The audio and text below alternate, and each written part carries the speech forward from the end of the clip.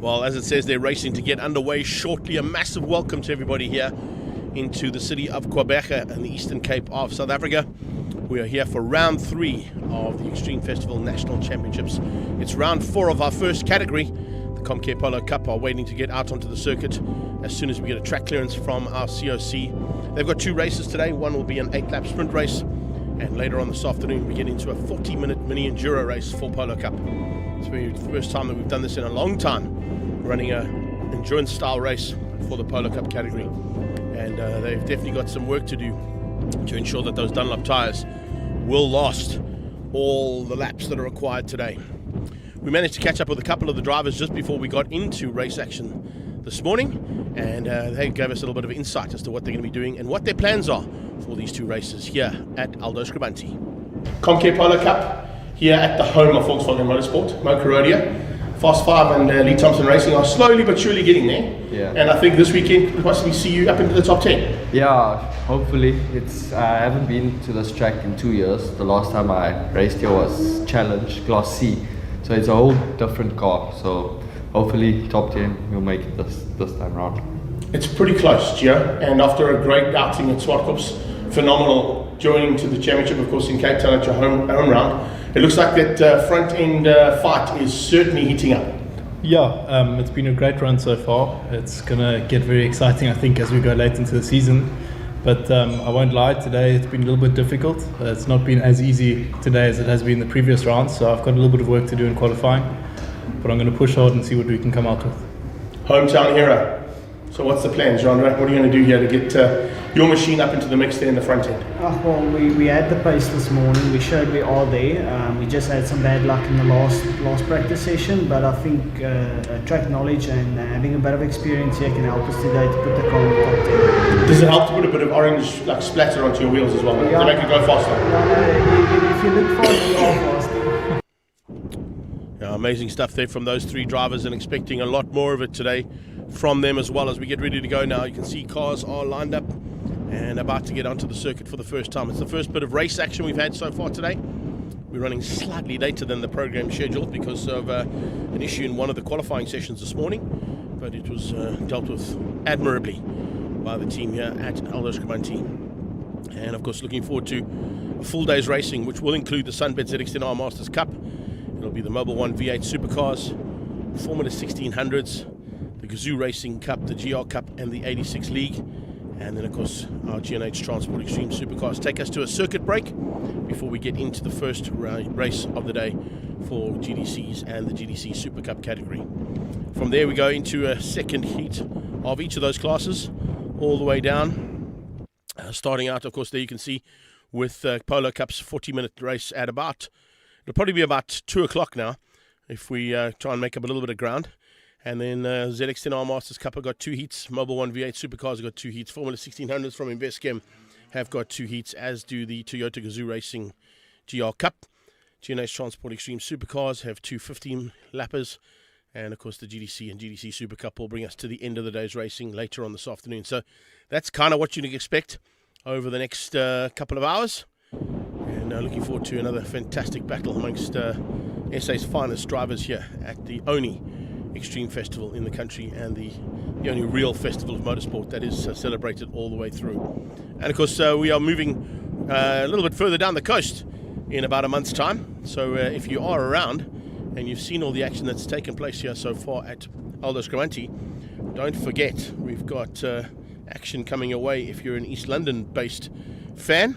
That is on the 21st and 22nd of July. We will be back down with National Extreme Festival at the East London Grand Prix circuit. So do yourselves a favour, make sure you've got those dates in your diaries.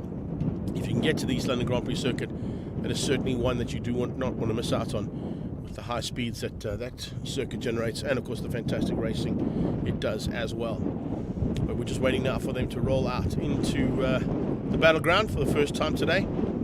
These are all Polo GTI 2 litres, and of course they run the Dunlop tyres, Ferrodo brakes, long-standing relationship with those brands. ATS Motorsport, of course, helping out there with Dunlop Tyres South Africa to supply the tyres that these guys and girls race on. There are, of course, some lady drivers that were involved in this category. Only one still sticking around, that's Tyler Robinson. She's in the AF Fans and Team Red Racing Universal Motorsport Polo. And of course we've got a real nice field of drivers that'll be making their way out into the circuit pretty shortly.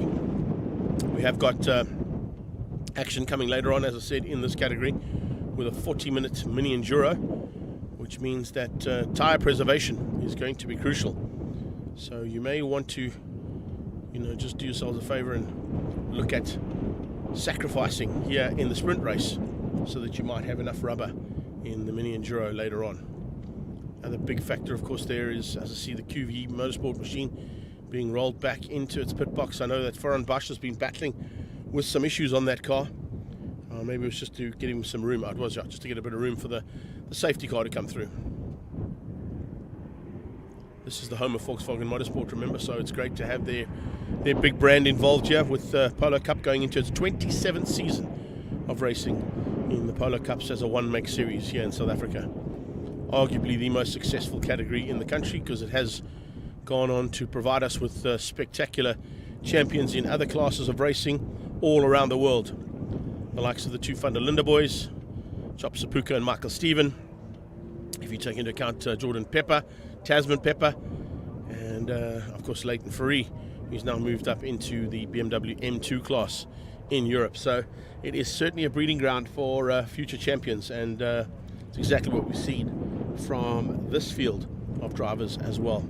Certainly a huge amount of future champions coming into the battleground for the first time now. As they roll around, of course, they're going to try and get as much heat into that rubber as possible. You can see the man who nearly won the championship there last year. That's Davy van der Merwe, looking for a possible championship this year, fighting hard with Charles Visser, who's right behind him. They're from the Team Red Racing stable. Jean-Andre Marais in the Stu Davidson machine. He, of course, is the local man we just chatted to in the pre-race interview. And he was saying that he's got a little bit of local track knowledge that might help him out to have a slight advantage over the rest of this pack.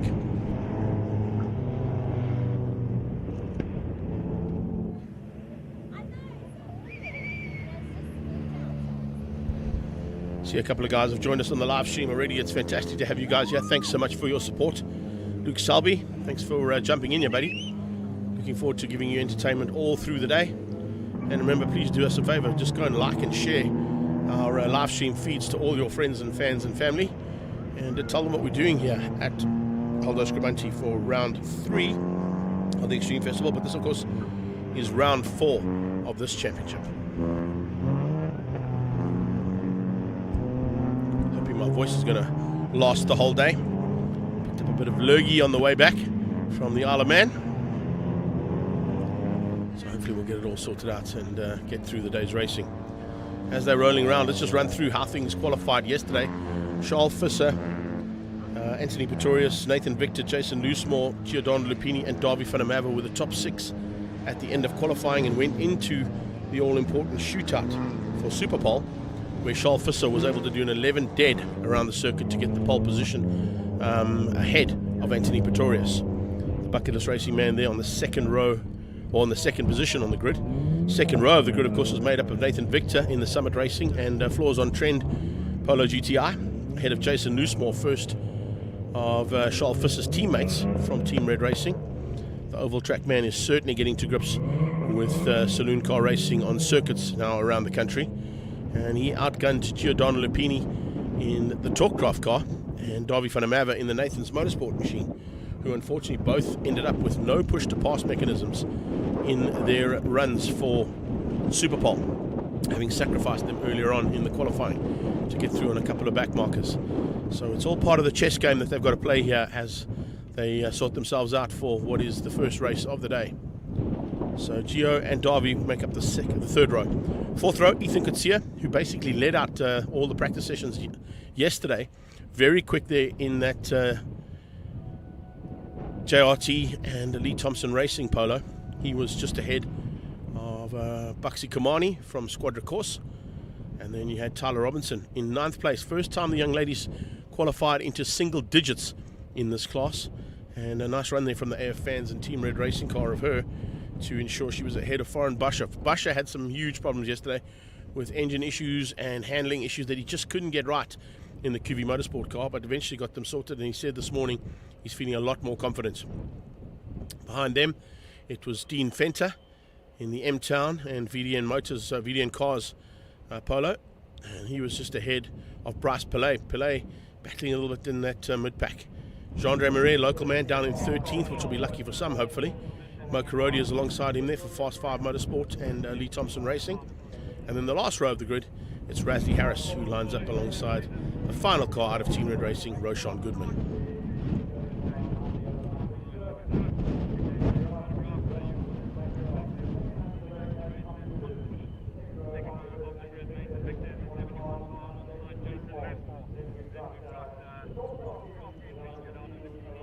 So we're just waiting for the go-ahead there to let these cars roll up and slot in behind the safety car and get ready to go for the first heat of the day's racing.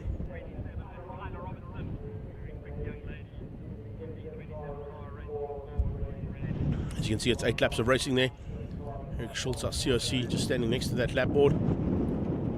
Just going to wait for these cars to roll out, and then they'll just follow behind our safety car, come back and take up the positions on the grid, get a final bit of heat into the Dunlop rubber, into those Ferodo brakes, and get ready for 8 laps of sprint racing. It's a long run down to turn 1 here, so even in the first lap, on the first start, slipstream can come into play. Some push to pass mechanisms may be used. Unfortunately, with these cars, it's not the same as when we see it in the global touring cars later and the GTC SupaCup. When push to pass mechanisms are used, the hazard lights come on in the cars. In these cars, they don't. So it's up to the driver to try and work out when the best opportunity to use that mechanism gives you about 25 to 30 kilowatts additional power, which of course is exactly the same as the concept in Formula 1 with DRS, where it gives you a little bit of additional power to either use it for a pass or maybe get away from a driver who's closing in on you from behind. Moira Thompson, I have got my cup of coffee, thank you. Chinga have made a plan here to get us some coffees, which is great.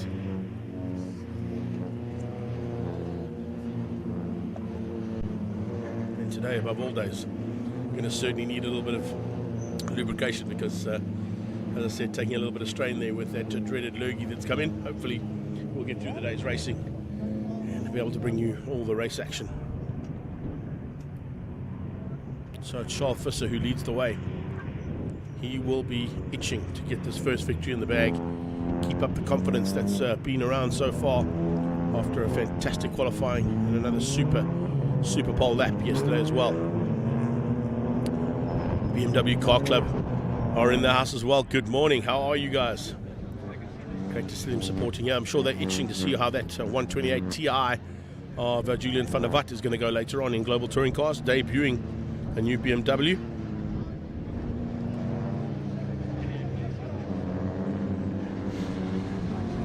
That's Bryce Pillay. Black machine there of his, looking for a chance possibly to get higher up than where he qualified down in 12th. But incredibly, when we look at the qualifying times, the 11th dead from Charles Visser means that the entire field are split by 2.5 seconds. So 16 cars, 2.5 seconds in it.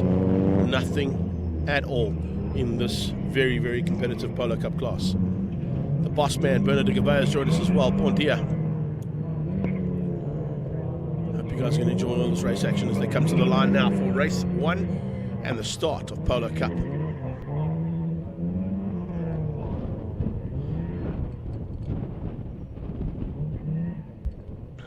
Here we go.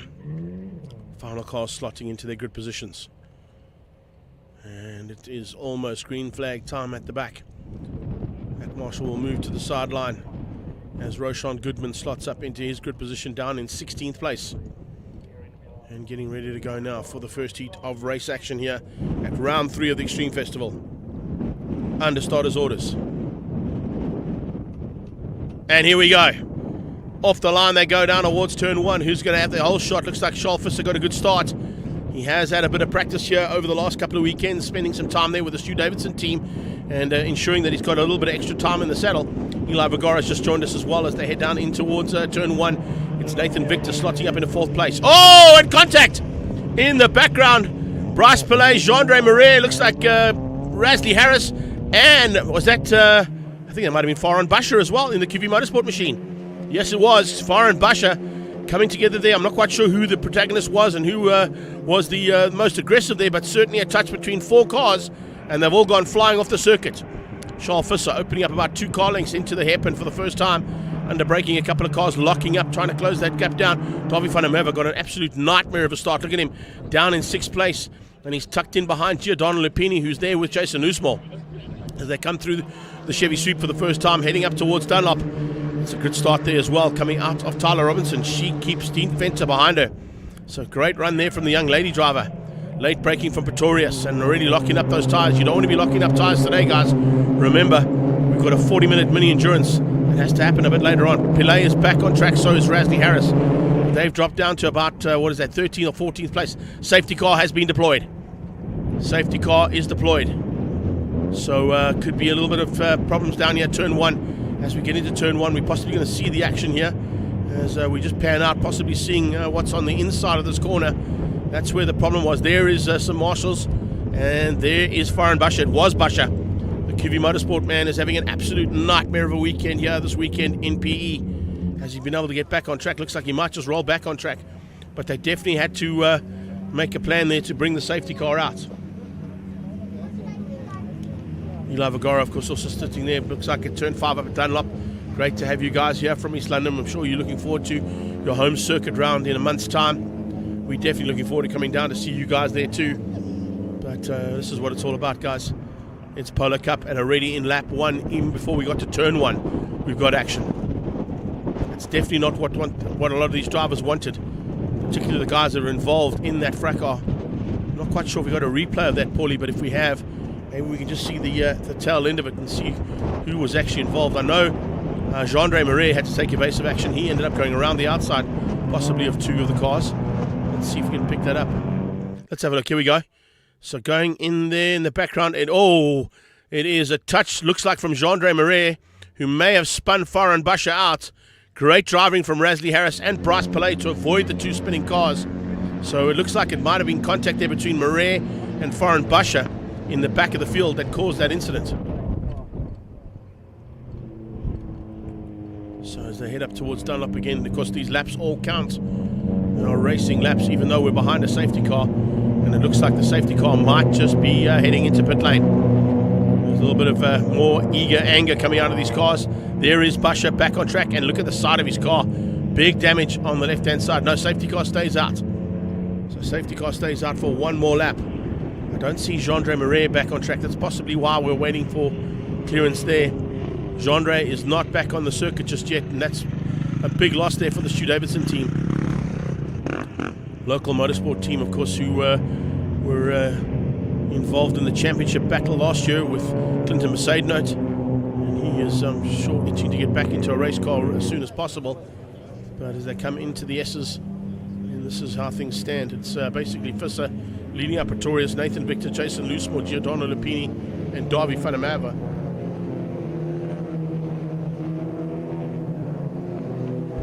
Ethan Katsia and Baxi Kamani with Tyler Robinson still in 9th place ahead of Dean Fenter. And then Roshan Goodman up into 11th. That's probably the highest that Goodman has been ever in the Polo Cup heat as well. So it certainly has paid dividend there for that young driver.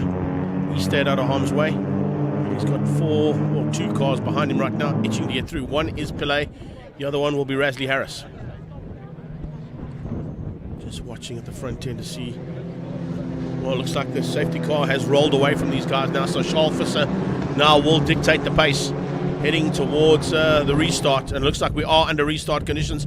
Remember, there'll be line astern coming across the line. You may not overtake until you've crossed that finish line. And that means everybody's got to stay behind Charles Visser, who will dictate the pace as he gets to the line. Green flags, and we're racing in. And look at that, it's just a steam train of Polos heading towards turn 1. Pretorius looking to try and use some slipstream. Looks like Nathan Victor tried to do the same thing. Charles Visser hangs onto that inside line. Oh, Pretorius is out of shape. Pretorius getting completely out of shape there in 2nd place. But he hangs on only just as he tried to go under braking there to get on the inside of Charles Visser. Visser saw him coming, just placed the car in the middle of the track and didn't give him any room to play. So the Bucketless Racing and OMP car now all over the back end of that man who leads things out at this point in time for Team Red Racing. Team Red Racing at the back is also in a bit of a battle there with Tyler Robinson hanging on for now. to keep out Dean Fenter in the VDN machine. Pretorius goes defensive. He's got Victor all over the back of him. Look at that. Darby van der Merwe trying to squeeze through too. Tyler Robinson once again goes defensive and keeps out the attack coming from Dean Fenter. Giordano Lupini slots in just behind and brings... Oh, and there's a tag! Giordano Lupini and van der Merwe coming together as they came out of the sweep. Van der Merwe tried to dive on the inside of Gio as he went on the inside of Jason Loosemore. Loosemore kept them both out, but Gio's made it stick. Gio now sliding through Dunlop, and he's being helped out by Ethan Kutsia, who's on his inside line. Darby van der Merwe runs onto the grass. Kutsia now putting the pressure on. You can see them all coming into play. As they come down there, you can see push-to-pass mechanism coming into play there big time. Using that additional bit of power to try and find a way through there. And it hasn't quite worked out there for Darby. He's going to have to slot in behind Gio as they go into turn 1. He's got Kutsia behind that and Buxy Kamani trying to get into the mix as well. The Squadra course car is in there and pushing hard, looking for opportunities where he can. Not a bad place to be there.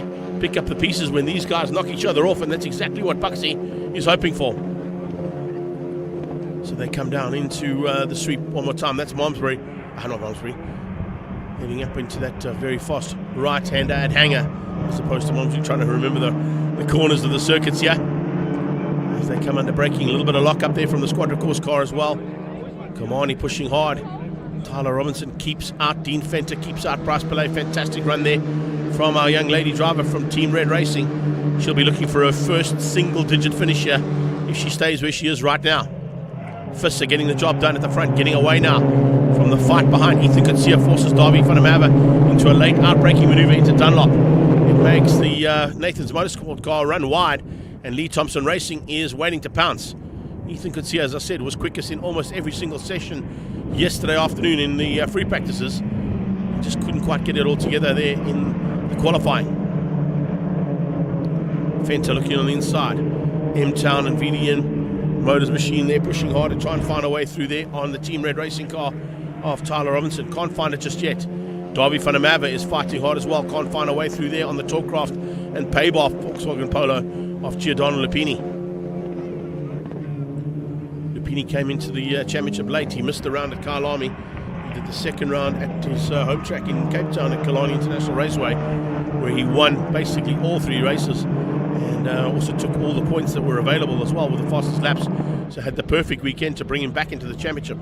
But he's now having to work to try and catch his rivals from Cape Town and rivals from other teams now. Hasn't quite worked out for him this weekend. And you can see even though he battled to get into the top 6, he managed to just squeeze through. But the sacrifice him and Darby had to make was that they'd used up all of their push-to-pass mechanisms. And in Super Bowl, they had to settle for 5 and 6. Across the line, another lap done and 2 to go. 2 more laps of race action coming your way. Fiss has got this one in the bag. Pretorius hangs on. Look out for Loosemore. Loosemore closing onto the back and down for Nathan Victor now. So looks like the Summit Racing team could have a bit of pressure coming from Team Red Racing into the last part of this one. Still pressure being applied from Dean Fenter in the back as well on the tailpiece there of Tyler Robinson. In fact, she's just hanging on for dear life. They're doing a superb job there to fend off a man who's probably got a lot more experience than what she has in the car. Dean, one of our more elderly statesmen in this category, certainly knows his way around this track. But you can see Tyler Robinson goes defensive and in fact goes on the attack, getting on the inside of Darby van der Merwe. Darby van der Merwe was second in the championship last year. There's definitely a problem there on the Nathan's Motorsport car. He's dropping by the wayside.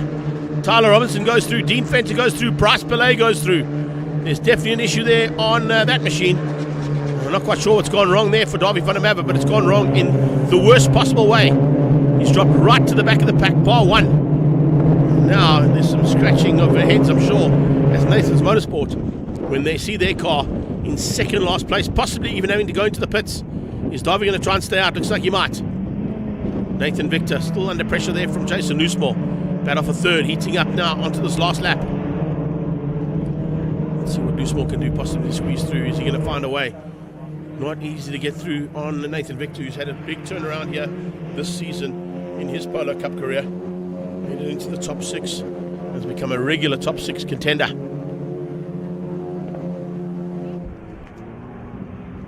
No, Pops, your other sons are sitting at turn 5. So as we get into the final part of this, we can see some fans jumping in from all around the country, hooking up on our live stream and enjoying the fact that they can watch the racing and still catch up with family members and friends and fans from all around the world. That's what we do here on our live stream footage at the Extreme Festival. Charles Visser, though, has done it all right. He stayed out of harm's way. He runs a little wide, but watch him cut back on the apex. He just misses it slightly there. That's understandable. He's had a good run. And to the line for the checkered flag for the first time. It's Visser for Team Red Racing to take the first victory of the day and win out over Anthony Pretorius for OMP and Bucketless Racing. It's Summit Racing and Floors on Trend in third place with Nathan Victor. That's possibly Nathan Victor. I think it might be his first podium. And he beats out Jason Loosemore, Giordano Lupini, and Ethan Kutsia sneaking through there after an epic battle between Kutsia and Davy van der Merwe, ending up with van der Merwe going right to the back of the pack. Buxy Kamani came in behind them. Tyler Robinson in 8th place, certainly her highest finish ever in a Polo Cup race there. Superb effort there from our young lady driver, number 27, good number there on that car. Dean Fenter in 9th ahead of Bryce Pillay, and then Rasley Harris with Roshan Goodman and Davy van der Merwe bringing up the tail end of this first pack of Comcare Polo Cup. Confirmation unofficially there. Visser from Pretorius, Nathan Victor from Jason Loosemore, then it was Giordano Lupini. Ethan Kutsia coming through there in 6th place, beating out Buxy Kamani, Tyler Robinson, Dean Fenter and Bryce Pillay, your top 10. So that's how we do things there for the first race in Comcare Polo Cup. Unbelievable race action there, a little bit of argy-bargy right at the start. Hopefully we're going to see the QV Motorsport machine back in time and back on track, and hopefully we get the local man, Jean-Andre Marais, there for Stu Davidson and Sons, also onto the track before our 40-minute endurance race at approximately 2 o'clock this afternoon.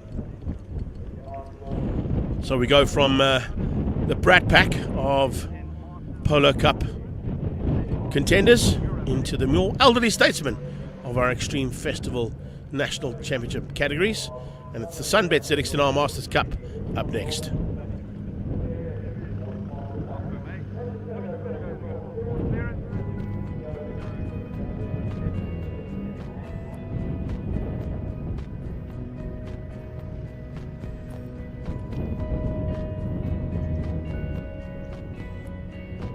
Trein.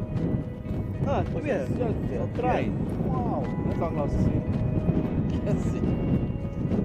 Je weet dat ik kan niet rijden. Ja. Shot.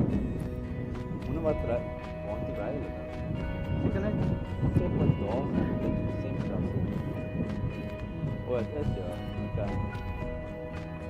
Zeker dan. Daai reuk wat ek nou nog gekry het, ek dink dit is van die tannery af. Dit is 'n tannery hier mooi ry.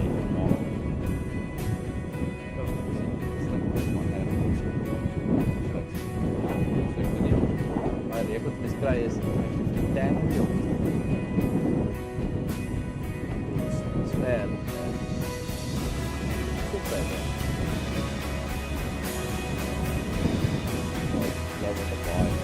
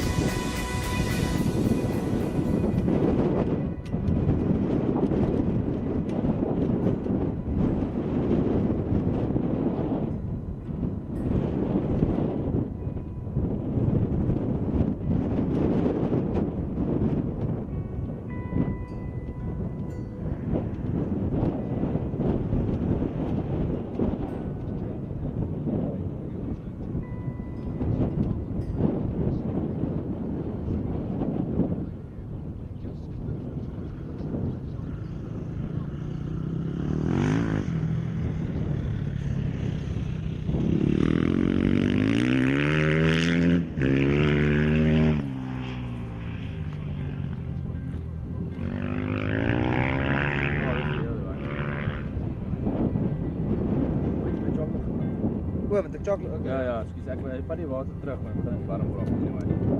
Ek drink anyway die even nou.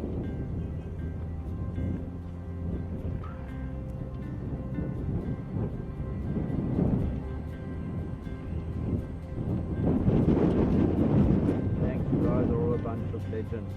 Thank you.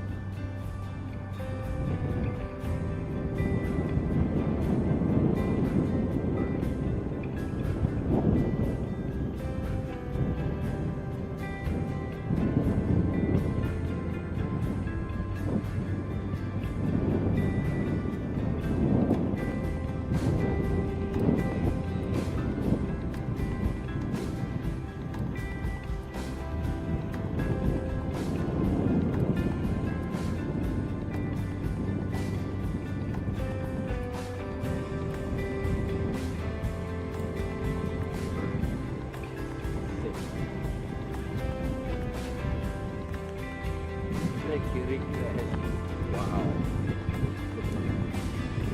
Oh.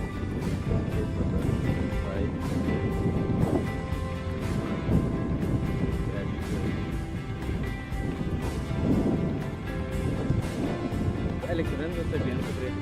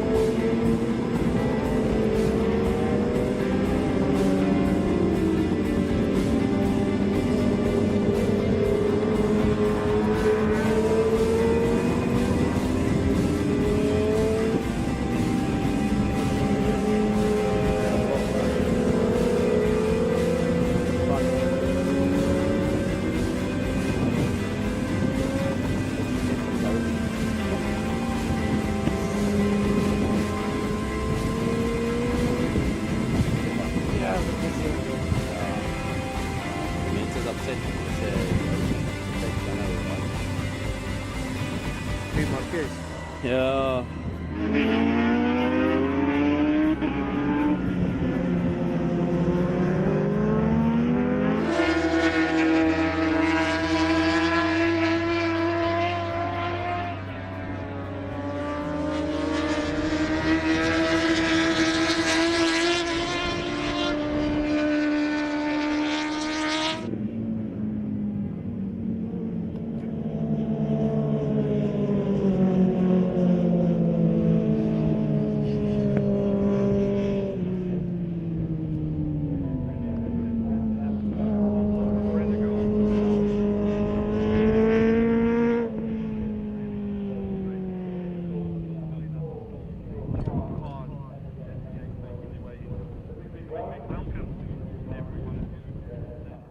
Maar miskien was hy kwaad. Dis op my. So it's SunBet ZX Masters Cup time now. Two-wheeled action coming your way for the first time today in our premier motorcycle racing category. Paulie, just to give you a heads up, the camera we're on right now looks like we're picking up some microphone interference from our cameraman and people standing around them, so just be aware of that. A couple of guys have sort of sent me messages on WhatsApp saying that this long shot that we've got there from turn one, we're picking up a little bit of chatter from the spectators on the sideline. So just a heads up for you.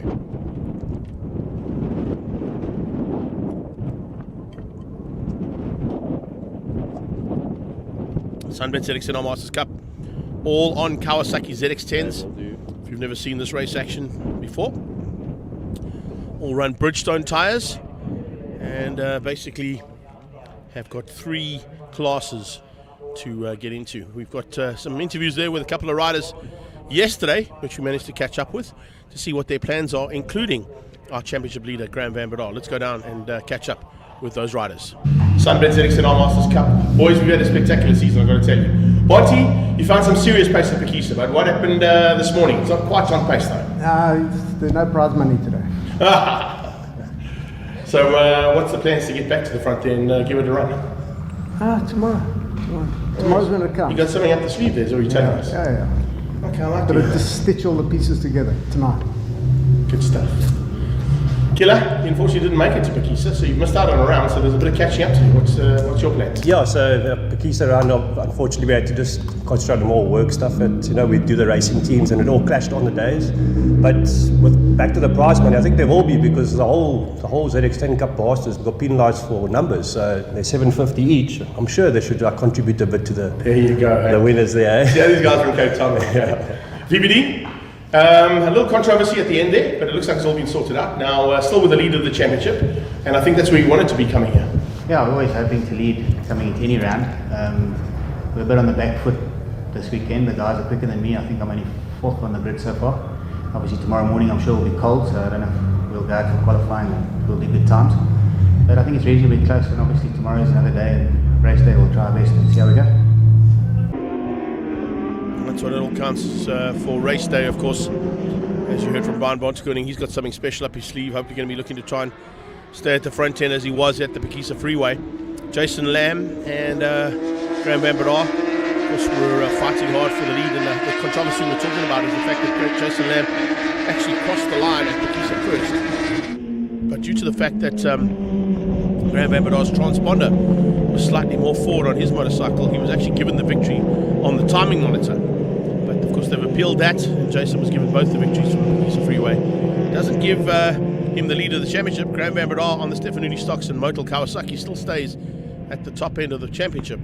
And with Ronald Slammert not making his way here this weekend, it all turned around. And it's Trevor Westman who's going to lead things out from the front end for the Cape Town Massive, and leading out, of course, a second Cape Town rider there on the Ravenel Motorwise and Sorum Engineering Kawasaki. That is Dave Enticott. Van Bedal is third on that front row. 32nd board is about to go up. Behind them it's Lamb, De Vos and Bontekoning. Those are the riders we need to keep an eye out at the front end, but we're going to be watching for riders in the mid-pack as well to come through and start their own little battles.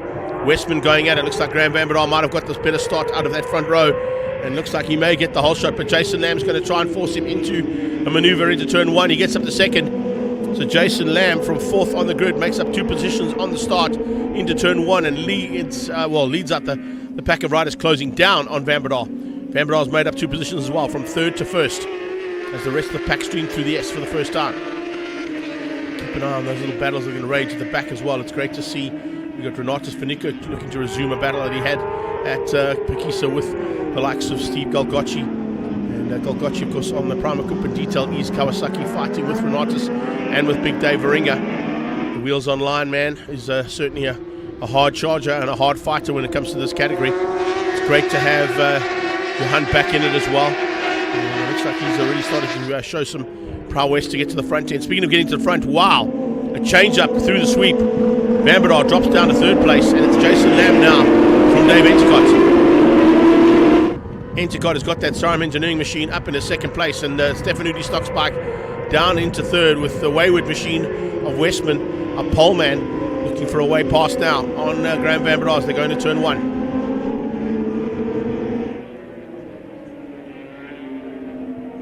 So some work to do now as they get into the S's for Van Bedal to try and get back to the front end. Behind that, they line up in the form of Clint Munton and Brian Bontekoning. The Sunscan Kawasaki taking on the Jag Power Products machine of Brian Bontekoning. Behind that, looks like it might be Hein McMahon on the K9 machine, who's snuck in there too. Oh, speaking of sneaking in, Westman had a big look there. Having a big look into the hairpin, trying to find a way through on Van Bedal. Van Bedal saw him coming, slammed the door. So he's not going to let you through there, that's for sure, as they go into Chevy Street now. Munton, Bontekoning. Then it's the Jongon Josie Kawasaki of Peter De Vos. Then only do we see the K9 security machine of Hein McMahon. At this point in time, fighting hard as these little packs that have started to form up there. First 2 getting away now. Jason Lamb has got his head down.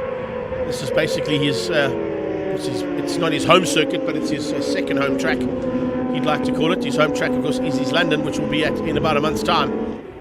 And he'll be looking forward to going 4 out of 4 if he can at both races today and both races on his home track in East London. It's certainly the plan that I'm sure he wants to put into place here today. So it looks like Hein McMahon now in a bit of a fight. He's fighting hard there as they come under braking. The leaders are already up into the hairpin. They're heading towards Hanger.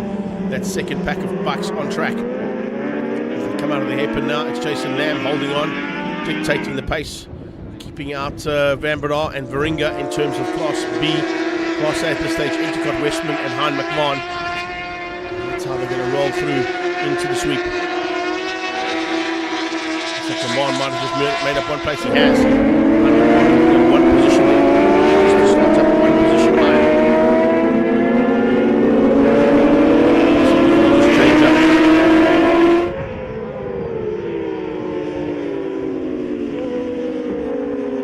So as it stands, Lamb, Intercot Westman, Van Breda. Little manoeuvre there from Westman looking through and can't quite get up the inside, but definitely putting the pressure on to Dave Intercot. Intercot and Westman, the two Cape Town based riders, fighting for second and third, leaving Van Breda just behind them. Munton the fast, then it's Bonte Koenig. Hein McMahon has got through there on Bonte in the background. Just saw that on the last shot we saw of them. Here comes the wayward bike. Wayward Kawasaki of Trevor Westman looking for a way through, and he just can't get there. Westman applying the pressure onto Intercot. Motor-wise, Sarum Engineering, Kawasaki. Ravenol as a sponsor now as well as they go under braking. Here comes Westman. Oh, and a big look. That nearly ended up in tears there. He had to back out of that. He went wayward big time as he came out of Dunlop corner. And Bridgestones now are starting to get to optimum temperature as they head down towards turn 1. Into the brakes they go. Once again, late braking out of Intercot to try and close that gap down on Jason Lamb. Lamb soaking up the pressure, not worried at all about the two riders behind him. He hasn't even look over his shoulder yet to see who it is. Van Breda falling by the wayside down in 4th place, all on his own some now. Little wheelie coming out of the S's there from Big Dave. Dave Intercot looking for a chance. Here comes Westman though.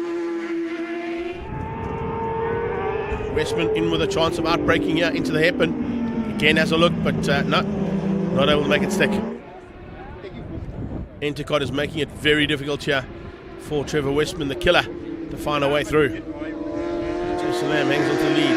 4th place, it's still Graham Van Breda, and that's a huge gap down to 5th place there with Clint Munton leading that second pack of riders. Intercot this time inside line from him, carrying slightly tighter line, going to try and get the drive off the straight, maybe a bit of Slipstream City. The back of the field is the 24 bike.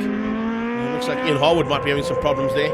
The man from TRP who helps us out with supply of these Bridgestone tyres. Looks like he might be battling a little bit here in this first heat of SunBet ZX10R Masters Cup, powered by Red Square. Here they come out of the S's, down through the kink and up towards Hanger. Hanger, fast right-hander, only about 2 or 3 centimeters of tyre that they play on as they go through that fast right-hander. Here comes Westman again. This time, is he good enough? Another big look, but he just can't get up the inside there of Intercot. Intercot is just a fraction better on the brakes than the killer Westman. Trevor Westman is absolutely hauling, but he just can't find a way through there on that wayward Kawasaki. They come under braking now for the last corner. Intercot goes defensive, holds the inside line. Otherwise, Ravenol and Sarum Engineering. Here's a move from Steve Golgocci. Golgocci sneaking on the inside and finding a way through there on Jonathan Schwerin. Schwerin loses out one place. That's Schwerin to 14. And the 91 Detail Ease machine up into lucky number 13th place. Johan LaRue currently down in 9th. Usually a little bit higher up than what he is. But of course, he's making a welcome return after a big crash at the Red Star Raceway. So it's good to have our elder statesman on track again. And that Avidan Kawasaki is always a threat. Here's a threat. Oh, what a move there from Intercot. Is that for the lead? He goes side by side with Lamb. Lamb's going to be able to go on the outside of that hairpin. But it's the inside line he keeps for the sweep, and it's on. It is definitely on here. Wow, this is brilliant stuff. What a way to start things out here. This is the halfway stage being reached And all of a sudden, the pressure is on Jason Lamb. Westman on the inside. Great move from him, diving into the final corner and gets up to second place. Enticott was concentrating. Oh, there's a move a little bit further back there as well. Great dive there from Renatus van Niekerk. Van Niekerk going at it with Lubabalo and Sana. So Lubabalo and Sana fighting hard as they go into the hairpin. Fight is on big time here for the lead of this race, as Westman wants to try and make up as much ground as he lost by not making it to the last round. So Pekisa Freeway was the last round of the SunBet Select Masters Cup, and Westman wasn't able to be there. So he's pushing hard right now to try and stay in contention for a possible win. Here's a look, Westman, no, Lamb sees him coming. Just places that machine of his. Jason Lamb running, of course, in Max for Cars and Tyre Mart East London colours.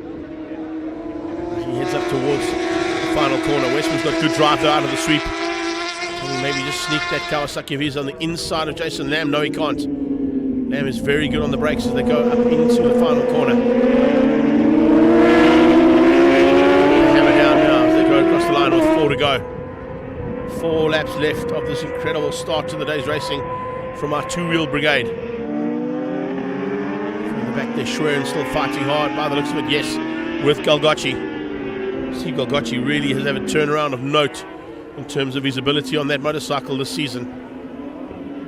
He's already taken a rider of the day at the Red Star Raceway, so certainly knows what to do in terms of battling in that mid-pack. And that mid-pack is just as exciting as what we're seeing here for the lead, and possibly for the lead as they head towards the hairpin. Could be into the hands of Westman. The killer's on the inside, and he's got through this time. Forces Jason Lamb wide, and he slots up into the lead. Enticott tries to come with him. Jason Lamb can't return the favour as he did the last time on Enticott, but Westman runs wide. Westman running wide might have compromised his drive slightly towards the final corner. Can Jason Lamb do anything about it up and towards that last corner? No, he can't. He just hangs on. Trevor Westman very lucky to survive that as they head now back down and complete another lap. 3 to go. 9 down, 3 to go. Slipstream City. Here comes Lamb. Max for Cars and the Tyre Mart East London Kawasaki gets through with the slipstream effect. Back into the lead into turn 1. And it's now Westman on his tail, looking to pounce again as soon as possible. And come through the left-hand flick up towards Hanger Sweep. Westman carrying good corner speed, almost 600cc-esque style corner speed there from his ZX-10. And under braking this time, Lamb shuts the door. Westman goes high and wide. Watch for the cutback. We'll try and get him on the drive up towards the final corner. Changing his lineup ever so slightly. Enticott saw him coming and almost took the similar style line there to what Westman was trying to do. He's having a look up towards the final corner. Munton still hanging on here. He's down in 7th place ahead of McMahon. And is that the Avidan bike? Yes, it is. On his tail though, Johan LaRue. We got 2 to go. Jason Lamb hangs on and he's pulled slightly away now from Westman. So Jason Lamb realises the pressure from the 2 Cape Tonians. He might not want to be opening up doors because Westman and Enticott are looking to pounce. And if something goes wrong, well, Jason Lamb's days could be numbered, and of course the championship could be extended if Graham Van Berdar can get in there. But Van Berdar at this point in time just not able to run with those top 3. I wonder if Van Berdar's starting to think about the championship more than the race victories right now, considering he's got a nice margin at the moment in the lead of this championship. It would have been slightly bigger. He had to give up a couple of points after the victory was turned over and given back to Jason Lamb. He's his second hit. Here comes Westman. Good drive out of the sweep there, heading up to the top of the hill. John Gonjosi versus Jag Power Products. De Vos versus Bontekoning coming out of the hairpin as they head down towards the sweep. Further back, Lubabala and Sana still fighting hard there with Renatus van Niekerk as they head up towards Hanger. So little packs, as I said, just opening up there. Final lap time though. Jason Lamb looking to keep out Westman. Westman looking desperately to get past and take a victory. Come through this. Lamb hangs on. There is a back marker just up the road from them, so that could come into play. I think it might be, it's Ian Harwood. They're about to catch Ian Harwood. He might be caught here by the latter part of this race and possibly down into the last corner. Late braking from Lamb goes inside so that Westman can't get on that inside line. Westman had to go defensive to keep out Dave Endicott. Three-way battle, and it's not done. As they come flying up towards the final corner. I don't think they're going to catch him in the braking for that last corner. Ian Harwood might just survive this. He's going to hang on. Lamb goes defensive. Here comes Endicott. Endicott has a big look on the inside of the Wayward machine of Trevor Westman, and to the line they go.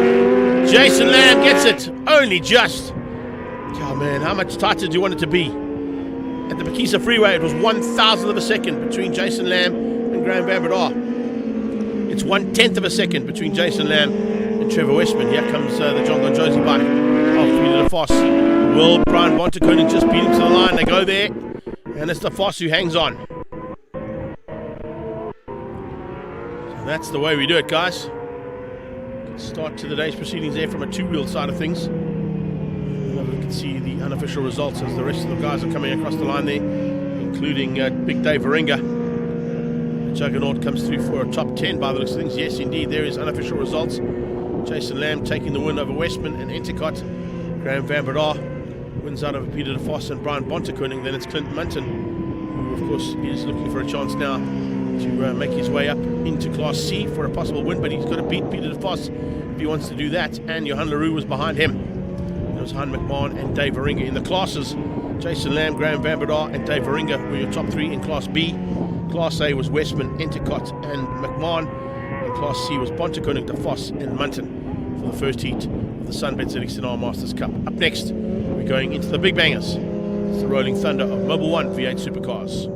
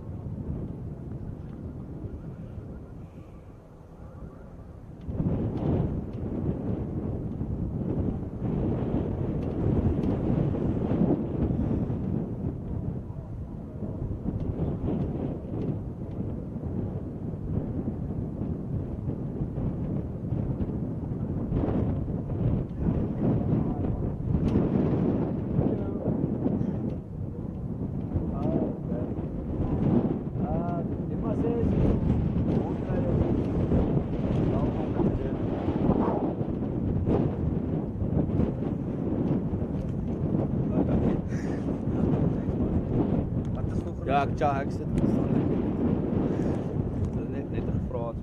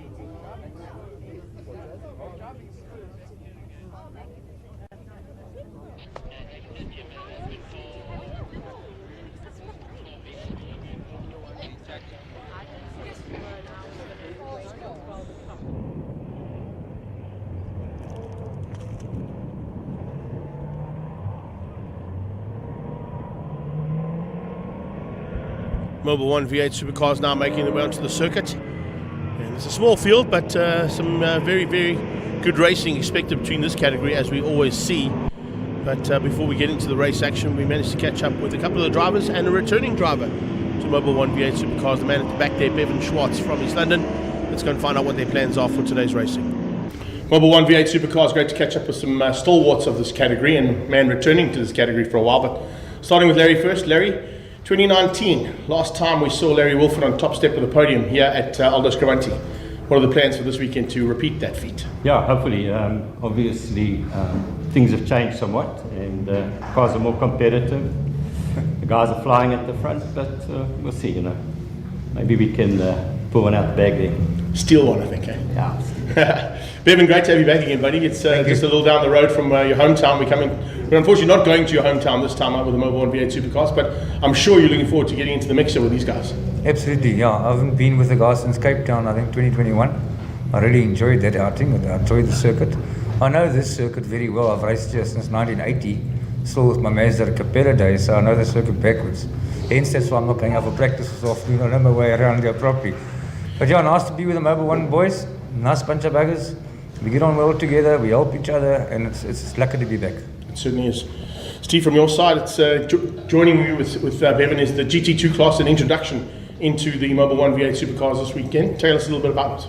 Well, the idea is to try and get more people involved. There's several cars out there that can race and are sitting ready to race, but finances is a problem. So we're introducing slightly lower cost, and I mean just slightly lower cost, but it'll make a tremendous difference. Instead of having to use brand new tires every time, things like that, and that's the biggest cost, but it's nearly as competitive. Is there going to be a bit of rivalry between the two of you? Are we expecting to see some always. The last time we raced, Chevrolet stuff going on? The last time we raced at East London, unfortunately Bevan spun in front of me and both cars were badly damaged, so hopefully we'll steer clear of each other this weekend.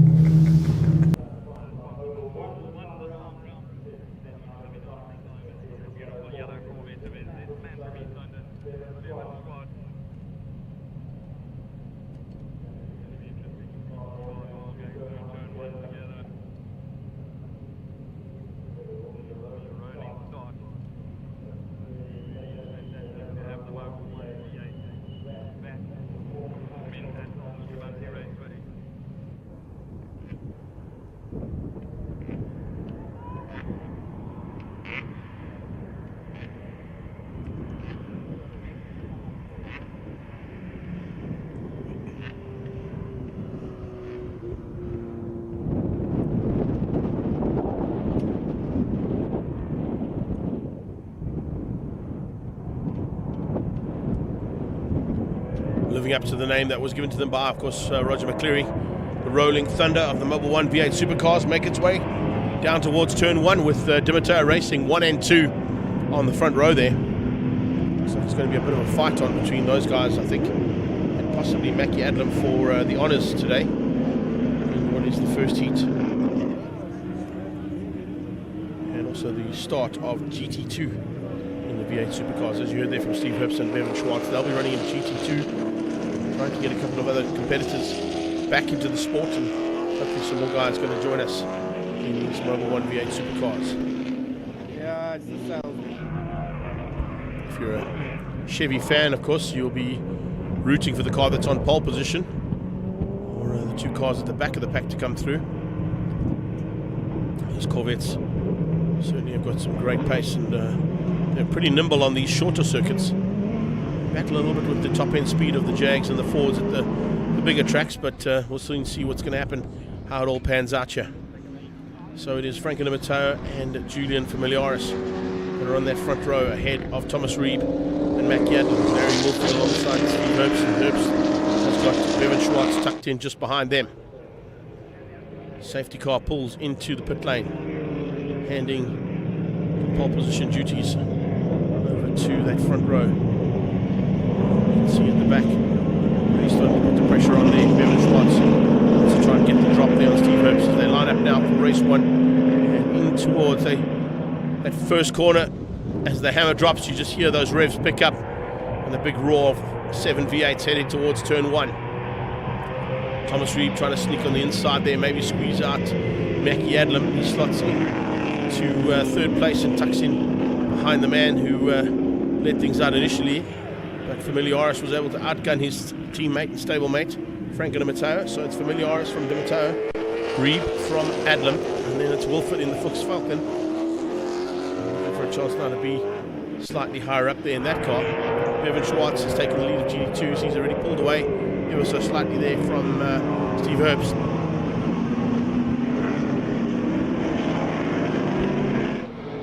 A little bit of smoke coming out of Larry's car. Keep an eye on that as they head towards Chevy Suite for the first time. It's a Chevy that leads out. Two Chevy Corvettes at the back of the pack as well. Julian Familiaris is looking to try and retain the lead of this championship if he can. Didn't quite go according to plan for him at Kisa Freeway, the last round of their championship, but certainly not worried about it down here in the Friendly City. A little bit of wind picking up there. Always living up to the Windy City side of the nicknames for Quebeca. Familiaris quickest on that first pass.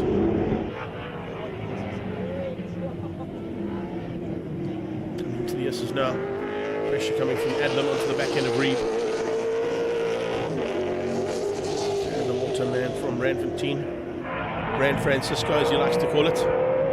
Sitting there in fourth place on the back end of Thomas Reeb. Reeb hanging on for now. Also in a Chevy, he's in the Lumina though. In fact, the man who owned that Lumina originally was actually going to be out on track a little later on. His debut at V8 Extreme Supercars. As part of the Audi training, the Audi driving team from MJR, Maurice Jackson Racing. Return to East London for Jimmy Orby, who hasn't been behind a race car wheel for a long time in anger. Great to have him back into a race car, but of course his original car is there in third place at the moment. A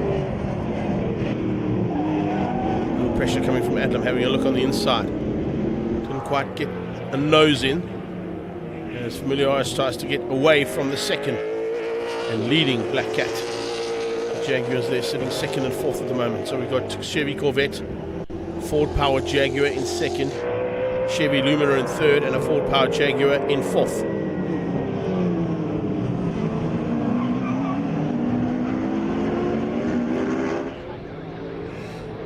Just a bit concerned I don't see Warren Lombard on the track as well. Looks like Lombard might have had some kind of an issue.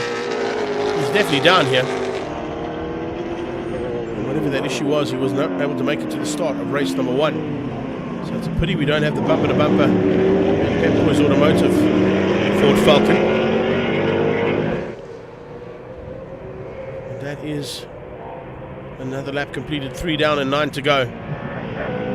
Familiaris from Di Matteo. Here comes Mackie Adlam having a look. Reeb sees him coming. Oh, actually he gets caught out there. Reeb just saw him coming late and had to take an evasive maneuver and nearly made a small mistake into turn 1. 101.47 from Julian Familiaris. Still remains the fastest car on track. And oi, off-track excursion there for Mackie Adlam. Don't want to be putting wheels on the dirt in these cars. They'll end up in a big maneuver that you might not catch.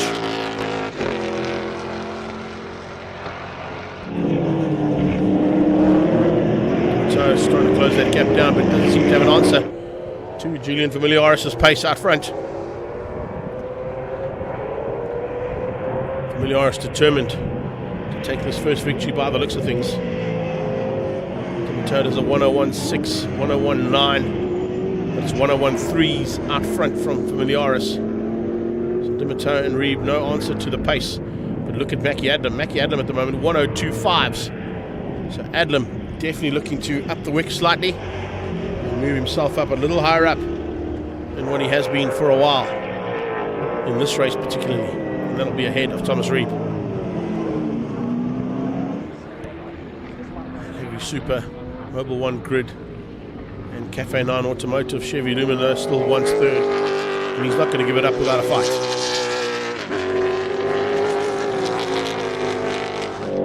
Six-time champion there in fourth place.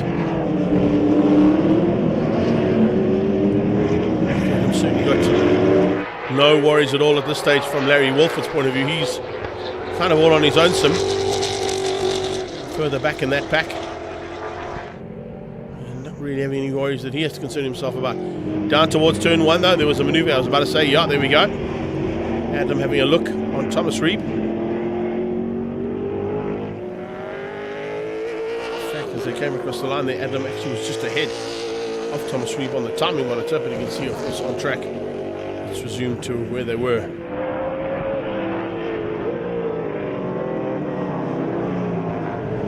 Miliaris stays ahead of Dimitar ahead of Reeb and Adlam. Adlam certainly looking a lot more dangerous and looking for a way past.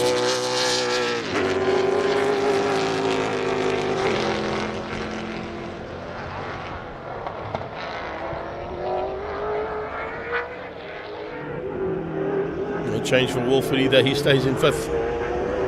Further back, let's see what's happening with the GT2s. I think Bevan Schwartz is still there. So Schwartz. Haha, I love when Bernard Gervais is watching. Always has to drop in the BMW M Performance Racing Series Club champions. 2016 champion there, Julian Familiaris, of course, stepping out of BMWs and into V8s. Hasn't won a V8 championship yet, but he's certainly looking like he's on his way to one this season with a bit of a dominant drive from the Corvette man.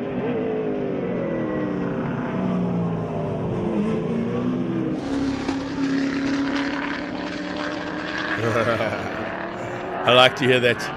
The rumours are starting to fly here in our comments from our chairman of the BMW M Performance Parts Racing Series, saying he's heard Frank and Matteo might have bought a BMW.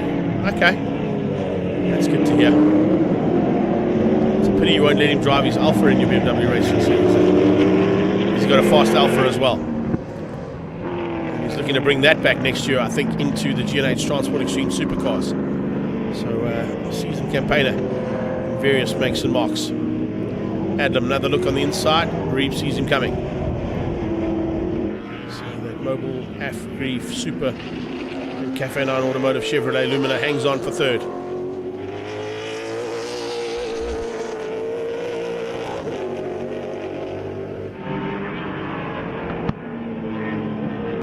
Into the back markers. Miliaris up the inside of Bevan Schwartz, not too much of an issue there for him. And now looks to possibly close down on Steve Herbst by the time the checkered flag comes out. Bevan will be well aware that once Familiaris is through, there's probably going to be 3 or 4 cars coming through, and in fact here come the 3rd and 4th car of that lead group to get round on Schwartz. And this might be the chance that Mackie Adlam was waiting for. Slowing that Chevrolet up slightly. Ooh, looks like he might have missed a gear coming out of that final corner. Across the line they come. They've still got 4 laps to go. Adlam making a move. Dives on the inside of Reeb. Is he good enough on the brakes? No, Reeb is better on the brakes. Keeps Adlam out. So Thomas Reeb saw Adlam coming, gave him some room, and then just outbraked him into turn 1. So Adlam now going to try and find another way around. And that Mobil Afgri Super Cafe 9 Automotive Chevy Lumina. Dimitar Racing Corvette leads out the Dimitar Racing and JKR Black Cat of Frank and Matteo. Lumina versus Jaguar XKR.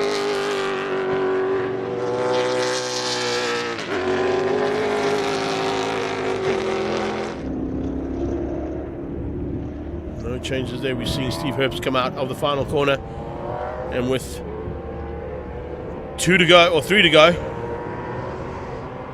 3 laps to go, Julian Familiaris is going to catch the back end of the field again and possibly get through there on Steve Herbst. Brian Cementation Corvette under threat. Sure, the Super Afri car, Mobil Afri Super car, I beg your pardon, of Thomas Reeb is under big threat. He just soaks it up. Seems to carry great corner speed through the tighter part of the track, which is where we are right now.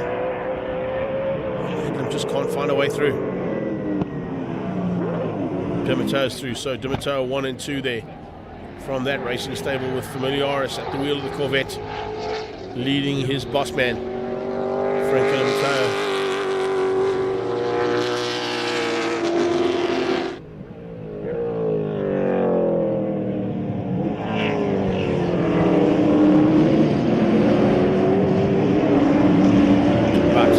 penultimate lap.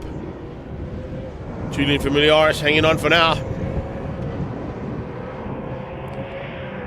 It looks like he's got it clean and clear. I think the only battle we need to watch out for is this one. Towards turn 1. Can Adlam find a way through there on Thomas Reeb? Reeb has kept him honest on about 6 attempts from Mackie Adlam to go to third. And he's just not able to get there.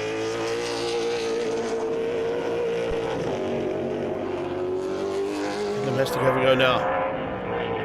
Or he's going to run out of laps.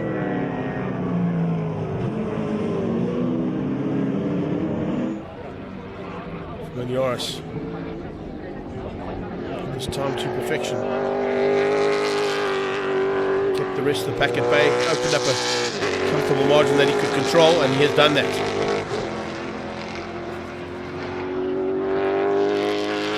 Lead cars out of the final corner for the penultimate time. Gaps come down slightly as well between Reeb and De Matteo on that last lap. As you see Schwartz into the hairpin. Schwartz looks like that diffuser at the back has come loose slightly. Might be slowing him down ever so slightly there. It's one of the reasons why he's lost the battle to Steve Hapst in the Prime Sprintation Corvette. Plain sailing here though, for sure. As they head up towards the New Harbour section of the circuit. And Julian Familiaris literally got 2 corners to go before that flag comes out.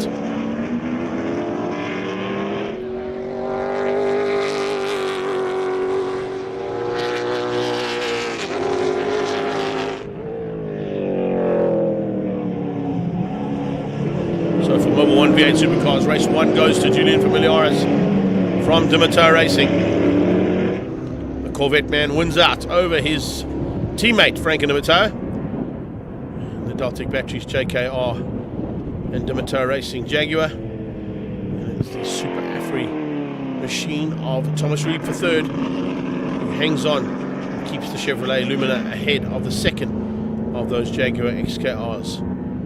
Larry Wilford will come through there for 5th place and beat out Steve Herbst. In fact, Herbst will beat him to the line, but Wilford of course will win on track. He'll be the next car possibly coming down towards that final corner to complete the first heat of Mobil 1 V8 Supercars. That's how it stands unofficially.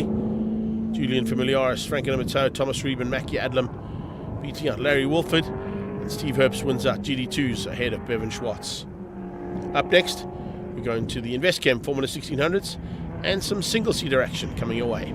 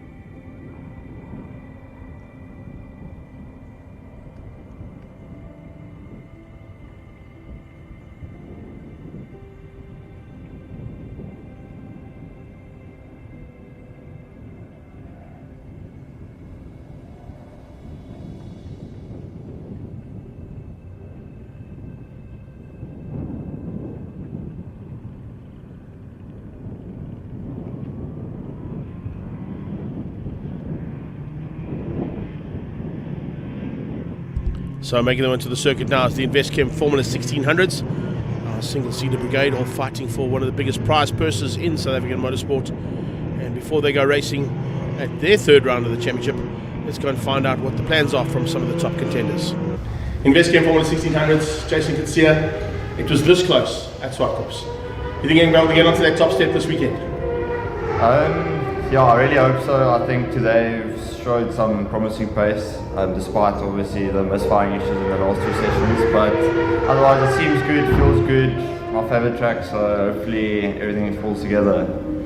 Karabo, what's your plans, buddy? You were definitely looking like you were going to be in the mix there at the front end. You came through the pack nicely, made your way through on a couple of cars that you didn't expect to get through early on, and then didn't quite go according to plan. Yeah, I just lost it into turn 2 with the downshifts. But then after that, I was just trying to catch up, but it was impossible because these guys are too quick. They are fast, eh? It's very difficult to get through there. And I have to say the same thing. You know, you were kind of at the front end for a while and into sort of the 4, 5 and 6 battle. And then at SupaCups, you and Fossey were a little bit further back than what we normally see. What happened? Yeah, we've been struggling a bit this year, working through different issues with the car. So it's been a bit of a testing season so far. Slowly making progress, and I think we're heading in the right direction. But yeah, I'm the old dog amongst all these youngsters, so I'm just trying to hang on in there. They seem to get quicker, and I seem to keep getting slower. So we'll figure it out.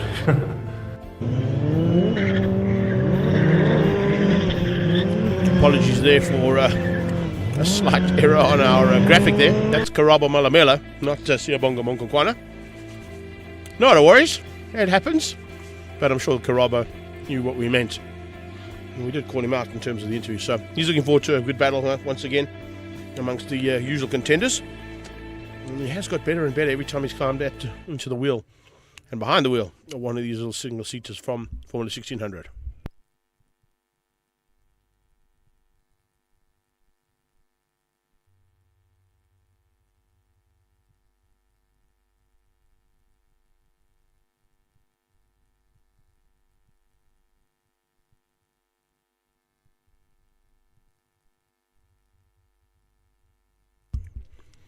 So they'll be lining up with Antoine Caldenes and Jason Gutierrez on the front row. Troy Donenchek and Alex Voss on the second row, ahead of Nicholas Van Wheelie and Gerard Caldenes. Andrew Schofield and Casey Enzo Smith beating out Siyabonga Monkonkwana and Shrin Naidu.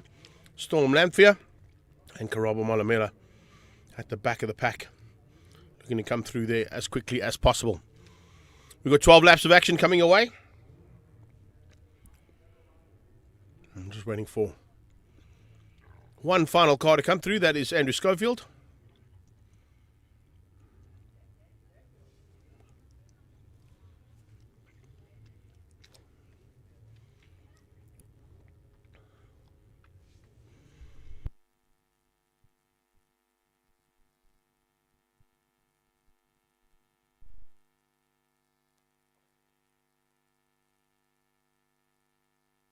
We got a green flag. We're about to go racing. Let's see who's going to have what it takes to get the drop down towards turn 1. Anton Caldenes is always a good starter, particularly when he's on pole position. If he's in the mid-pack, he battles a little bit. But let's see if we can get the drop over Jason Gutierrez as those lights go on and off. We've got 30 seconds still to go. Listen for the revs to pick up as the 5-second board gets taken away. Lights are on. This time, Monkonkwana stays on the road and doesn't go until the lights go off. It is a super start there from Antoine. Antoine Caldenes holding onto that inside line. He's got Donenchek going along for the ride there and slotting up into the inside, looking for a way through. Wow, Troy Donenchek already on the attack. In towards turn 1. Donenchek had a big look. Antoine Caldenes saw him coming. Shut the door. Jason Gutierrez now on the outside of Troy Donenchek into the S's. Trying to hang on to that outside line. He slides into the first part of the S's and slots into third place. Looks like a bit of problems there for Shrin Naidu and Storm Lamphere. They didn't quite get the starts they wanted. Karabo Malamela all over the back end of them. Oh, and Caldenes starts to slide out of hanger. That's going to give an opportunity, exactly what Troy Donenchek wanted. Put the pressure on, forced a mistake, and he slots up into the lead of the race. So it's Donenchek who leads things out. And the Sugen Property Investments car leads out over that Abacus Divisions racing machine. Antoine's got some pressure though. It's not over yet because here comes Gutierrez. Gutierrez on his inside. He looks like he might have got through to second place as they come to complete the first lap in anger of 12. So 1 down, 11 to go. And Jason Kutsia has got through. Kutsia's got ahead of Anton Geldenhuys. Anton Geldenhuys got Vos on his tail. Van Wheelie side by side with Vos as they go towards turn 1. Van Wheelie goes defensive to keep out Gerard Geldenhuys and Andrew Schofield in the Fly SAF car. So a big fight here amongst these single-seaters. Great to see so early on. It's such a good battle between that top 6. We'll go through the little left-hand kick up towards Hanger Sweep now. You can see those whole background again. Geldenhuys again slides wide and into the clutches of Vos. Vos tries to capitalize. This time though, Anton was able to catch it a bit better and didn't lose out of position and open up the door. But Vos certainly had an opportunity of getting through there on Anton Geldenhuys. Van Wheelie was looking to pounce as well. He had a big look earlier on in that first lap to get through there on Alex Vos. Runs a little wide up into the final corner. Monkonkwana is bringing along Casey Ensel-Smith for the ride onto the tailpiece there of Andrew Schofield. And now they start to spread out as they look for position changes down towards turn 1. Another lap completed and still 10 to go. 2 done. Vos keeps out Van Wheelie. Van Wheelie keeps out Gerard Geldenhuys. Monkonkwana has got through on Schofield. So Siyabonga Monkonkwana moves up 1 place ahead of Andrew Schofield now. And Schofield drops into the clutches of Casey Ensel-Smith. So some huge fights here expected. And that's exactly what we're getting. At the front end, Troy Donacek looking to continue his dominance. And looking for another victory, but will his fellow Cape Townian be able to keep him out and spoil his day? That's what we're expecting to see coming from the man there in second place, Jason Kutsia. Kutsia in the Mint Wrap Works and Fuchs Lubricants car definitely wants a chance to be on the top step. We heard it in his interview. This is the time, a track that has always been good to him. Can he go and put it onto the top step and take his first victory?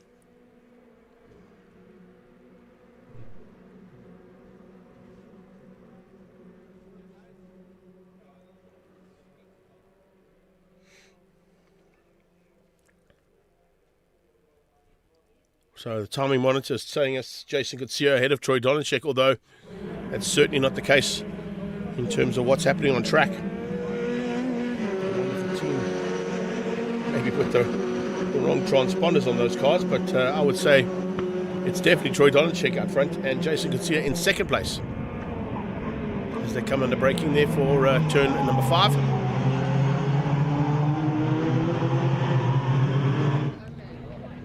The hip and down towards Chevy Sweep, and Van Wheelie starting to put a bit more pressure onto the back end of Alex Vos.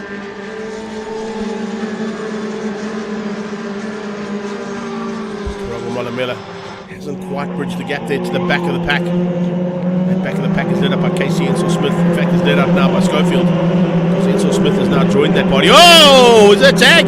2 cars together, yes. Vos and, is that Gerard Geldenhuys? Alex Vos and Gerard Geldenhuys ending up in the tyres. And looks like they might be a change up here as well as Gerard. No, it's not Gerard, it's Antoine. It's Antoine Geldenhuys who's gone missing. So Antoine Geldenhuys and Alex Vos coming together. That's going to give a big gap to Van Wheelie in third place now. He was gifted that third place as the 2 cars went sliding off after touching each other coming out of that final corner. Vos is out the car, but you can see the disappointment there on his face. Looks like a bit of front end damage on the right hand side of that car as well, on the control arms and possibly on the suspension. Let's have a look at that in a little action replay out of turn number 7. There you go, just a tag between Vos and Antoine Geldenhuys, and they both were slamming into those tyres. So that's a bit of a pity to lose those two. They were very, very hot contenders for possibly the 3rd spot on track. They weren't going to catch the 2 out front. They've got 7 to go. 5 down, and 7 laps to go for Van Wheelie to keep out Gerard Geldenhuys. Jason Kutsia looking dangerous. Once away through. The Mint Wrap Works and Fuchs Lubricants car putting the pressure onto that Sujan Investment Properties car. And it looks like it's Troy Donacek who's soaking the pressure up for now. But that pressure's being applied big time by Jason Kutsia, who wants his first victory. You can see just how hard he's trying for it. Running wide. Oh, you don't want to try that hard. That'll do some damage to the car. Jason Kutsia running off track completely. Almost all 4 wheels on the dirt as he tries to close things down here on Troy Dolenchek. Dolenchek would have seen that in his rearview mirrors and realised he might not be as close as what he was earlier on, and he can try and control things now and open up a little bit of a bigger margin. They come into the final corner. Schofield under defensive to keep out Casey Ensel-Smith. Siyabonga Monkankwana has closed the gap down to the back end of Gerard Geldernes. So Monkankwana looking to move up one more position, go slightly higher up into that top 5. This is not a bad way to start single seaters. This is the kind of action we're going to get out of them today. I'm looking forward to more of the same. They really are giving it everything they can out there, these guys. They're putting on a superb show for round 3 of the Extreme Festival here in Gqeberha on the East Cape of South Africa. The Eastern Cape has always provided great motorsport venues, and we've got 2 of them that we're going to, one today and one in a month's time at the East London Grand Prix circuit. Dolenchek hangs on, but Van Wheelie also looking like he could be a little bit higher up in the standings by the end of this one. Big move there from Monkankwana. Had a big look to see if he could squeeze out Gerard Geldernes. Gerard Geldernes saw him coming, just kept him honest, but what will happen as they go up towards the final corner? Ensel-Smith and Schofield are waiting to pounce too. 3rd place is definitely not done yet. Sorry, 4th place. Forgot about Van Wheelie. Van Wheelie's all on his own some. Van Wheelie all on his own some there in 3rd place, with Dolenchek leading over Jason Kutsia. Coming to the S's. Top 3 on their own. 4th place is where the battle is right now. And Monkankwana can feel it. He wants that 4th place.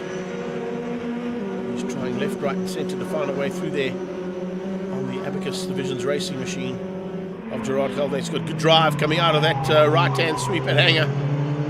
But Gerard sees him coming and goes defensive. So the Investchem and Race Driver SA man is now looking to make up for the small mistake he made at the last round at Swartkops, where he was caught up with a jump start, having gone when the lights went on as opposed to when they went off. He incurred a 30-second penalty. He's done a superb job of turning his luck around here, that is for sure. Puts himself into contention for a potential top 4.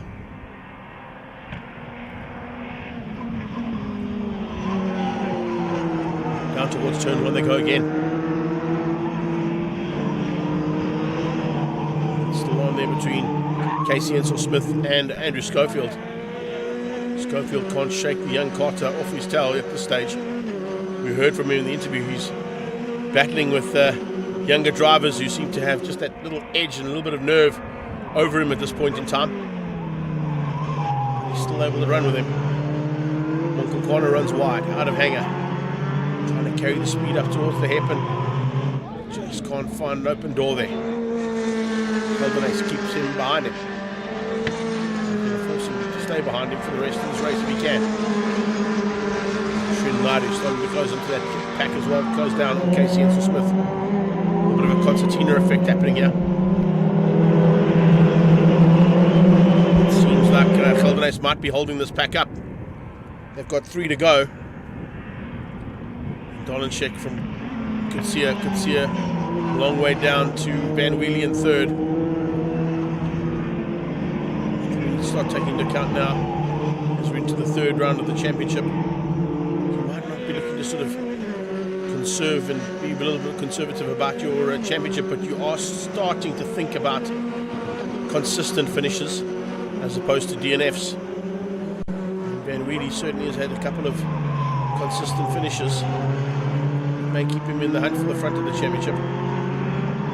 Schofield needs to turn his luck around, as he seems to be wanting to do here. Ensel-Smith is just looking for that first possible victory and first possible podium. Srinladu and Storm Lanfear are just going to close that gap down on Casey. So a bit of work still to be done here. In the closing stages, we're still 2 more to go. Troy Dolenchek just trying to avoid any slipstream maneuvers coming out of Jason Kutsia, who continues to lead on the timing monitor, although it's definitely Dolenchek out front.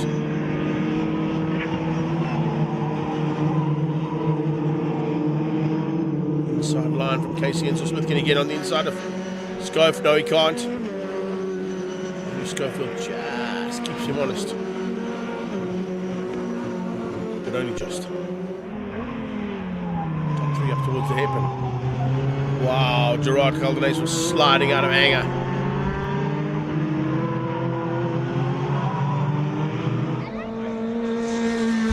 With that slide, of course, just him a little bit of time. Enzo Smith having a look into Chevy sweep. Can't make it stick there either. Let's see what happens under the braking here for the final corner. The corner seems to have lost just a little bit of ground there to Gerard Caldenes, so he might have to settle for what is going to be 4th place on track. So, of course, if Suabonga settles, it means he was settling for 5th.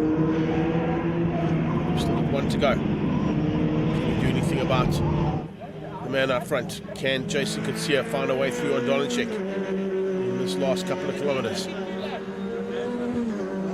Kutsia was quickest on that last pass. Let's see what he's able to do now about Dolinchek under braking towards the hairpin. No. If he can't get him with the hairpin, it's highly unlikely he's going to get him heading down into the final corner. So it looks like if Dolinchek keeps it on the grey stuff, he should have this victory.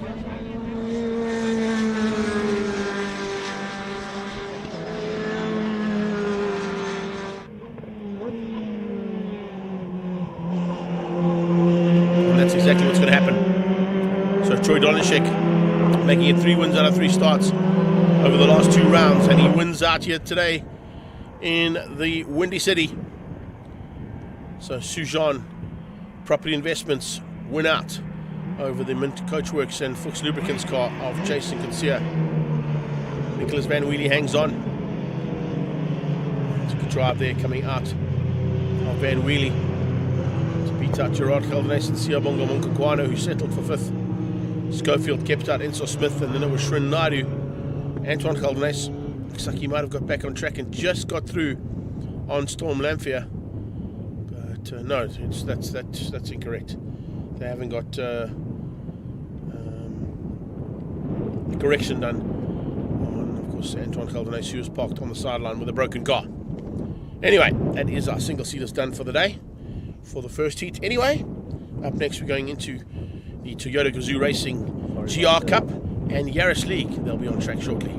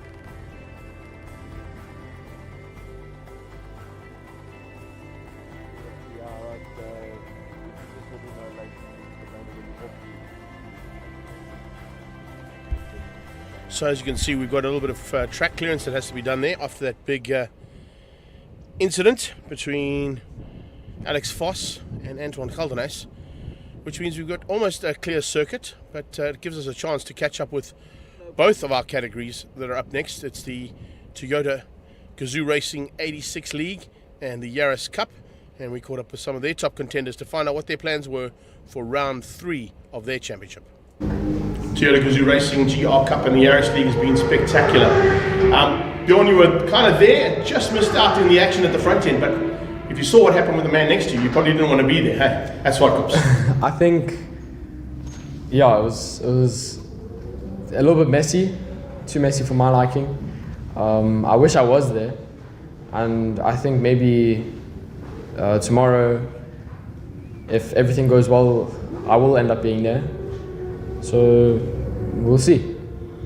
So from us outside, beg your pardon, your progress has been spectacular, but things changed at SupaCup, and all of a sudden you had Nicky in the mix, you had Kara in the mix, and started to rub right in front of the big boss of Toyota. He must have been pretty impressed, but also going, hang on a second, let's not damage those cars.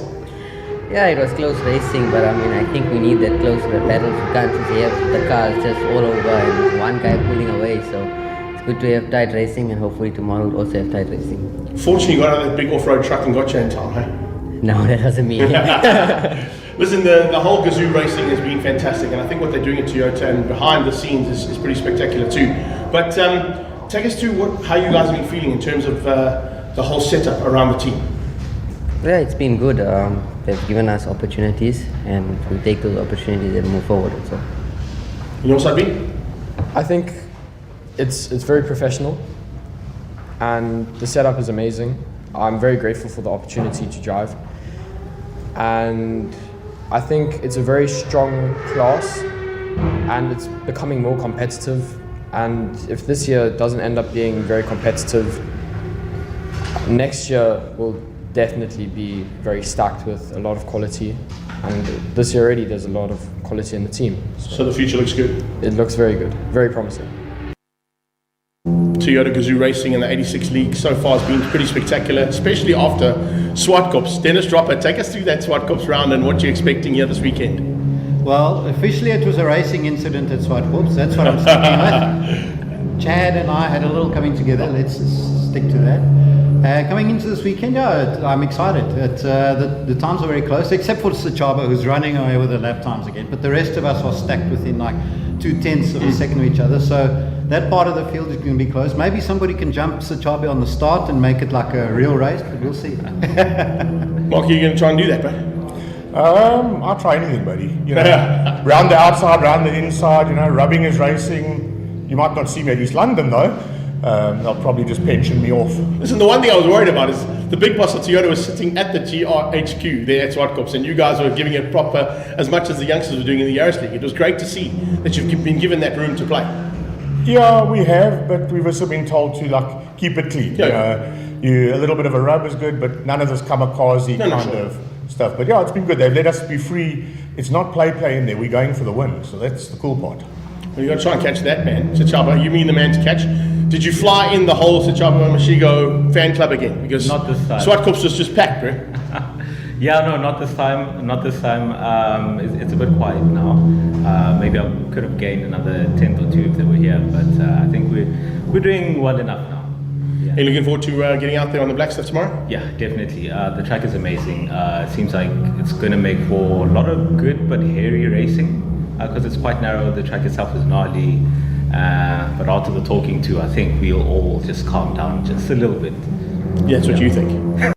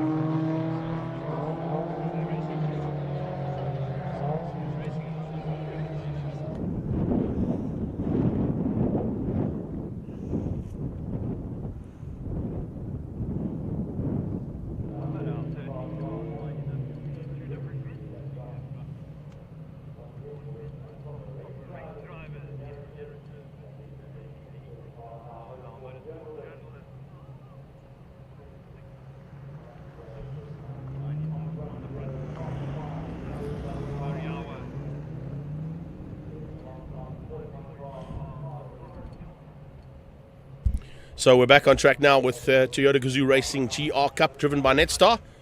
It's two classes of racing. One are Yaris all-wheel drives, and the back end is our media contingent in the Toyota 86s. So 86 League and the Yaris Junior League about to go to battle for the first time today.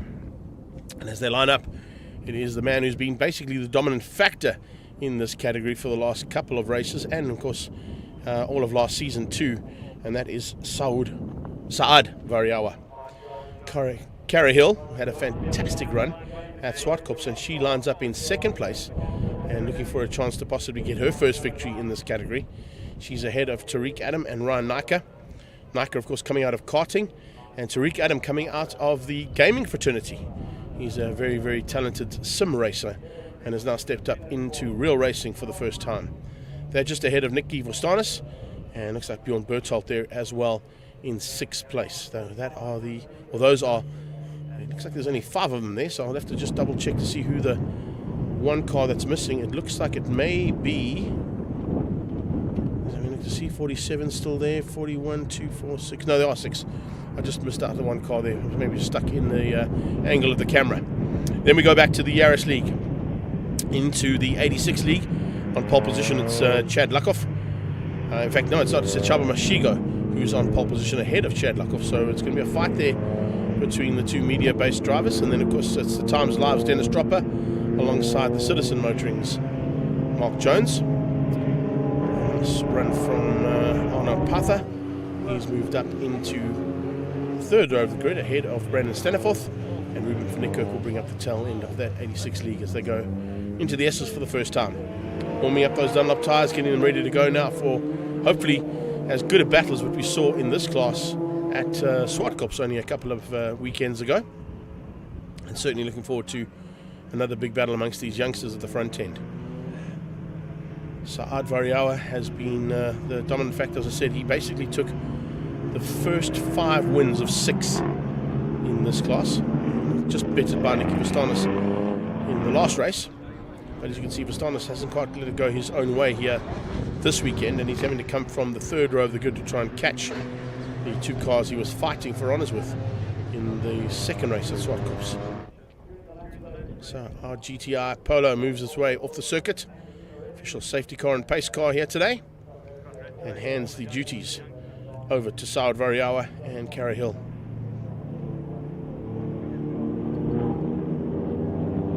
Mashigo, Lukoff, Dropper, and Jones. So we can see who's going to have what it takes now as they drop the hammer and head down towards turn 1. Yaris is in full flight, and looks like it's definitely a whole shot opportunity taken with great zest there to ensure that he stays in front. Variawa leads out. Mashigo's trying to do the same thing there, and it looks like a little bit of pressure already coming from Dennis Dropper around the outside of Chad Lukoff. Lukoff gives him a little bit of room, and Dropper moves up into second place. Oh, clipping the curb into turn 1. You want to stay off those curbs. These are not the best place to put a race car. There you can see why. That's what can potentially go wrong. And drops back a couple of positions there, and hitting some inside bollards too. Those bollards are put up for a reason, and they definitely don't want to be hitting those, that's for sure. So Cara Hill on the back end. Here comes Berthold for third. Berthold on the inside of Vostanis. And looks like the man making a big mistake there was Tariq Adam. So Tariq Adam looking at his steering wheel going, this is not a PlayStation console, I need to drive it properly. And unfortunately made a mistake coming out of the essence and ran wide off into the kink.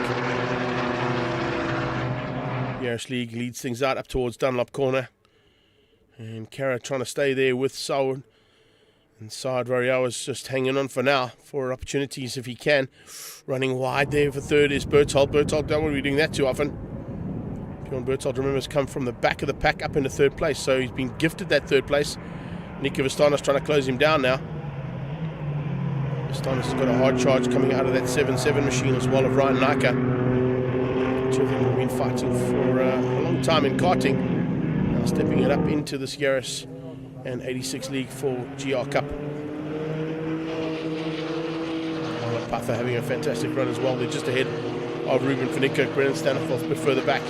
Not quite where he wants to be. He'd like to be a little bit higher up, I'm sure.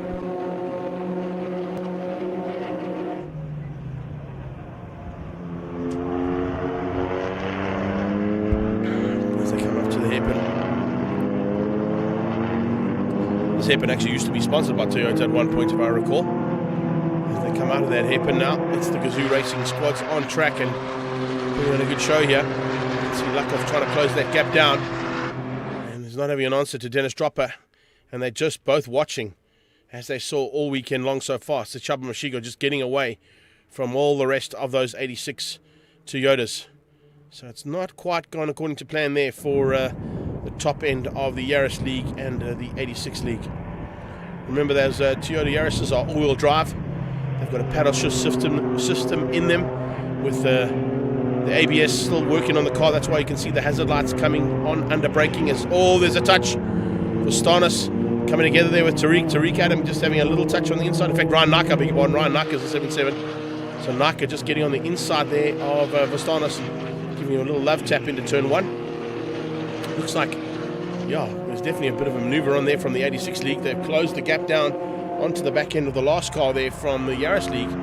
So looks like Nicky Vastanis and Tariq Adam could be in a bit of trouble, being caught by the 4-cylinder Boxer engine, the 2.4 naturally aspirated with a paddle shift auto box. They're only 180 kilowatt cars there, those Toyota 86s, and of course it's 200 kilowatt cars that the Yarises are, so that's the difference between those two. Looks like that difference is not going to be a big one here, particularly down here at sea level. 9 car definitely being closed in, and Tariq Adam has got to watch those wing mirrors. Hasn't really been an occasion where they've kind of got into the same mix between the 86s and the Yaris. But certainly down here at Aldo Scribante, we're seeing it for the first time.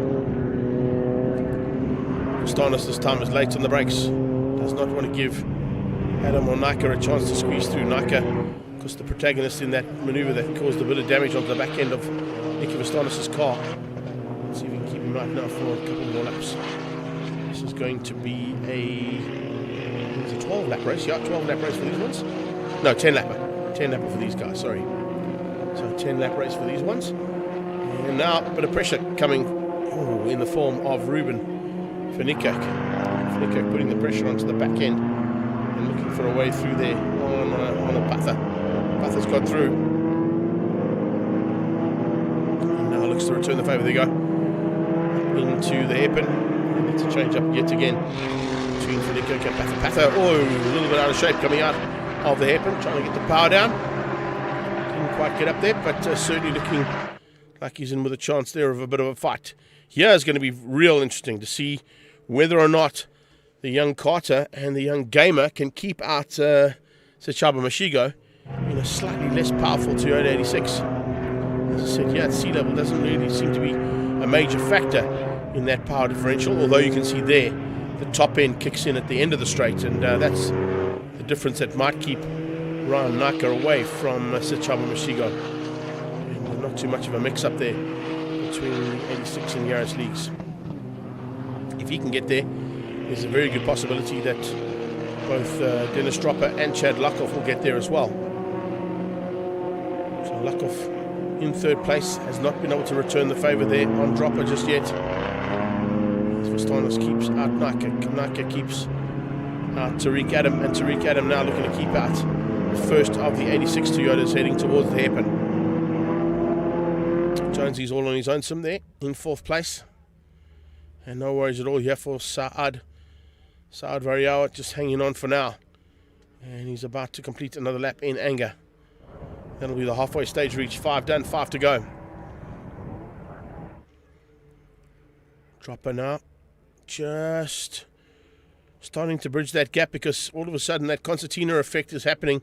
And it might bring Sechaba Mashigo back into his clutches. If Mashigo gets blocked slightly by one of these slower Yarises at the front, that might just give Dropper and Chad Lakov a chance to close him down again. Jones, looks like Vinnycook is back through again. Yes, he is. Patha now into the clutches of Staniforth.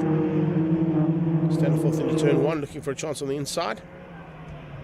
Keep an eye on that. Carrie Hill's had a fantastic run of a second. She just doesn't seem to have an answer there to Saad. And Saad Variawa at this point in time looking to take his 6th win out of 7 starts. Pretty much the dominant man in this class, as I said. He'll be looking to try and emulate what his brother's done in stepping up from this class. Maybe going to Polos before he goes into GTC SupaCup. Or maybe from straight into the Global Touring Car Brigade there. Well, his brother, of course, is now leading the championship. They'll be out on track just after the lunch break. This is a fantastic run here from that 86 of Mashigo. Sechaba Mashigo is not too far away now, and in fact, the top end of that Yaris ahead of him is actually not as big a factor as what it was earlier on. But here's a move. Nice move on the inside there, and Tariq Adam on the inside of Naka gets through. So a bit of a change up for the back end of the Yaris Cup, but no changes at this stage in terms of the lead pack from 1, 2, 3, 4 have not changed at all. These two fighting hard. That's what's slowing them down. Slowing down into the clutches there of Sechaba Mashigo. Mashigo is not too far away from getting into the mix there and becoming the meat in the sandwich between those last two Yaris cars. In fact, he's already starting to put the pressure onto the back end of Naka. Heading down into Chevy sweep now. Yep, definitely a chance there for that first 86 to get into the mix here with the Yaris boys and girl. Tariq Adam, Ryan Naka coming out of the final corner. And these Bucketless Racing machines that are all prepared by, of course, Bucketless Racing and Freddie Pretorius from Fast Developments. They're doing such a good job here to prep these cars so they're all exactly the same, or as close as you can get to being exactly the same. Just bringing out the driver skills of the youngsters in the Yaris League, and of course the driver skills in our media contingent just behind them. Look at me a change up between these two though. Karis tried hard, but it's unfortunately going to be second place for her at this point. Definitely not going to be a change up between any of those two. Variawa ahead of Cara Hill. Bjorn Berthold hanging on for third. So yes, possibility of another change up as we see. Oh, is that Luckhoff? It is. Chad Luckhoff running wide in the Auto Trader car. I think he's helped out there. Doesn't look like it was a kind of maneuver that Chad would make. He's not usually a man to make a mistake like that, particularly at this stage of a race. Although I say that at Swartkops he made a big mistake into the second last corner and gave drop of the victory.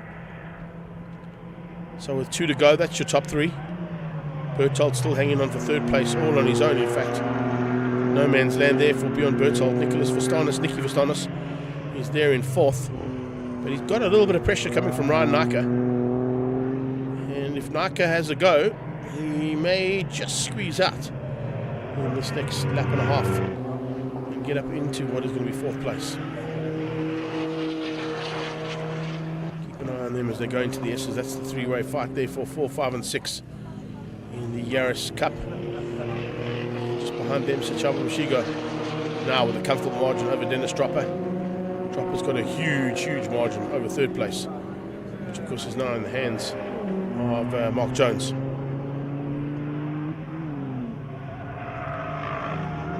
couple of things have changed up here. Let's see if they can keep it all together now for the next couple of laps.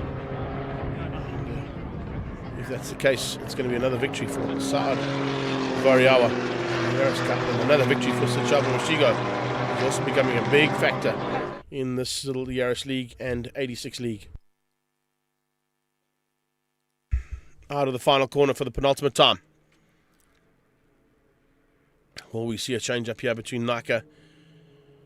And is there going to be any answer from Vastanis to keep them out? You can't even see the top 3 they've got away so far. Here comes Tariq Adam though. A little look. Realising that Vastanis has got some damage on that car. Don't think it's going to affect the drive of the car in any way. It might just be a noise in the background that he's a bit concerned about, but I'm sure he would have realised by now it's probably just some battle scars after that touch.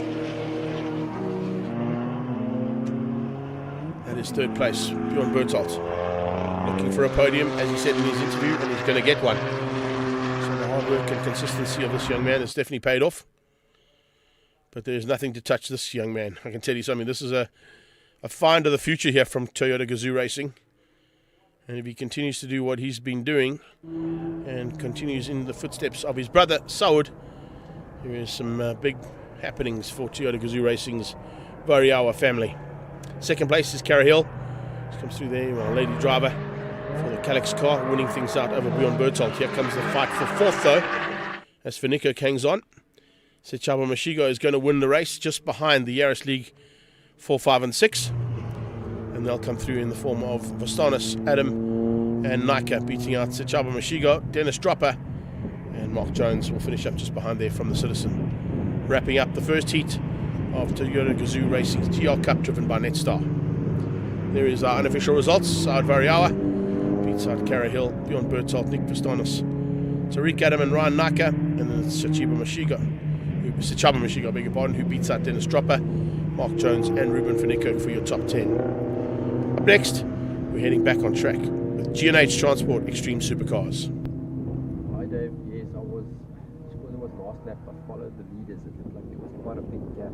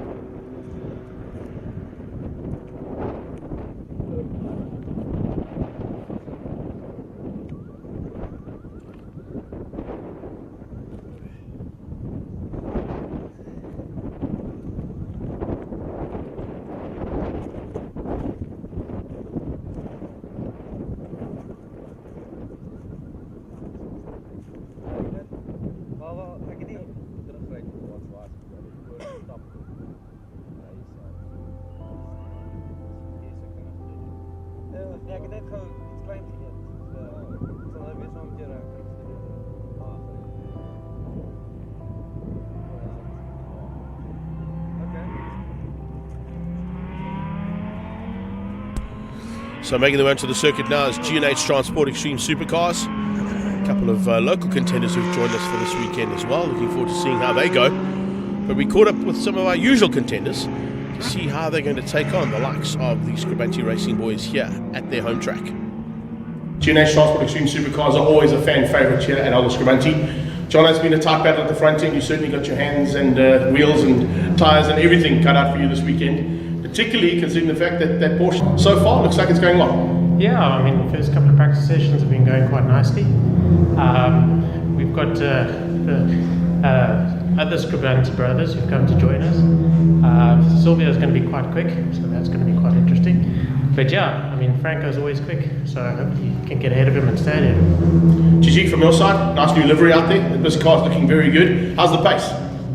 Today we're a little off pace.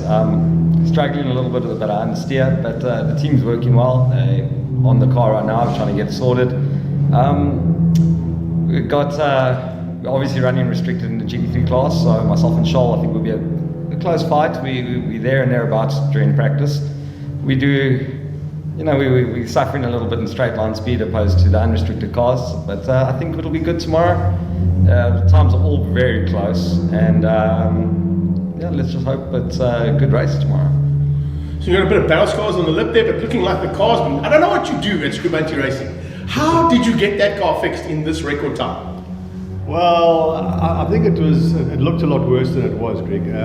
But yeah, there was work to do, and we're suffering a bit today because there's a few gremlins that We still got to iron out, like it looks like one of the fuel pressure regulators is damaged from the heat, so we're changing that now. We'll get there.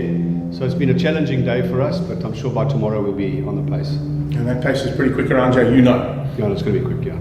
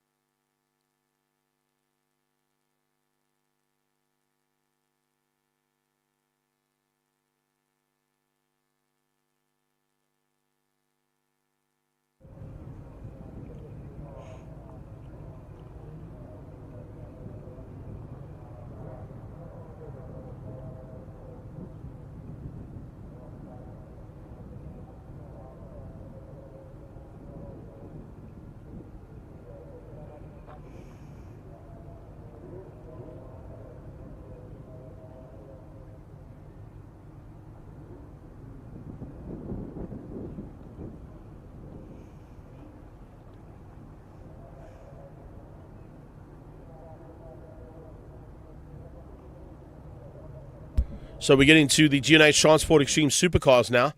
See a nice field of cars out here. And also, I mentioned it a bit earlier on, but it is fantastic to see the Orbeez back in racing. Now, if you're a fan of Aldo Scribante and the fan of V8 Supercars, you will remember Mark, Jimmy, and the old man, of course, who were all part and parcel of the original West Bank and then Mobil 1 V8 Supercars. And all fought hard for, of course, championships in their own right, and each of them taking one eventually at the end of the day. So it's great to have Jimmy Orby back again. He joins the MJR Audi team of Marius Jackson, and of course his teammate Joseph Ellerine will be alongside him. But it's a dominant Silvio Scribante, who at his home track should have a little bit of extra knowledge in that Scribante and Semco Lamborghini Huracan. He lines up and makes it a Lamborghini Huracan front row with Jonathan du Toit from Trans Africa Racing parked alongside him for the rolling start. And then second row of the grid will be Aldo Scribante in the second of those Scuderia Scribante Lamborghinis, tucked right behind his brother. So turn one could be pretty interesting, with the Scribantes trying to block out the rest of this pack and show the dominance that they've got here at their home circuit. Arungi's on the outside might be a slight factor to bring in, no, in the AMG. That Mercedes-Benz has got a real good turn of pace, and of course Charles Arungi's, Arnie Neveling and Clint Weston were the pilots of that car at the Kyle Army 9 hour at the beginning of the year. And then you've got to look out for Franco Scribante, only starting down in 5th place. Now, we heard in the interview that they've done amazing work to get that Fireball Porsche sorted out and fixed by the time he got here.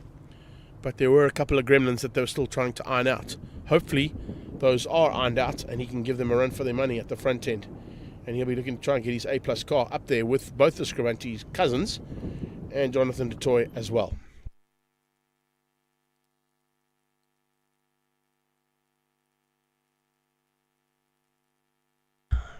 Green flag at the back, and cars about to roll on their rolling start.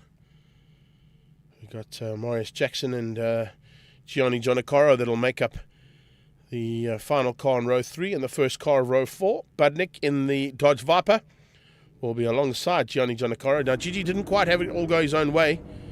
You heard from him in the interview. There was also a couple of little things that they haven't quite ironed out for this track in that R34. And he'll be looking to try and get them sorted out to keep out Budnick's Dodge Viper V10. Ricky Giannacaro in the G&H Transport Lamborghini Huracan as well. He, of course, is driving the Stormbreaker. He'll try and outclaim his brother, maybe, and bring the Toys R Us Porsche of Momia into the picture as well there. to beat out Jimmy Orby. And look out for Joseph Ellerine in the second of those Audis. That's the GT3 spec. I beg your pardon, GT4 spec. Audis at the back of the pack. It's the purple and blue one. And there's the 91 car of Jimmy Orby. And then the purple and orange one is the car that Joseph Ellerine will be piloting. At the back, of course, is Big Jimbo Gianacaro, the boss man of G&H Transport. He's out there in the Lamborghini Trofeo, looking to try and come through there as quickly as possible.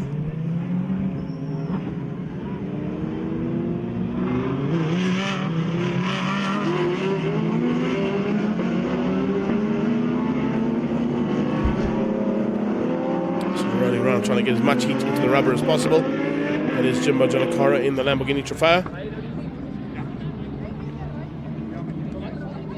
What's Silvio going to do now? He's going to back them all up. Yes, he is. Safety cars are already entrance. And now Silvio will have the opportunity to dictate the pace there. Aldo, I'm sure, is going to try and run with him if he can and hold that inside line. And no pun intended, try and cement that front inside line into turn one for Scuderia Scribante. Trans-Africa Racing on the outside there, of course, with the partnership that's there with the Stradale Motorsport squad. We'll definitely be looking to try and outgun both of those Lamborghinis as we are about to go racing. Lights out and 15 laps of action coming away now for the G&H Transport Extreme Supercars. Aldo's done exactly what I thought he might do. Hold the inside line, and here comes Franco. Wow, what a start from Franco Scribante, up in the third place, outgunning both Jonathan Dutoy and Charles Orangis. As they come into turn two and now into the S's, you can see a little bit of a change up there as Scribante had to give way to a late dive from Jonathan Dutoy. So it's Lamborghinis 1, 2 and 3, Porsche in 4, Mercedes-Benz in 5, heading up towards turn 4. Great start, Joe. That's what it's all about as they come out of that hangar sweep. Gianni Gianacaro just ahead of Mo Mia. It looks like Gigi might be under a bit of threat there as well. Yes, Marius Jackson actually got through on him earlier on. Then it's Mo Mia. Jimmy Orby tucked in behind Mo Mia there in the Toys R Us Porsche. So MJR Audi up into attack mode onto the Toys R Us Porsche. And Ricky Gianacaro tucks in behind the two of them there in the Stormbreaker Hurricane. Down towards turn 1 go the three Lamborghinis. It doesn't look like at this stage anybody's got an answer there to Silvio Scribante, who's pulling away at the front end. It's an awesome start there to proceedings, and of course let's see whether or not he can keep it all together now. Silvio Scribante's first lap is kept him at the front end of this pack, and can he stay there ahead of his brother and ahead of the hard charge coming from Trans-Africa Racing and Stradale Motorsports, Jonathan Dutoy. Here's the toy on the inside. No, but still, Aldo sees him coming, shuts the door. Franco keeps out Charles Orangis for now. Mercedes-Benz AMG Evo Top 3 pushing hard to try and get ahead of that 997 Porsche.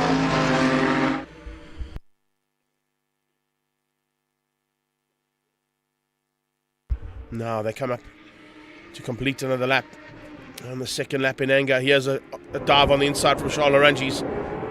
Orangis looking to get ahead of the Porsche, but he'll probably realize that the Porsche, straight line speed is going to outgun him. He'll look to try and take the GT3 honours here today. Remember that Charles Orangis, Marius Jackson and Gianni Gianacaro, I'm just running through my list there, are running in the national GT3 class. So they're slightly down on power compared to the unlimited cars out front here. Here's the toy, inside line. No, Aldo sees him coming, shuts the door. So it's Scribante versus Dutoy. The first three cars all are the same brand, Lamborghini Hurricanes.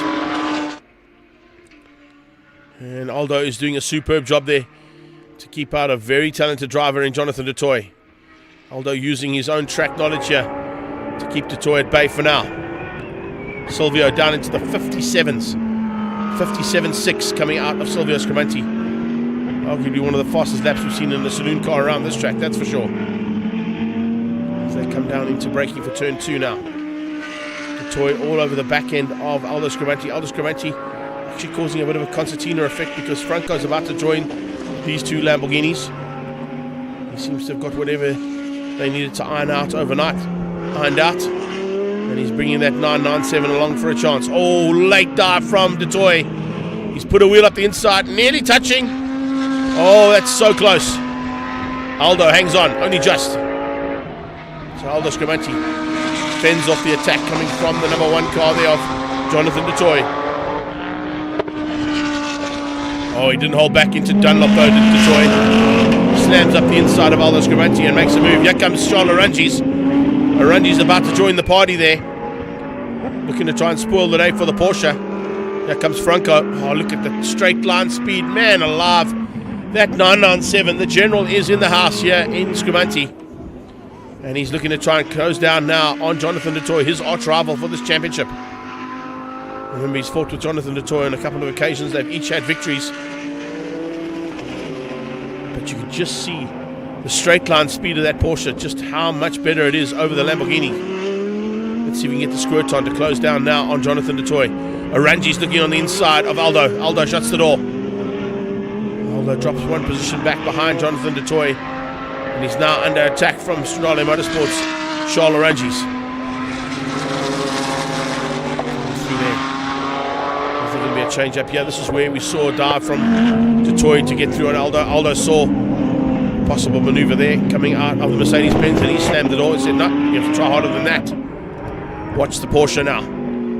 The legs just open up. It's like watching Usain Bolt. Once he gets that thing into top gear, there's just no way of catching it on that straightaway. They're going to be hard-pressed to catch him in East London, that's for sure. There's not many cars that can be able to run the kind of pace that he can in a straight line. So that Porsche just has the straight line speed. But here in the twisty bits, the Lamborghinis and the Mercedes have actually got some good pace. And that's what's keeping them a little bit honest in terms of that fight for what is now third place. The big dive on the inside there, the Ravenol machine from Stradale Motorsport looking for a way to get ahead of that Scribante concrete machine. That Lamborghini Huracan has had a busy day in the saddle here in this first heat of G&H Transport Extreme Supercars. Once again, Charles dive. Not enough room there for Charles to get by. Trying to use the slipstream now. That won't be easy. The Unlimited car will have slightly better turn of pace further back. Jimmy Orby having a fantastic debut here in the G&H Transport Extreme Supercars. Big welcome return for him onto circuit racing after a long sabbatical. Trying to find a way past. Can he do it? No, he can't. And I think into the back markers now. Jimbo Jonakara gives way as Scribante goes past. In the background, Jonathan Detoy is not too far behind that as well. Detoy has closed the gap down pretty dramatically. It was about 2.6 seconds at one stage. It's probably about 3.5 seconds actually at one stage. So he's brought it down about a second. Now let's see whether or not Detoy can do anything about Silvio Scribante's pace. Silvio getting down to a 57.6 on his third lap. Clean air. Is that Aldo slowing? It is. Aldo Scribante's got a problem. Aldo Scribante's slowing up as they came out of the Chevy sweep. So good possibilities that he's going to be dropping further back as well. Marius Jackson, I think, has just gone through on him. And so has Gianni Giannacaro. So we'll look to see whether or not Aldo stays out or does he come into pit lane. Is there a problem there on the second of the Scuderia Scribante Lamborghinis? Trans-Africa Racing, Stradale Motorsport, Lambo. Oh! Just a bit of manoeuvring, a little squirrely into the hairpin there from Jonathan Detoy. I think he just went a little bit too hot. Maybe a little bit too hot there from Detoy's liking. Had to catch it before he could turn it in. So on to another lap completed here from Silvio's point of view. And we're just over, well, nearly at the halfway stage. Halfway through this lap, we'll be at that halfway stage. 7.5 completed, 7.5 to go. Jimmy Orby applying huge pressure here onto the back end of Momia. It's an incredible bit of driving there from Orby in that GT4 spec Audi, I beg your pardon. So slightly down on the power that Marius Jackson's got available to him in his R8. And he's a bit higher up, of course, in the overall standings. Joseph Ellerine all on his own sim. Joe at this point in time just outside the top 10. Still in with a chance, of course, of a Class B victory. So are we going to see a change up here between Aranjis now that he's closed the gap onto the Porsche? I don't think he'll get past the Porsche, unfortunately. What you're going to find is that Franco will hold him off through the twisties, and then he'll have a go. Jimbo Jonakara being passed by Gigi. Looks like Aldo's dropped right behind Gianni Jonakara. That's how far back he fell back in the standings. And he's now behind Ricky Jonakara as well. So Ricky about to be caught and have the return of the favour from the unlimited machine of Aldo Scribante's GT3 Lamborghini Huracan. Ellerine gives a bit of room there as Silvio goes by. Silvio Scribante doing it all right at the front, putting cars between himself and Jonathan Dutoy at prime positions on the track as they head up towards Dunlop Corner. It's the Michelin shot Lamborghini that's going to be starting another lap in anger here and have 5 more to go. Dutoy with 5 more to go needs to up the pace slightly. He's doing 58.5s as opposed to the 58.3s from the lead car.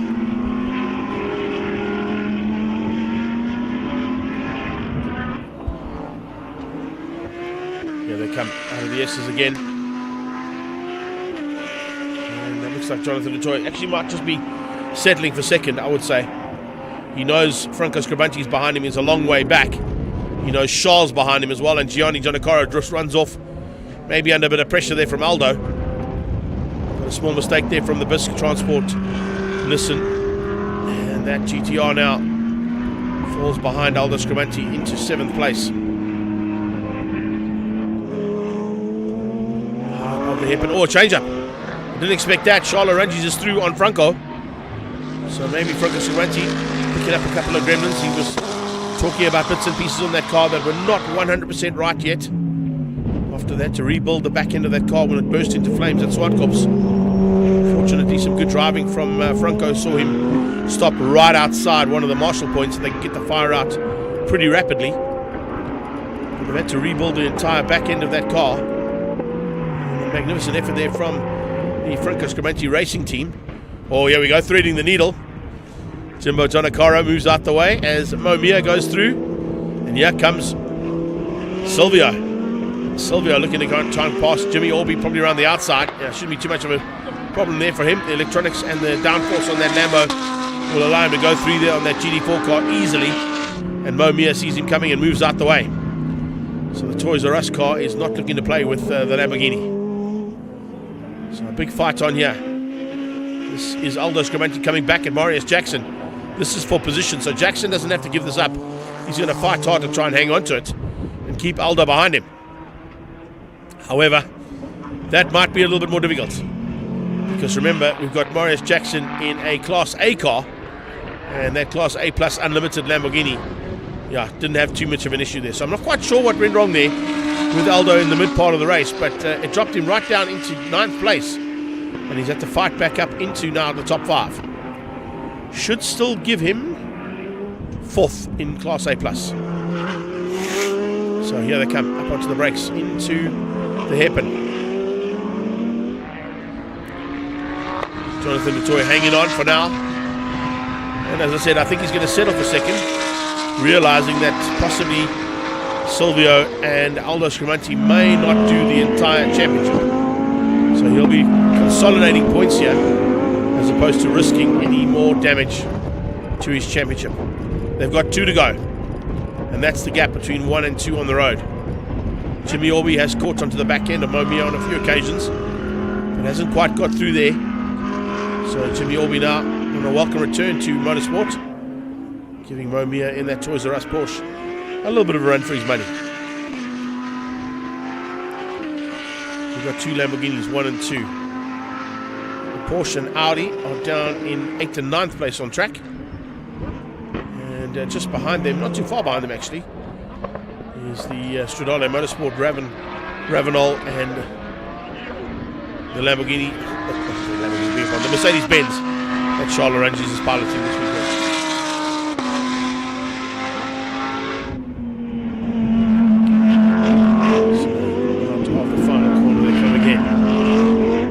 starting the final lap.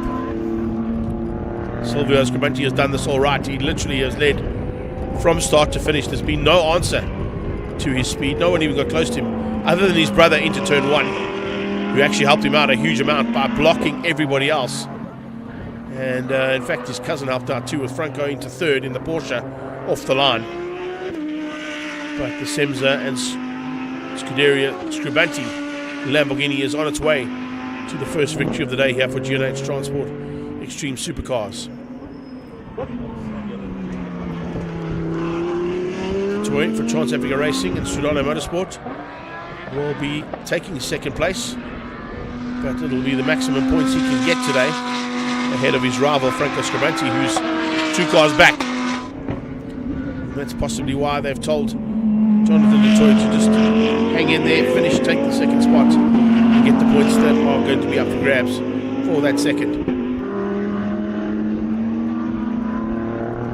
So it is Scribante who wins out over Detroit.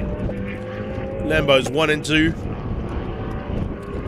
In the background, the Mercedes-Benz just behind the Porsche and Audi battle. And Charles Arangis gets third place. He'll get the GT3 win as well. Momia gets ahead of Jimmy Orby there and wins out the fight with the Audi. Franco Scribante will come through for 4th place and 3rd overall in Class A Plus Unlimited. Good run there from Franco on a car that was rebuilt in record time from Franco Scribante Racing.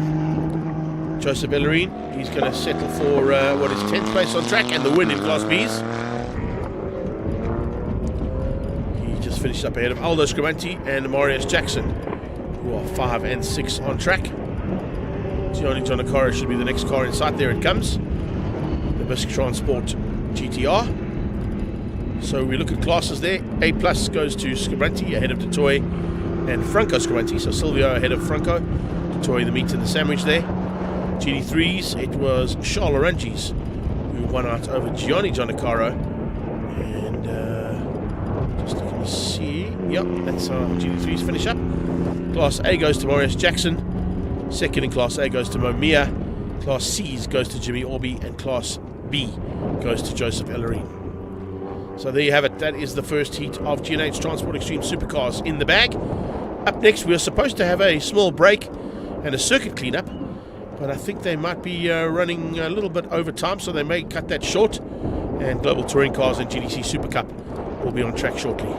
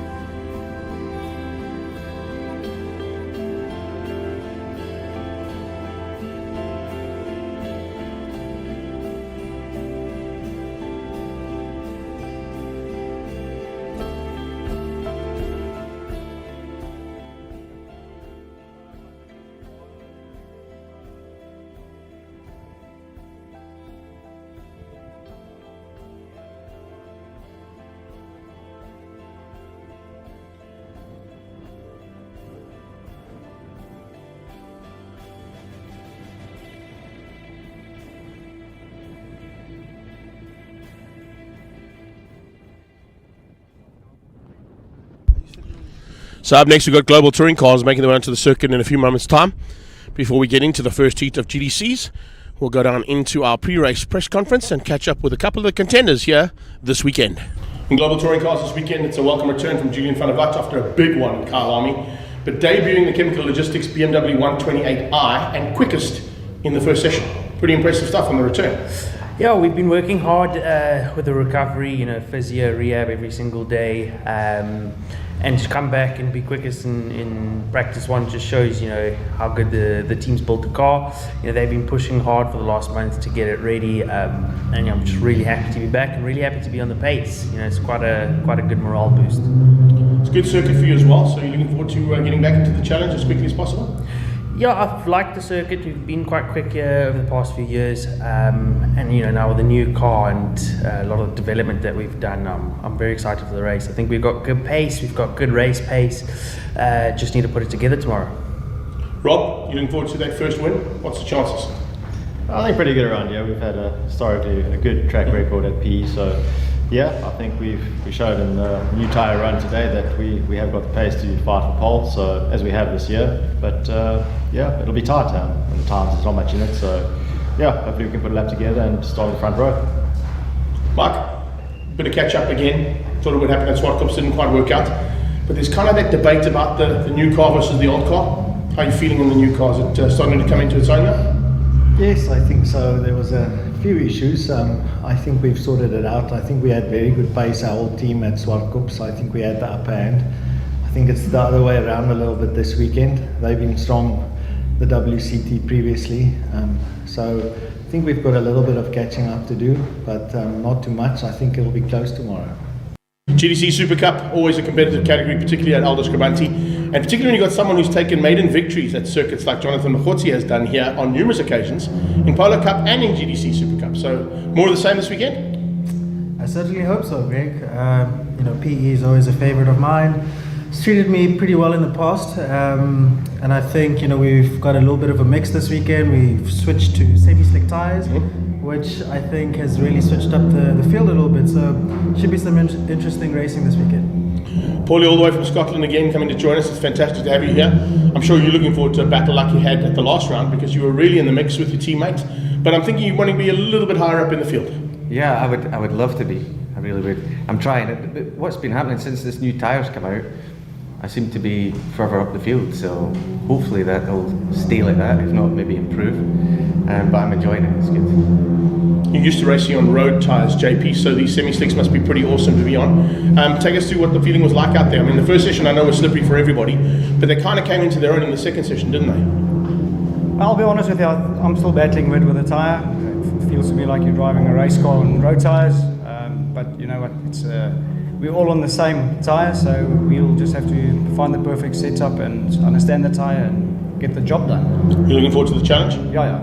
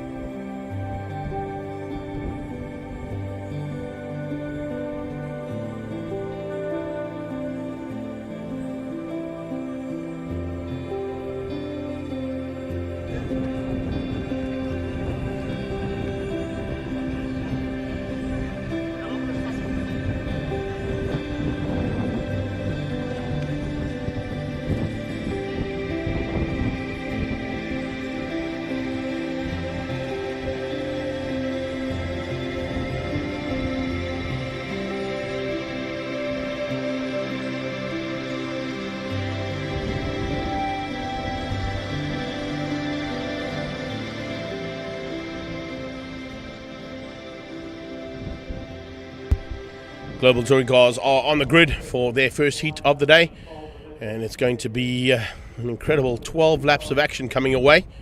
with the GTC SupaCup tucked in just behind our top contenders.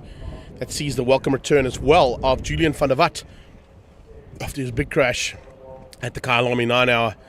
And he is now back up in a brand new BMW 128 Ti. So nice to see a different brand involved in the global touring cars for the first time in a long time. And going to be taking on the likes of the Audi, the Golf, and of course the hotly contended class of Toyota Gazoo Racing and the two Toyotas, or the one Toyota now of Robert Volk, who joins his teammate Julian van der Walt in that BMW. So they'll roll off and get the heat into the Dunlop rubber as much as possible. It's going to be Saud Variawa who will dictate the pace. Robert Volk alongside him. Julian van der Walt incredibly debuting that car onto third place on the grid ahead of Michael van Rooyen in the second of the Gazoo Racing Auruses. Lee Thompson Racing Golf 8 GTI in the hands of Andrew Rackstraw, who's just ahead of Josh LaRue in the Audi. And Natim Samanga brings up the tail end of the field. Considering the fact that he was the winner at SupaCups, just shows you how things can turn around in these championships. With the luck not going quite his way here this weekend, he's going to try and turn that luck around. Keegan Campos, though, certainly has turned his luck around. Put it onto pole position there for his team. The Campos Racing stable are ahead of Brad Liebenberg, the dominant factor in this category so far for the GTC SupaCup side of things. And the Hype Energy and Nathan's Motorsport Sparco sponsored car is the lead car normally, but this time out in PE and Eastern Cape of South Africa.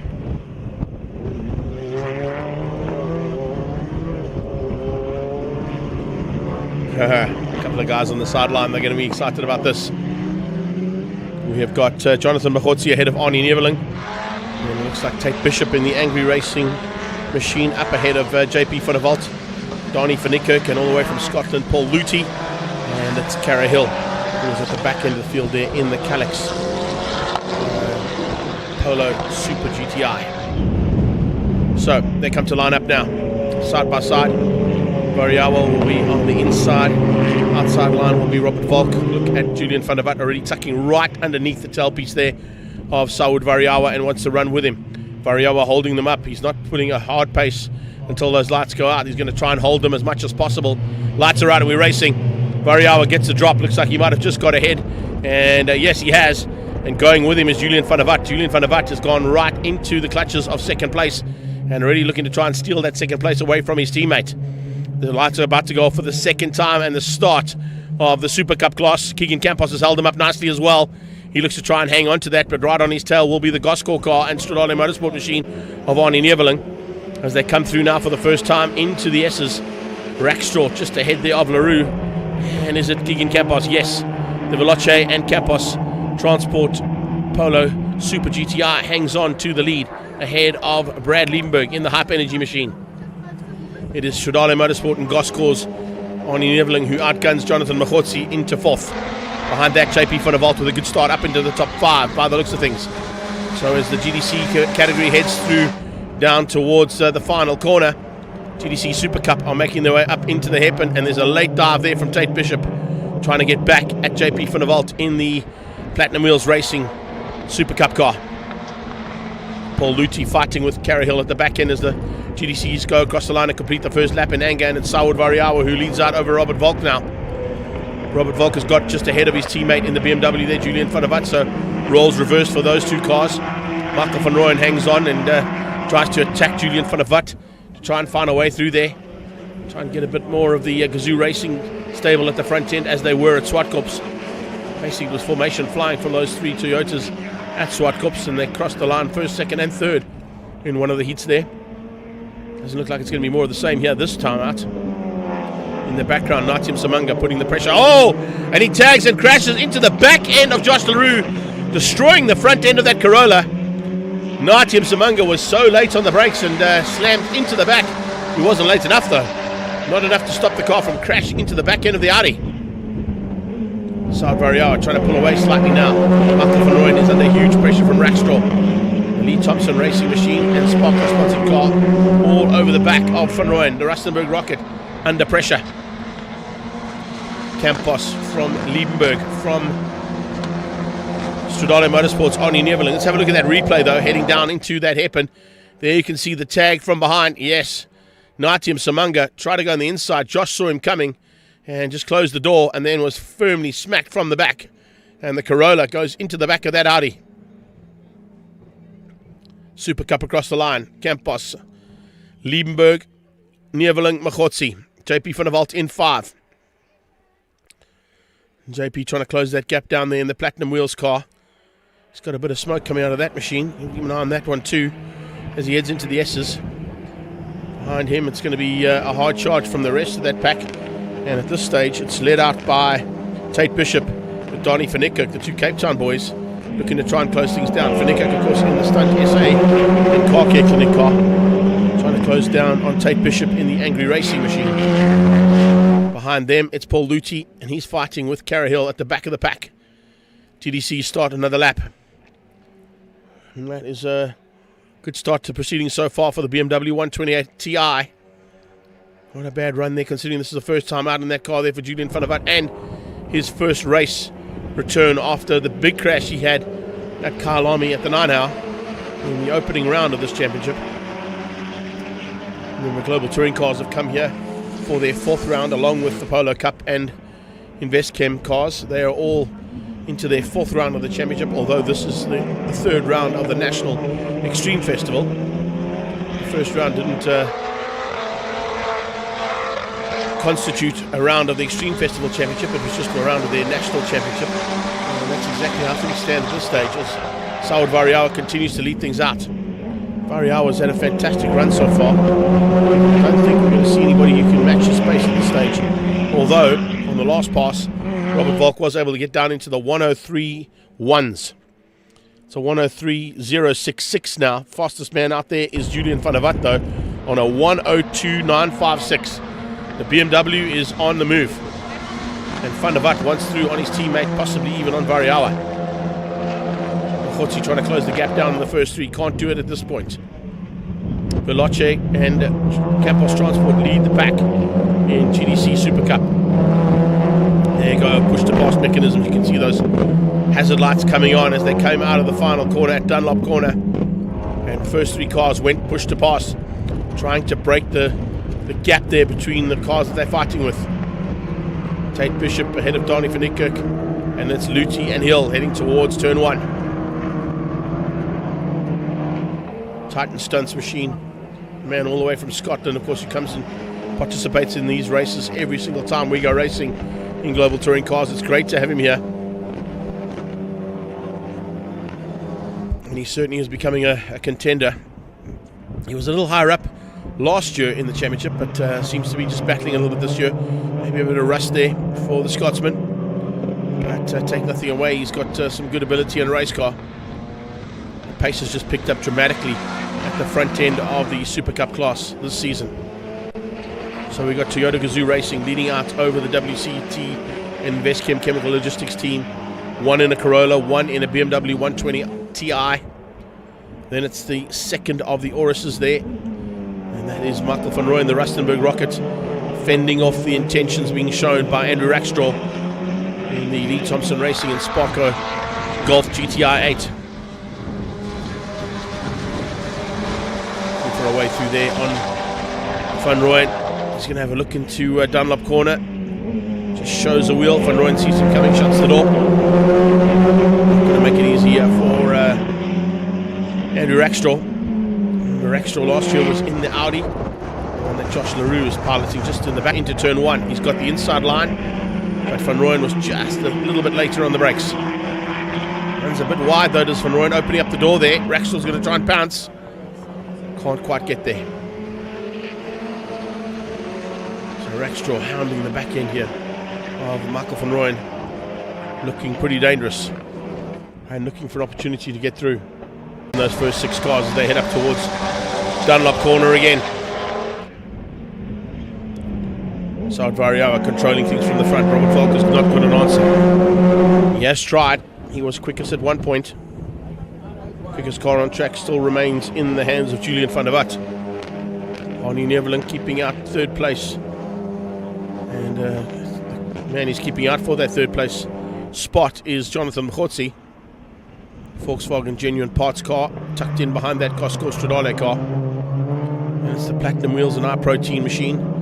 Head of Angry Racing's Tate Bishop, Titan Stunts cars in not quite formation flying, but running line astern with the Calyx machine of Carey Hill at the back of the pack. Your message, buddy. Thank you so much for that. I hope you're enjoying all the action so far here today. And see that there's a couple of fans out there with you that are loving life as well here from the action that we're providing, courtesy of round 3 of the Extreme Festival National Championships. Yes, I will definitely be looking at Volkswagen Challenge next week. So just tell Josh and the fam we said hi. Change of surface flag coming out there. Something has gone wrong up at the top at the hairpin possibly. So we'll just keep an eye on that for a couple of laps to see what potentially could be an issue there. Is it just debris that's been pulled onto the circuit, or has some liquid been dropped?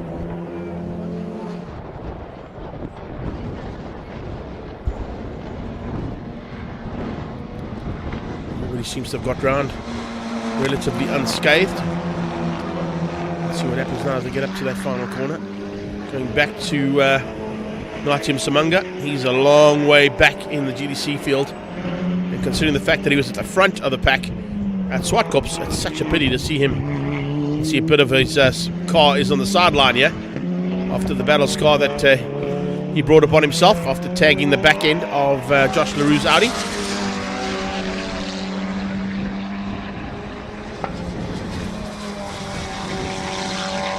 Now heads up towards Dunlop corner, trying to close things down here. But I don't think he's got enough time to do anything about LaRue. What he'll have to worry about is out front of the GTC SupaCup class. Are they going to catch him and possibly give him a run for his money? This is Variawa into the back end of SupaCup. Going to try and find a way through there on Luti. Got held up slightly there, but not a huge amount. So no issues at all for him. He'll now be looking at the Titan Stunts sister car up the road, the Car Care Clinic sponsored car of Donnie van Niekerk. Luti holds that inside line. He's going to make Van Rooyen drive around his outside, which means Rackstraw will have to do the same thing.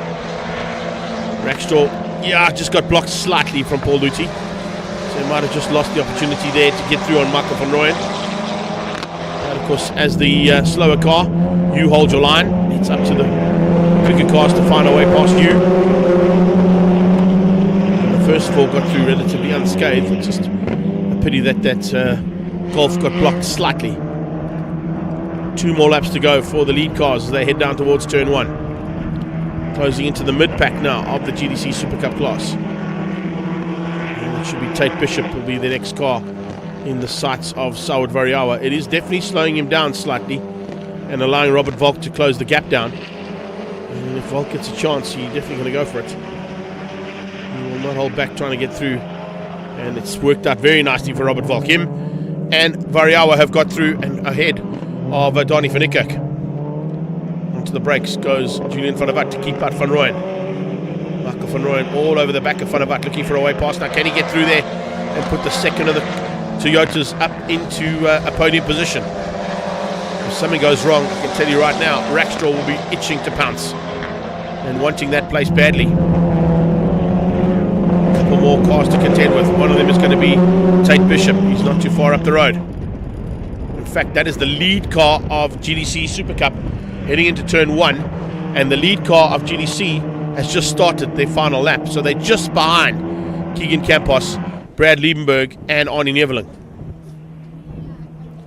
Not quite sure if they'll get the first 4 because they might be blocked slightly by 5, 6 and 7. Let's see if Saud can get through. Wait for the shot as they come up towards the hairpin. That's the first 4 in GTC SupaCup. Watching in the background to see if we can pick up. No, we don't. We watch Keegan Campos going through the hairpin. How far? No, Variawa's through, so he is now the 5th car on track. Variawa with a bit of smoke out of that Toyota as well as they head into the closing stages of this race.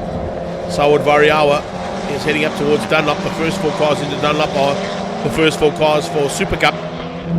Here comes an attack from Julian van der Vat and Michael Van Rooyen around the outside of JP van der Walt. Van der Vat is going to hang on. Checkered flag is out. Variawa gets the first win. Volk in second, and what a debut there for the BMW. Third place for Julian van der Walt, returning. Still slightly injured, not 100% fit just yet, but a valiant effort there to get that BMW onto the podium in its first time out. So they'll be happy about that, that's for sure. But we still got this to sort out. Veloci Automobile and Campos Transport Machine into the top end of the circuit for the last time. Hype Energy, Sparco, Nathan's Motorsport, GTR behind that. Liebenberg hasn't had an answer here to the pace of Keegan Campos. And then in third place, it is Arnie Neveling for Goscor and Stradale Motorsport. The Volkswagen Genuine Parts car of Mokotsi will hang on for fourth. I don't see any of these four changing position into this last corner. There's a valuable win here for Keegan Campos. He's going to come through there and take it with relish to beat out a man who has been unbeaten literally all season long. The Hype Energy Nathan's Motorsport team. That's Brad Liebenberg in second this time. So let's have a look. A bit of debris there and some effects of the rubbing was racing that was happening out there. Let's have a look at the unofficial results there. Oh, no problem at all. We're not going to get the unofficial results, but let's just run through them one more time. It is the win for Saad Variawa. Second place going to Robert Volk. Third place to Julian van der Walt. Keegan Campos wins out over Brad Liebenberg. And third place goes to Arnie Neveling for Goscor and Stradale Motorsport. Right, so that is our first heats all done for the day. Up next is the big one. The highlight of the day, kind of expected to come through from the CompCare Polo Cup. And it's a 40-minute mini-enduro race that'll be up on track shortly. Until then, we'll be back with the action shortly as well.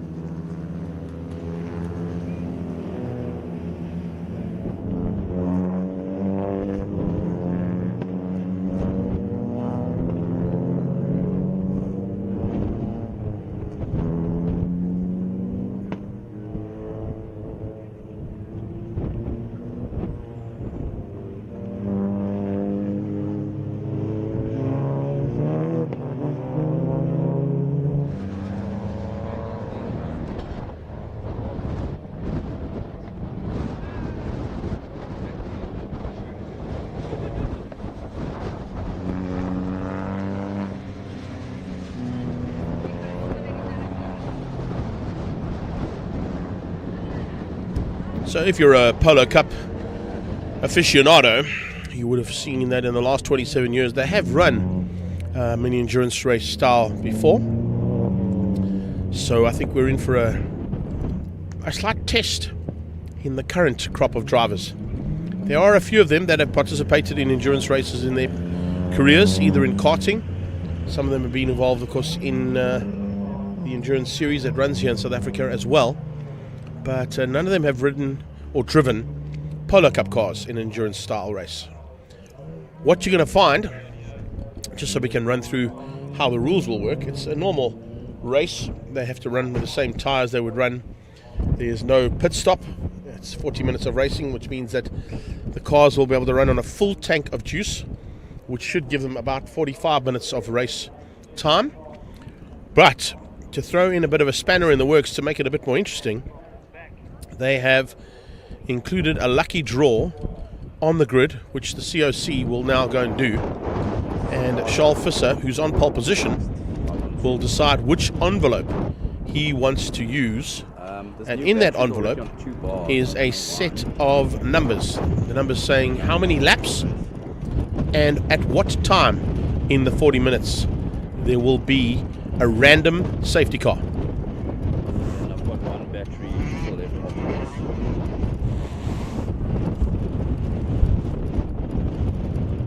So when I say a random safety car, the safety car will be deployed on purpose. And depending on which envelope Eric has got, it will determine which of the laps and at what time during this 40 minutes the safety car gets deployed onto circuit, which will then of course concertina the entire field up and hold them up for a couple of laps. It might be 1 lap, it might be 5 laps. We won't know until that car is sent out on a random safety car. However, if a safety car is deployed like it was in the first race, then that random safety car is null and void. So if we have an incident like we had in the first race in turn 1 and we have 2.5 or 3 laps of safety car, the random safety car rule will fall by the wayside and there'll be no safety car deployed for this.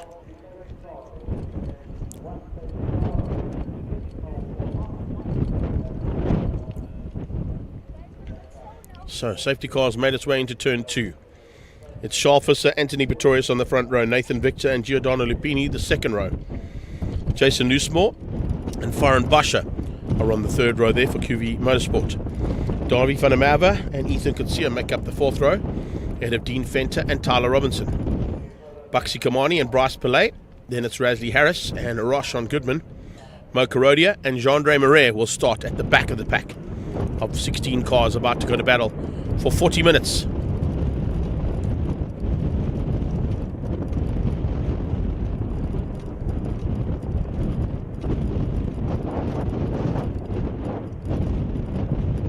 So far, Charles Visser has had it all his own way. He was quickest in qualifying. He was quickest in Super Bowl. And he won the first race. He's on pole for both races. And he's now looking for the victory in the endurance side of things.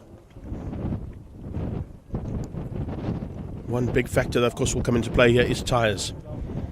These Dunlop tyres should easily do the 40 laps, but it depends on how well the drivers have looked after their tyres since doing qualifying and the first race, and are they going to last all the way through 40 minutes of racing.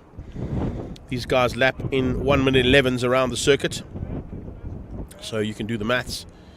It's basically going to be approximately 33 laps of race action here. Probably about 36 actually.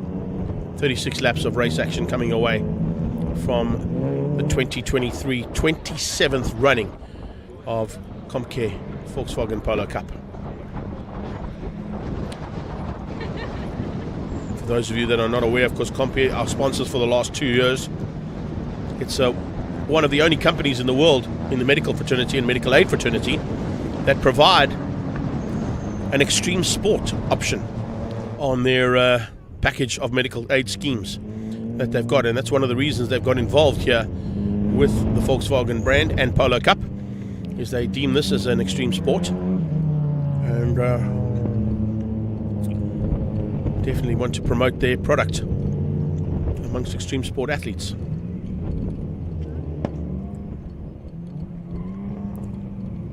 So a couple of guys looking to heat up that rubber.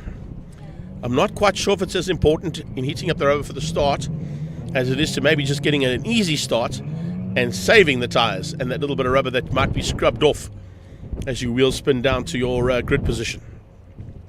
That's just my theory. Done a few endurance races in the past. So we are now under starters' orders. Waiting for those lights to go on. 5-second board is up. Lights on. Here we go. 40 minutes coming your way.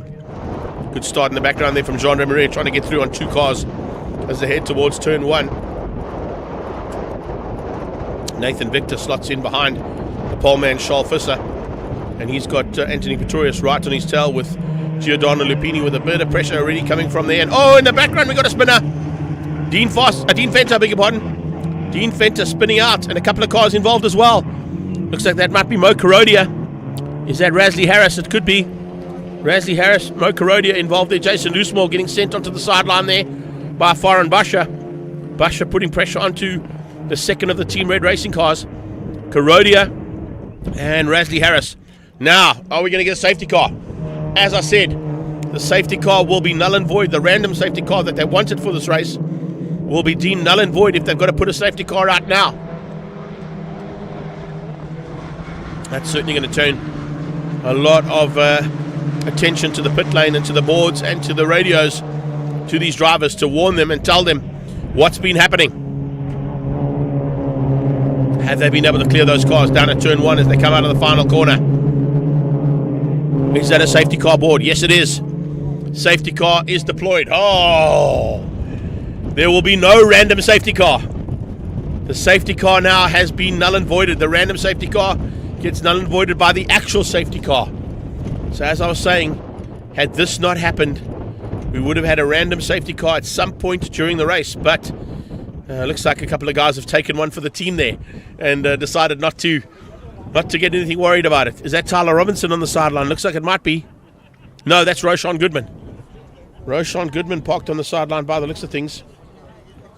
So the Team Red racing man from Zanzi Motorsport is parked on the inside of the entrance to the S's. I think he might have been one of the cars involved in that first lap incident. Going to try and find it for you guys on the replay as well. Bryce Pillay. It's Rasley Harris who gets a little tap from behind. He spins Dean Venter out. Looks like just avoiding the action there was Roshan Goodman and Tyler Robinson. And she just goes around the outside of the car spinning. Then as she comes back on track, there's a tag there between Roshan. Gets with, just trying to work out, is that the 21 car? It might have been. Or was it the 27 car? I think it might have been Jean-Andre Marais. Jean-Andre Marais might have been involved in that one on the return there. He's already got some battle scars from the first heat. So Tyler's back on, so is Dean Venter. Let's have a look and see who we've got still at the front. Charles Visser, Nathan Victor, Giordano Lupini, Anthony Pretorius, Jason Loosemore, Faran Basha. That's your top 6. Behind Basha, as they're coming up towards Dunlop, that's Mo Karodia and Rasley Harris that are out. Those two have come together at turn number 1 after trying to avoid the spinning Dean Venter. It looks like, Paul, if you can give me that one more time, I just want to see who the protagonist was there. It looked like Venter might have got a tap from behind. He did. So Rasley went across to try and avoid Bryce Pillay. He hit Venter. Venter came off the circuit by the looks of things. He got going again. He wasn't too badly damaged, and fortunately with the safety car he's back into the race. But there are a couple of cars that were stricken on the sideline. One of them was Tyler. She was able to get back on track. And she goes in just behind. I think that might have been Buxy Kamani, actually. So they're all back up under starters' orders, and a red flag has been called. So this is a restart. So on the restart, does that mean we go back to a possible random safety car? I'll have to check that. Better get hold of, in fact, if I can see Dave Peterson.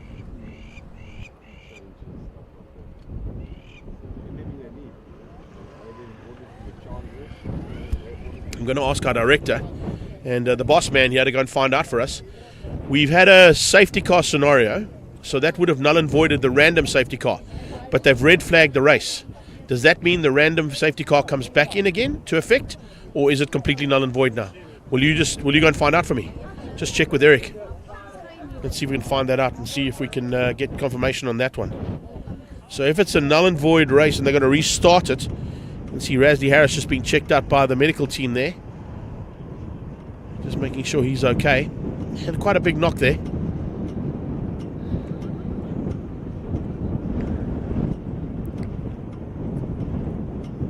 It's not quite what we wanted here on the start of this one. Looks like he might have injured his neck there slightly.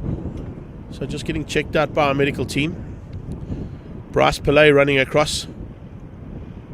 Let's see if he can get some assistance to get his car maybe back into the battleground. With the red flag, he could be able to get back in time. So there is a chance there. I don't think Roshan Goodman's going to be able to get back on. He seemed to have a bit of front end damage there. You can see that right wheel is not pointing in the right direction.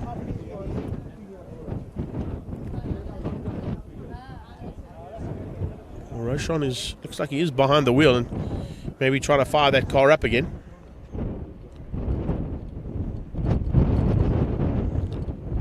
Okay, I can see Dave has gone to chat there with Eric Schultz, the COC, to try and bring us that information if he can.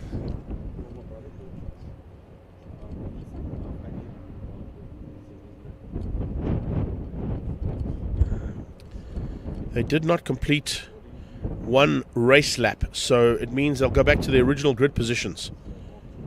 If I've got my rules right. See, a couple of guys have got some battle scars. There's Mo Carodio walking up to the medics as well, just to make sure he's okay. There's Roshan Goodman coming across the track. He probably also wants to have a quick chat there, make sure he's okay.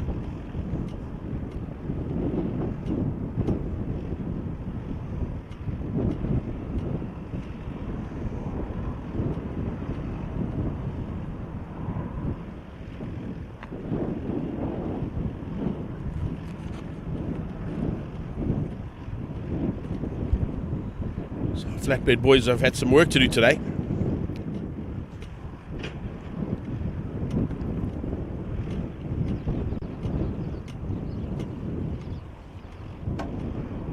It's a pity to lose those two cars. It looked like they were going to be in for a good fight there. That's kind of what happens. Unfortunately, these guys are used to sprint races, so the mindset might not have been right there for that race. You can't win an endurance race on the first lap into turn 1. You have to be there at the end of 40 minutes. And unfortunately, it doesn't look like the Fast 5 Motorsport and Lee Thompson Racing Polo or Rasley Harris's Polo are going to be there. We definitely know Roshan Goodman's Team Red Racing and Mzansi Motorsport Polo is not going to be there. I see Dave making his way back to us here. Hopefully going to have that information for us. Here he comes. What do they say, Dave Peterson? No safety car, so that's null and void. That's it. Okay, so we go racing for 40 minutes now on the restart.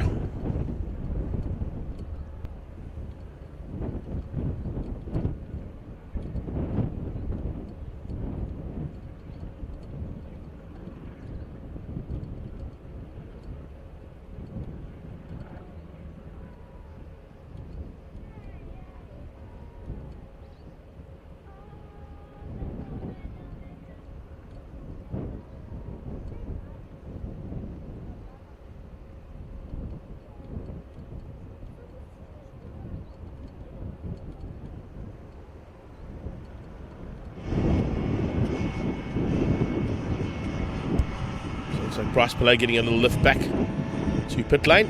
Marshall's going to have to try and clean up as quickly as much as possible.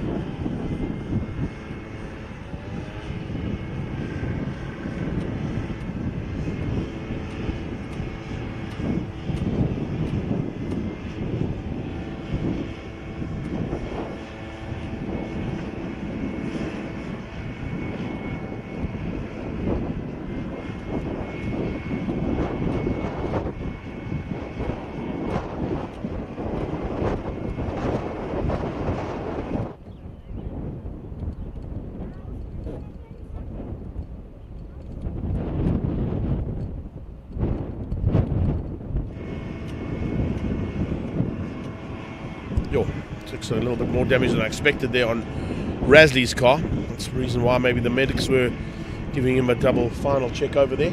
Looks like he took a lot more of a knock than what originally it looked like.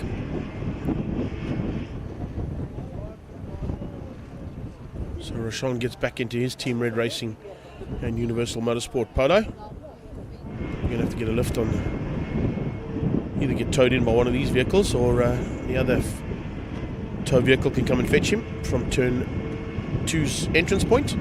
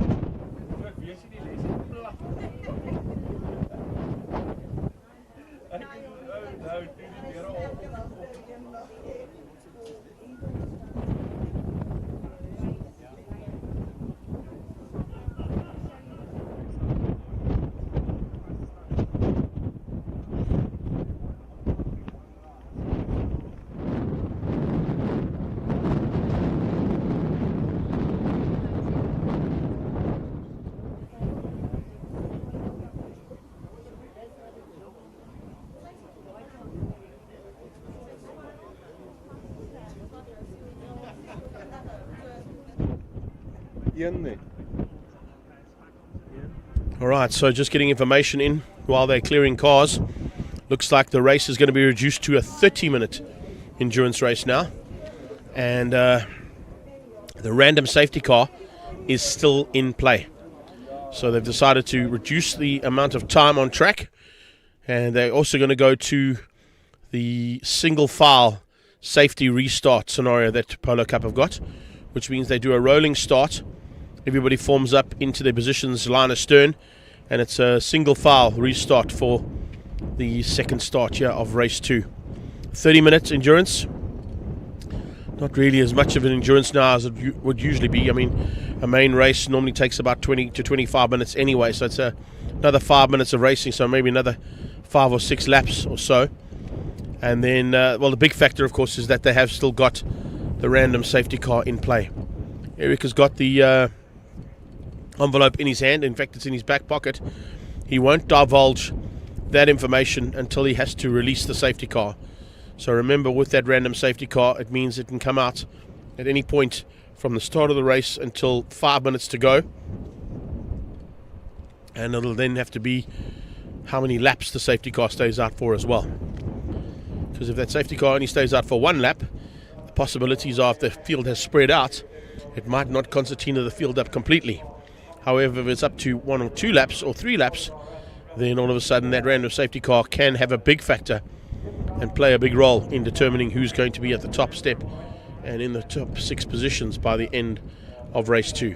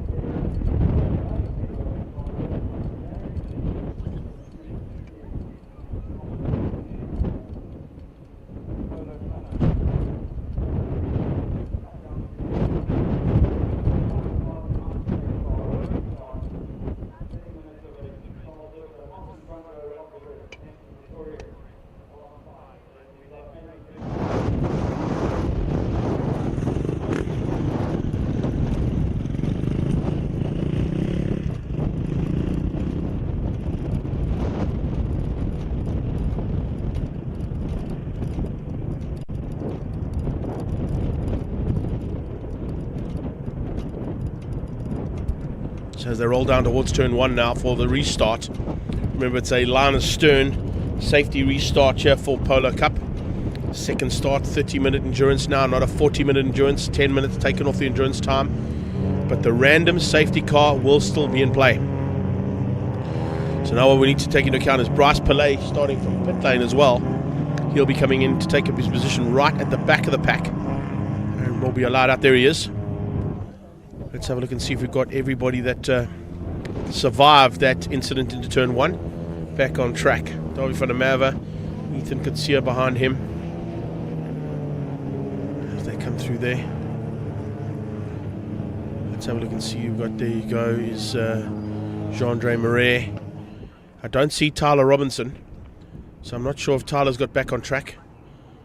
He might have had a little bit of damage, and I'm sure Team Red will be working to try and get that car back on track if they can. Jason Loosemore is definitely there. Here he is, just coming from left to right, trying to get some heat back into those Dunlop tyres. Foreign to Davy van der Merwe, Ethan Kutsia, Dean Fenter, Jean-Andre Marais, and at the back is Bryce Pillay. So yeah, no Rashawn Goodman, no Tyler Robinson, no Rasley Harris, and definitely no Mo Karodia. So as the safety car pulls off the circuit, Ian Riddle doing an amazing job there as our safety car driver today. It's now up to Charles Visser to dictate the pace. But everybody must go line astern.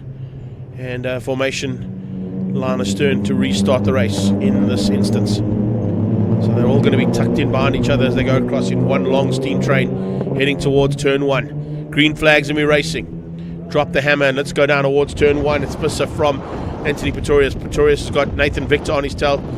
Gio looking for a way through early on.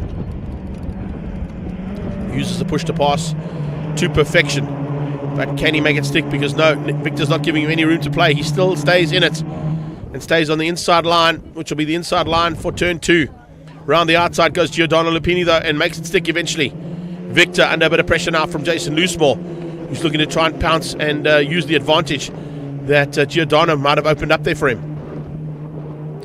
Visser getting away at the front. Pretorius goes defensive to keep out the pack behind. Jason Loosemore now tries to go inside line there on Victor. He sees him coming, shuts the door. Foreign Bush has got Davy van der Merwe and Ethan Kutsia behind him. Then it's Jean-Andre Marais going on the inside of Dean Fenter at the back of the pack. So the Stu Davidson and Sons machine trying to find a way through there on the VDN and an M-Town car. And unfortunately loses out there to Bryce Pillay as he runs wide out of Chevy Sweep. So they come to complete the first lap. Remember, this is 30 minutes of race action coming away with the potential of a random safety car to come out at any point. We're not sure when that safety car is going to be deployed. Only the COC has that in his pocket in an envelope, which Charles Visser would have pulled out and said, right, that's the envelope I want, and that will dictate when the safety car comes out. It can literally be any time during the next 25 or so minutes of race action. So they've reduced it to 30 minutes. They've kept the safety car in, and we are racing for the second time here on race 2 of the Comcare Polo Cup. Onto the back straight they go, up towards the hairpin. Visser pulling away now and controlling things from the front end admirably. But it's due to the fact that Pretorius is trying to keep everybody else at bay and driving defensively to keep out Giordano Lupini, Nathan Victor and Jason Loosemore.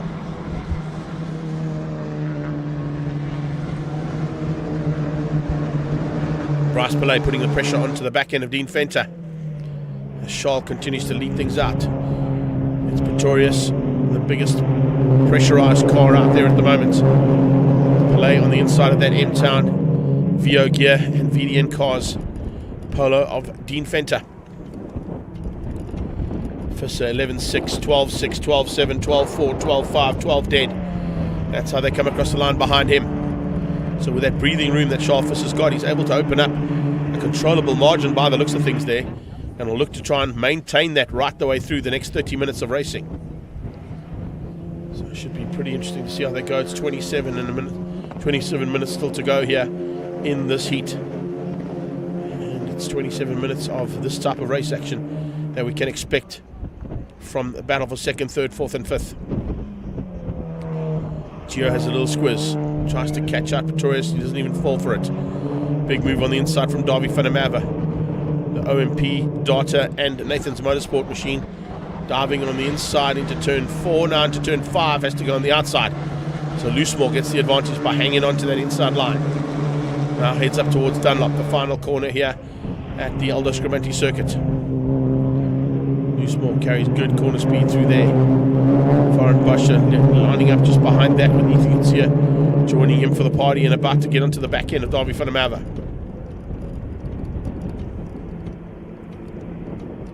Now towards turn 1. Does Lupini just try and use the slipstream this time and not a push to pass? Yes, but no push to pass mechanism there. And the bucketless car is under pressure big time. Gio looks inside, tries to force a maneuver there on Pretorius. Pretorius shuts the door. Here we go. Out of turn 2 and 3 they come. Left hand flick up towards 4. Hanger sweep in a Polo is pretty hair raising. And you can see just how they're all clipping that inside curb and getting the cars just a little unsettled. Bucketless Racing, OMP machine of Pretorius still keeping the rest of this pack behind him.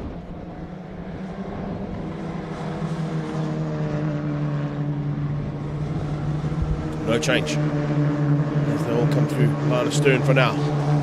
Maybe just waiting in In an endurance race, the waiting game is definitely part of the strategy. You don't want to show your cards too early, but you can't go too late either. Otherwise you might be caught with not enough laps in hand. Visser has been the controlling and dominating force this weekend. He really has been unmatched since qualifying. Yes, Ethan Coetzee initially was the man setting the pace in the early stages of free practice yesterday. But you can see Coetzee sitting down in 8th place right now. Hasn't been able to progress with the amount of progress he'd already made. There's a change up. Davy van der Merwe squeezing through and getting ahead now of Loosemore, who now falls straight into the clutches there of Farin Basha for the QV Motorsport team. Basha almost instantaneously on the attack to the back end of Jason Loosemore. Basha's got his own problems though with Lee Thompson Racing and the JRT Polo of Ethan Coetzee.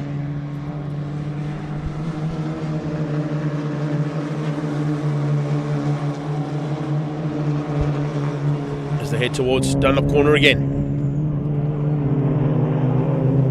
So Gio now. Can he use the slipstream? Will he go push to pass? Let's have a look and see. He's right underneath the exhaust pipe there. Pretorius heading towards turn 1. And everything.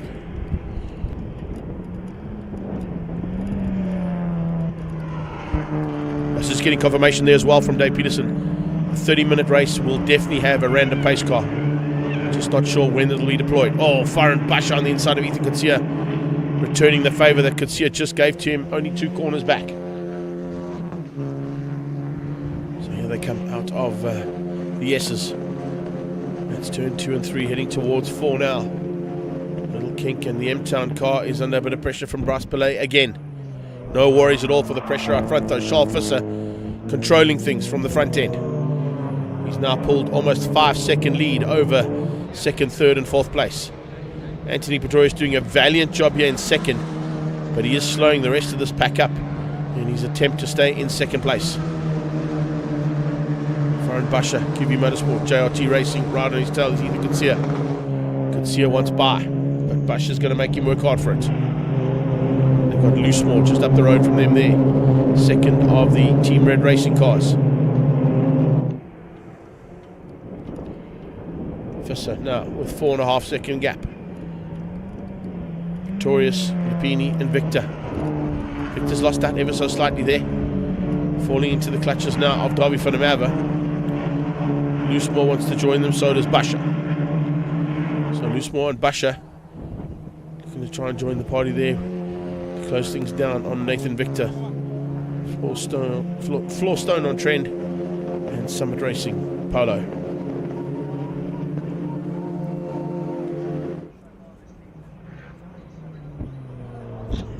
So here we go, up towards turn 5, the hairpin. Gio looking for a way through, can't find it though. Pretorius has placed that car perfectly almost all race long. And by doing so, there's been no answer to the attack that Giordano has been placing onto Pretorius. Lupini will keep chipping away though. You can see he's not going to give it up without a fight. Same thing can be said here from Ethan Coetzee's point of view. He starts to get onto the back end of Farin Basha with that new door on the side of the car.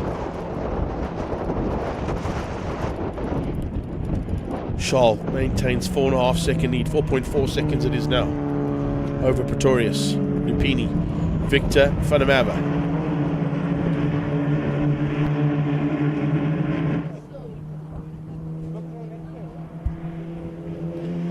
Here they come into the S's now. What you need to start playing around with, of course, is we are 7 laps into this second race.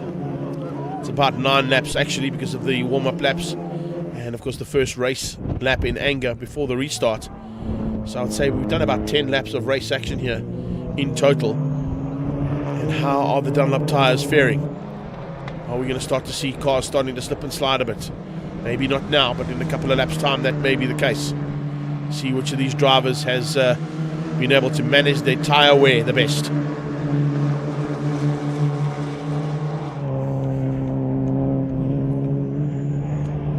Dunlop corner they go right now, all praying that there's enough Dunlop rubber on these tyres to get them through to the end of the race and potentially up onto the podium. It might not be the top step. I think that one is basically sorted out. Visser, Pretorius now pulling away slightly from Gio. Gio actually falling into the clutches there of Victor and Van der Merwe.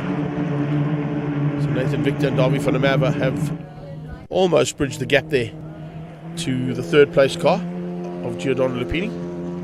Talkcraft and Paybar are his big sponsors, and of course Bullion IT helping him out as well to get him here.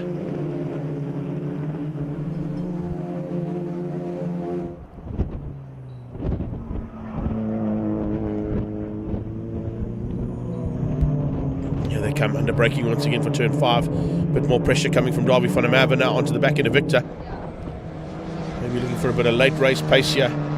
One man that certainly would know how to set up a car for an endurance race, having taken a couple of victories in Polos and in Polo SupaCup category cars in endurance racing, is Graham Nathan. And of course Graham Nathan is the man who preps the car for Davy van der Merwe. So is that going to be jewel in his crown there to help him get to the front end?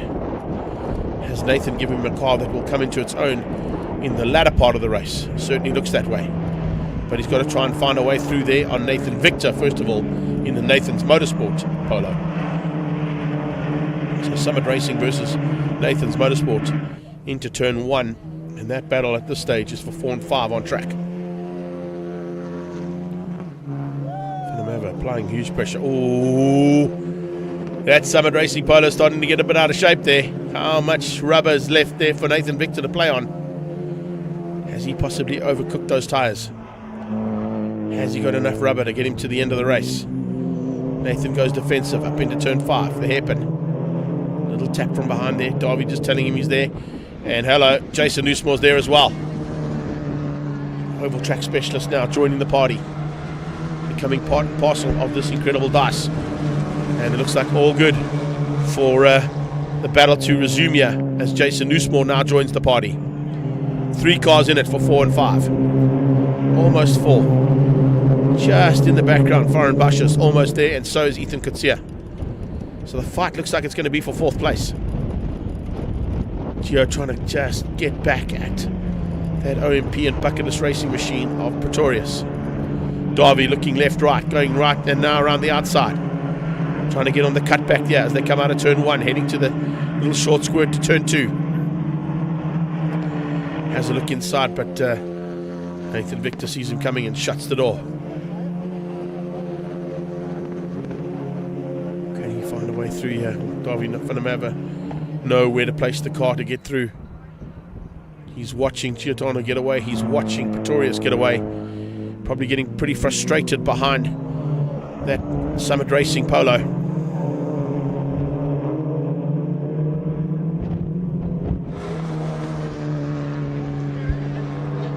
Jason Newsmore is itching to pounce as well.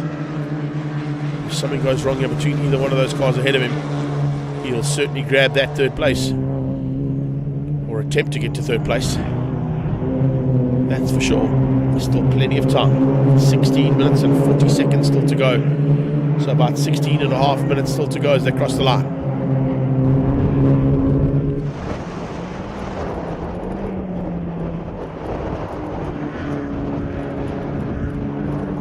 Down towards turn 1 yet again, these 5. Busher with Kutsia right with him.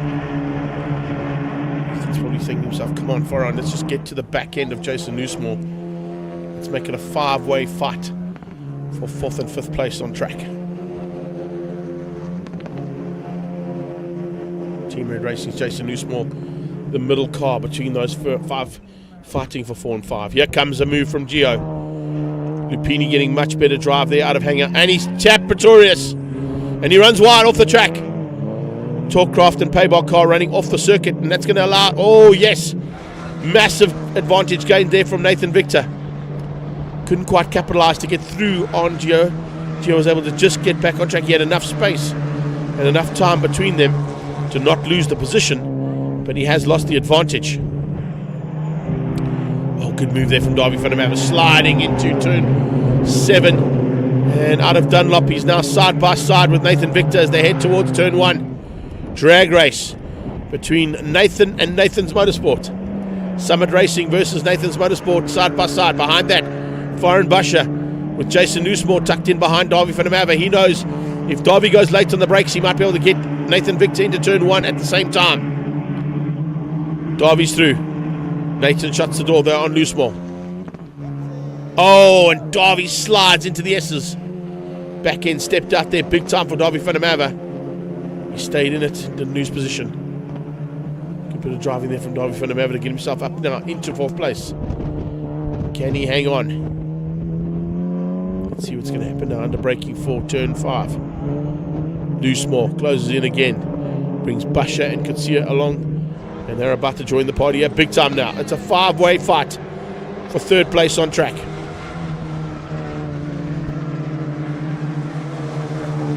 Sorry, make that 4th place, Greg. Yes. Oh! Hello! Random safety car has been deployed. Didn't see the safety car boards, but the safety car has been deployed now. Jean-Ray Marais might have to give that position back. I don't think he's seen the safety car. No, he hasn't. So the safety car has been deployed. Now, how long is the safety car period going to be? That's what we need to take into account now. Have they sent that information like they said they would? Probably not. No, they haven't sent it. Sorry, guys, I can't help you. I thought we might get to see how many laps the safety car is going to be now. So safety car has been deployed. Now we wait to see how many laps we stay under safety car.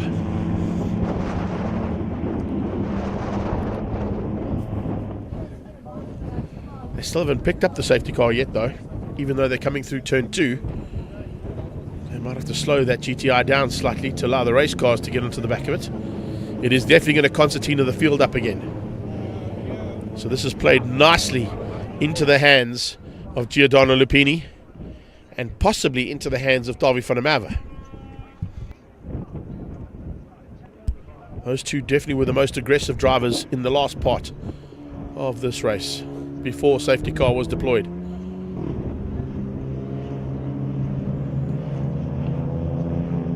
As they come out of turn 5, Basha, Kutsia, Dean Fenter, Bryce Pillay, Jean-Andre Marais. Front of the field, Charles Visser. Charles trying to stay in touch with that safety car as much as possible, but not right on its bumper. He wants to try and catch this field out, depending on how many laps we stay under safety. Moira Thompson, just to let you know, it is a random safety car, part of the rules of this race, just to put in a little bit of a different way of handling it. The rules stated there must be a random safety car to allow this to happen, allow the concertina effect to happen in case the field had got spread out too much. Remember in the restart, because of the restart, there was a safety car that was deployed, so had they not had to red flag the race, that safety car would not have been deployed again. So the rules stated that there is a safety car. There's no cars involved in any incidents around the track. It's literally just a random safety car to bring the field back into the clutches of their competitors and rivals fighting for honours. That's the reason for the safety car.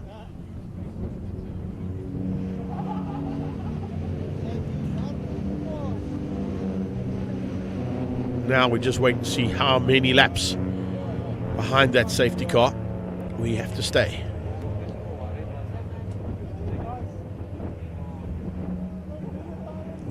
It looks like the lights were out coming out of hangar. The lights are out, so it was for 2 laps. Lights are out on the safety car. We are about to go racing again. Charles Visser will dictate the pace. It will be Linus Stern again across the line, and no overtaking until they've passed the start-finish line. But you can see the safety car now pulling away after 2 laps of holding the field up, just to concertina them back into each other's grasps. And we've now got 10.5 minutes to go. So Charles Visser can dictate when he puts the loud pedal down. He will try and hold them all up as long as possible. Try and catch them napping if he can. Visser, Pretorius, Lupini, Van der Merwe, Victor. And the top 6 is made up of Jason Loosemore. They drop the hammer again, and Charles Visser immediately goes to a push to pass, trying to break a little bit of the toe there that Anthony Pretorius was trying to use to his advantage. They head down into turn 1. Everybody stays on track this time. Jean-Andre Marais trying to find a way through on the inside of Bryce Pillay as they come out of turn 1 heading into the S's. Look at that. As I said, Davy van der Merwe definitely capitalized on the fact that the safety car was deployed, and he's now attacking Giordano Lupini for third. Davy wants that third spot. He would love to be on the overall podium, but he'd also love to be on race 2's podium in third place. Possibly still even higher with 9.5 minutes still to go.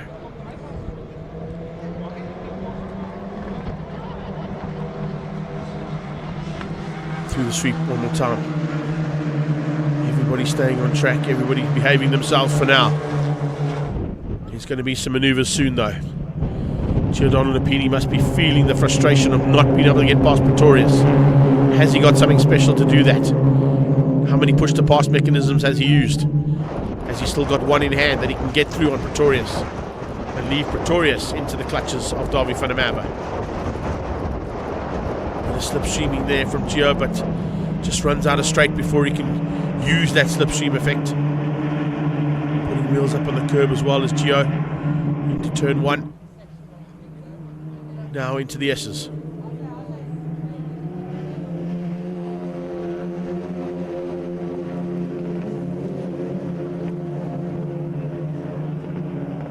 Loosemore's there as well. He's not giving up. He's definitely looking for a way through there on Victor, putting pressure on to Nathan Victor as well. In the background, that was Faran Basha out of shape. Faran Basha was sideways, out of hanger. And Ethan Garcia just couldn't capitalize on that little mistake that Faran Basha made coming out of turn 4. At this stage, those tyres must be crying out. They've got great traction, these Dunlops, but when you've pushed them this hard, and they're not endurance-style tyres, means you're going to have to watch the wear and tear on your tyres all the time. Management of the rubber is important. So another lap down. 7 minutes and 40 seconds still to go.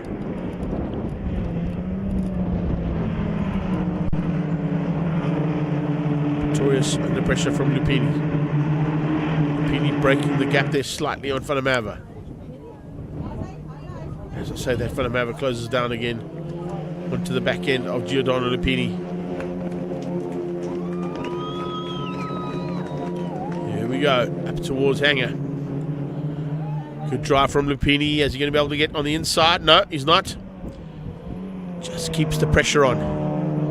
Constant pressure onto Pretorius, waiting for him to break at some point. Will that constant pressure eventually pay off? Well, the pressure's fallen back onto his own tailpiece now, as he has to watch those rearview mirrors and Davy van der Merwe's attack. Not an easy position to be in there for Gio, wanting to attack Pretorius ahead of him and having to fend and defend the Nathan's Motorsport car behind him. Another lap down. Visser hanging on, completing 18 laps in total right now. 6.5 minutes still to go.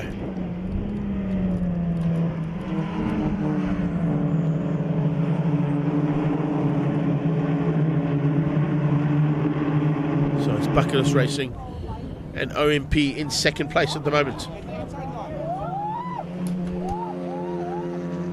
The pressure is on there big time. Gio looking for a way past. Can't find it just yet, but if he opens up that door, I can tell you right now, Davy van der Merwe is going through as well. So Pretorius is not just fending off one car, he's defending off 4 cars, because Victor's joined into the back end there as well, like a Fenta trailer. He slots right onto the bumper there of Davy van der Merwe. And there's just a little bit of breathing room there to Jason Loosemore, the second of the Team Red Racing machines. This is poised on a knife edge here for the final 5.5 minutes.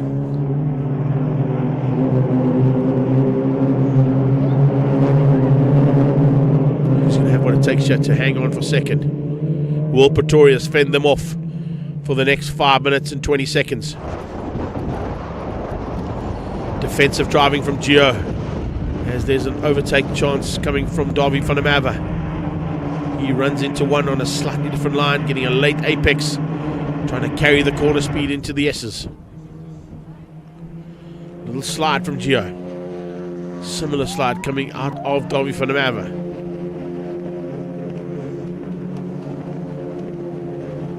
Pretty awesome stuff here between these first 5 cars. Amazing stuff from Charles. Look at the gap he's pulled. He's maintained 3.2 seconds or 3 seconds-ish throughout the race. Went up to about 4.9 at one point, and then the safety car was deployed. Florent Bascher still feeling the pressure from Ethan Coetzee, and now Dean Venter there as well. Andre Marais would love to be just 2 car lengths up the road from where he is right now. Slot into the back of this little battle. It's literally bumper to bumper racing that they're going to here as they come down across the finish line again. 4 minutes to go. 4 minutes of race action coming away, and not much has changed here, unfortunately. But in this last 4 minutes, what is Coetzee going to do? What is Venter going to do? Can Carodia keep them out? Can Bascher keep them out? I beg your pardon. Bit of pressure once again onto Victor, coming from Jason Loosemore. Renegade Racing, Team Red Racing, and Universal Motorsport car there of Loosemore. An oval track specialist, but now, as I said earlier on, certainly becoming a big factor in Polo Cup racing as well. Defensive driving coming out of Florent Bascher to keep out Coetzee. Coetzee now having to go defensive himself to keep out Dean Venter. And Venter's worried about that orange machine from Stu Davidson and Sons. Jean-Ray Marais. Coetzee runs wide. Opens up the door. Venter trying to get on the inside there of him. Can he make it stick? No, he can't. So Jean-Ray Marais is now on the roof, or the side, or in the inside, or trying to get through the bonnet any way he can to try and find a way through. It's not easy. Venter doing the same thing, literally trying to drive through the bumper of Ethan Coetzee to find a way past. The frustration levels must be huge in these drivers trying to make their way ahead of the competitors that have kept them out for so long. We got 2.5 minutes of racing to go, so probably 2 more laps of race action to come your way here in the now 30-minute endurance race. Pretorius goes defensive. Gio just follows him through. Davy van der Merwe trying to find a way past both of them. 12-3 out of Visser, 12-7, 12-7 and a 12-8 out of Pretorius, Lupini and van der Merwe respectively. 12-9 from Loosemore. It's dropped him back slightly.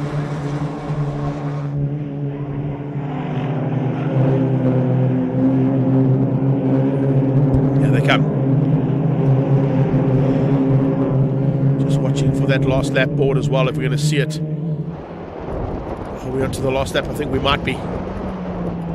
Possibilities of 1 minute 34. Well, maybe we've got another lap to go. Maybe 2 laps still to go here. So they haven't quite put out the last lap board just yet. Pretorius has to hang on. Visser's done this to perfection. The perfect weekend in PE for Charles Visser in Polo Cup, alliteration aside. Visser, Pretorius, Lupini and van der Merwe. Are there going to be some do or die maneuvers here? Are they going to settle for the points that they've got at the moment and not risk anything? Highly unlikely. Polo Cup, that's highly unlikely. Davy, there he goes. Trying to put a nose on the inside of Giordano Lupini's Talkcraft Payball car. And the Nathan's Motorsport and OMP sponsored machine looking for a way by. Around the outside goes Davy, pushing through the cutback. Jason Loosemore, similar line to what Davy did. Trying to find a way through there on Nathan Victor. Davy runs wide though, puts a wheel on the dirt. Still no last lap board. So they're going to run them right to the 30 minutes before they bring that last lap board out? I think they are. So it's 30 minutes of racing coming your way here, courtesy of Comcare Polo Cup. Those Ferodo brakes must be cooking right now. The Dunlops are crying out. They've been pushed harder than they've ever been pushed. And it's certainly turned into a really epic little chess battle here between a couple of very, very hot contenders in this category. Faran Basha keeps out Kutsia, keeps out Fenta. Pretorius keeps out Giordano Lupini and Darby van der Merwe. Victor has not succumbed to the pressure there from Jason Newsmore.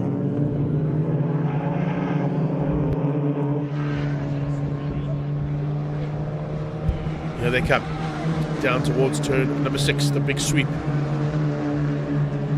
Looks like Checkered Flag might be on standby here. They've gone to 30 minutes exactly. Checkered Flag is going to come out here, and Charles Visser is going to make it the perfect weekend in PE. Pole position in both races, and 2 wins out of 2 starts for Polo Cup. That's the way you want to be heading to the next round at East London Grand Prix Circuit for Team Red Racing, and your championship leader Charles Visser takes the victory from Anthony Pretorius. Giordano Lupini comes through for 3rd, beating Darby van der Merwe and fending off his attack all race long.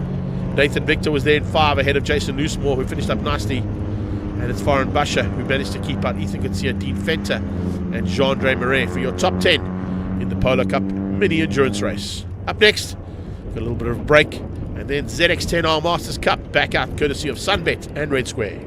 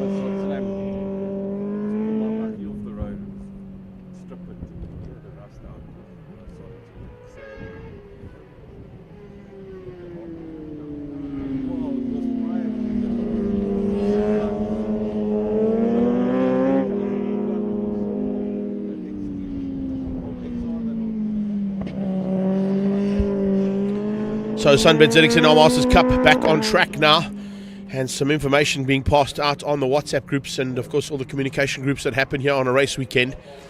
Just seen that there is a revision on the grid, and there's also a revised race 1 result that sees both Dave Endicott and Peter de Vos excluded from the results from race 1 due to both of them running a lithium-ion battery on their bikes, which contravenes the rules for ZXNR Masters Cup. Everybody has to run the same batteries, all the same bikes, etc., etc. Engine and electronics are all sealed so that there's no, people messing around with changing what they can to modify bikes to take away the advantage of a single make series. We've seen how well the series works in the past, and it continues to work as well here this weekend. But unfortunately, Dave Endicott and Peter de Vos both excluded for running lithium-ion batteries on their ZX10s. So they will start at the back of each of their respective classes for race number 2. Jason Lamb maintained the win ahead of Trevor Westman, and Graham Van Berard got promoted up 1 to 3rd place. Brian Bontekoning will win out Class C ahead of Clint Munton and Johan Leroux, which means that Trevor Westman beat out Hein McMahon and Renatus van Niekerk for Class A. So we now stand by for race 2 action here from the SunBet ZXNR Masters Cup, powered by Red Square, shod with Bridgestone tyres on the Kawasaki ZX10R 1000 cc's. And looking forward to putting those bets down as to who's going to win here for race number 2 in SunBet's ZX10R Masters Cup. We got one more lap to get some heat into the rubber. It's a little warm-up lap. They've done their sighter, and we are about to go and get the second heat underway. Are we going straight to racing? Possibly. Yes, we look like we might be. No, it is the warm-up lap. No, still a warm-up lap to go. Just checking. They don't normally put the 30-second board out, but of course down here they might have changed the rules slightly. It's the way to do it, yeah, for sure. But at other tracks that we've been to, they would literally just get the MSA or green flag waved to set them on their way.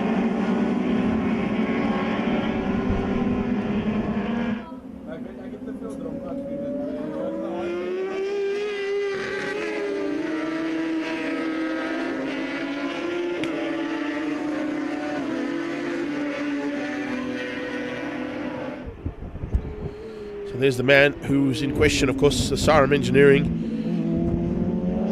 Ravenol and Motorwise Kawasaki of Dave Endicott, and the John Gonjosi outsourcing Kawasaki of Peter de Vos, found to be in contravention of the battery rule.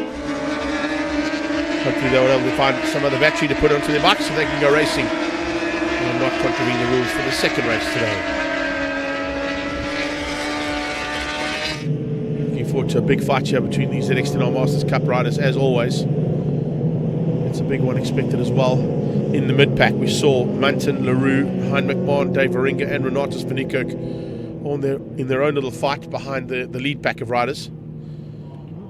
Brian Bontekoning got a fantastic start in race number 1. Can he do another one in race 2 from what would be the second row of the grid?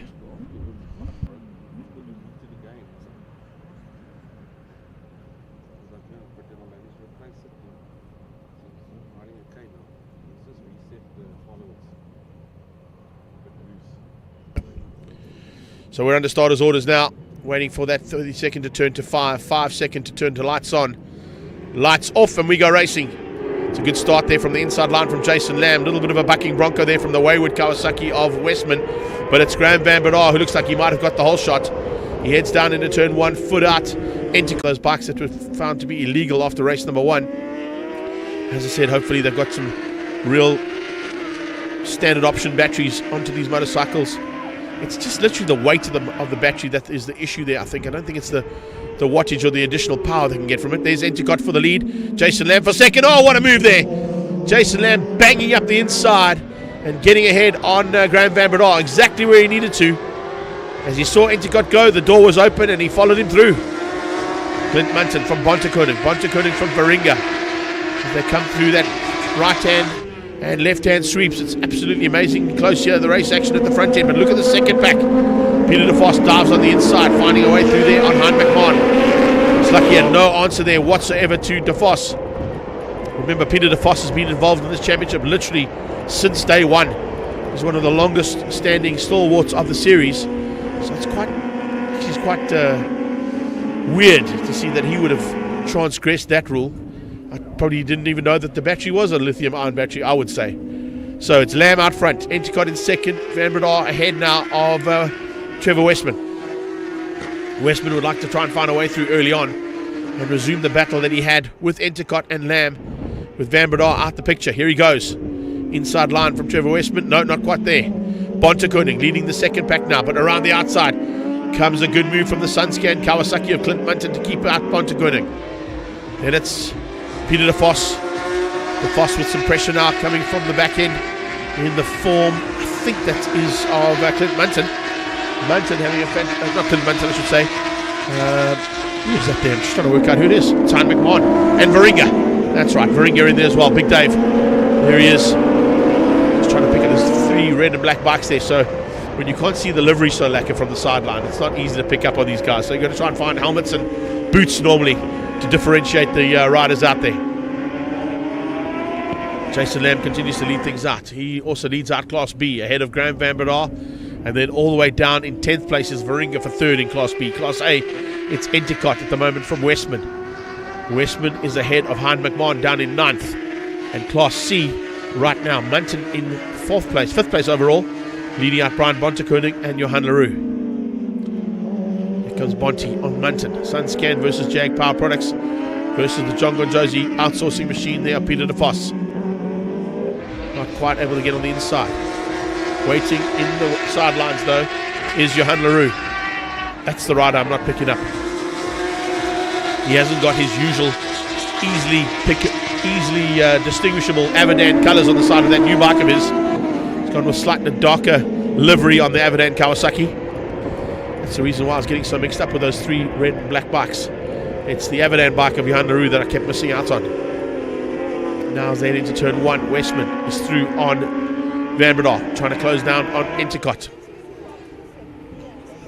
Dave Endicott now trying to close the gap there between himself and Jason Lamb. Jason Lamb controlling things from the front as he did in race number 1. They went on numerous occasions to try and find a way past him, but he knows exactly where to place this motorcycle to stay in the front of this race. And he's doing it again here to perfection for now. Here comes Westman though. Motor-wise, Sarum Engineering Kawasaki taking on the wayward Kawasaki of the killer Westman. And Trev wants by, but he can't find a way through just yet. Good corner speed there from both of those Kawasaki's. Rolling through the Chevy sweep. And now under braking up into Dunlop. There's Westman. Squeezes through. And finds a way past. Change of surface flag being shown. I wonder where that is for. Change of surface possibly down into turn 1. Just warning the riders maybe of a little bit of debris that's been brought onto the track. Let's see if it affects anybody. No, Westman's not even worried about it. He dives on the inside of Endicott and moves up into second. So it's Westman now into second place. He will now put the pressure onto the back end of Jason Lamb, the leader.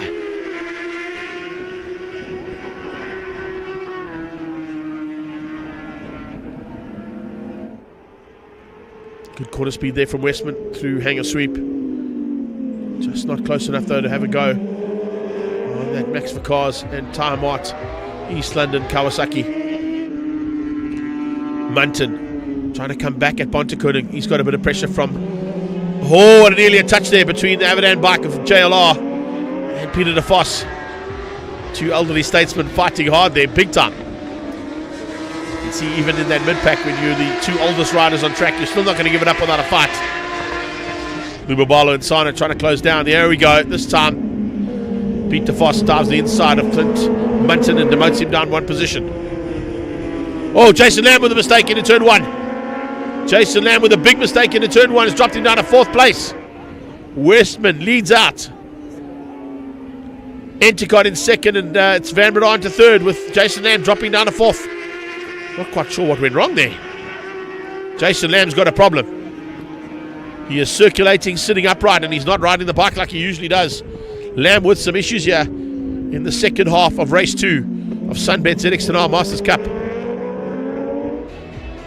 Here we go. Will Jason Lamb be able to recover? We'll have to wait and see. Right now, it doesn't look like he can. Here comes Peter de Vos on Bonte. Bonte Koenig just shuts the door. Jag Power Products Kawasaki for fifth, I beg your pardon. Ahead of Peter de Vos. De Vos ahead of Munton. Then it's the Avanan bike of Johan LaRue, JLR. Keeping out Slucky. Hein McMahon on that K9 security machine. Westman pulling a big gap now. Intercott being eaten around the outside by Jason. Oh, what a move there by Jason. Listen to me, not Jason. By Graham Van Breda. Van Breda's, of course, son is Jason Van Breda. That's Graham on the bike this time. As he comes out of turn 2, the S's. Pulls away slightly now from that Motorwise Sarum Engineering bike of Dave Intercott. The killer is living up to his name here. He's got to the front and he's putting in those killing times. And they're going to keep the rest of these guys behind, fighting hard for second. Jason Lamb seems to have recovered. Has he got enough time? Yes. They're only just reaching the halfway stage. He's just gone over the halfway stage, in fact, of race 2. So Lamb has got time to come back. He might be able to get Intercott. He might be able to get Van Breda. I'm not sure if you'll be able to get Trevor Westman. Not when Killer is in this mood. Trevor Westman, massive advantage now over the 2nd, 3rd and 4th place battle. Bonte from De Vos. JLR now ahead of that second pack. He's now ahead of Munton and of Hein McMahon. Lamb's through on Intercott. Lamb up into 3rd place now. Sets his sights on the Stefanuni Stocks and Motul Kawasaki of Graham Van Breda. So GVBD now could be under a bit of pressure from the man from East London. What is going to be the answer here? Are we going to see a change up? Will Graham Van Breda be able to keep out Jason Lamb? So De Vos is at the front of the 2nd pack. Hein McMahon still not found a way through there on Munton.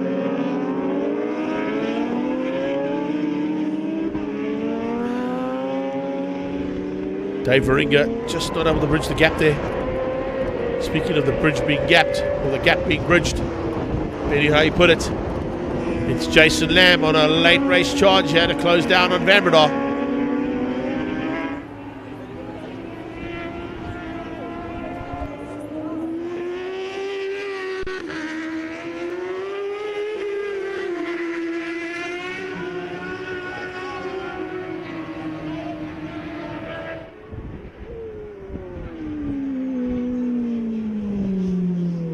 Lamb on the inside into the hairpin, and he's got him. So Jason Lamb just timed that to perfection to get through there on Graham Van Breda. Now can he hang on to it? JLR pulling away now from Munton, from Hein McMahon, and just in the background as well, Dave Varinga. I thought he was just coming into picture, but he's just outside actually. Just the angle of that last shot seems to be a little bit closer than what I thought. Trevor Westman putting in the laps though. 103.1 out of Trevor Westman to pull away from these riders. Westman certainly in with a chance of the overall victory if he stays where he is and keeps that gap. It's almost 3.5 seconds between himself and the 2nd pack. So the killer's doing it all right.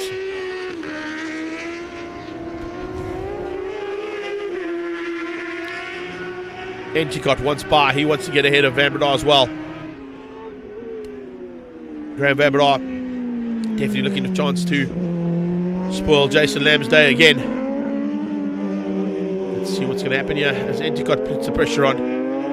Van Breda tucks in, heads down the hill into the left-hander.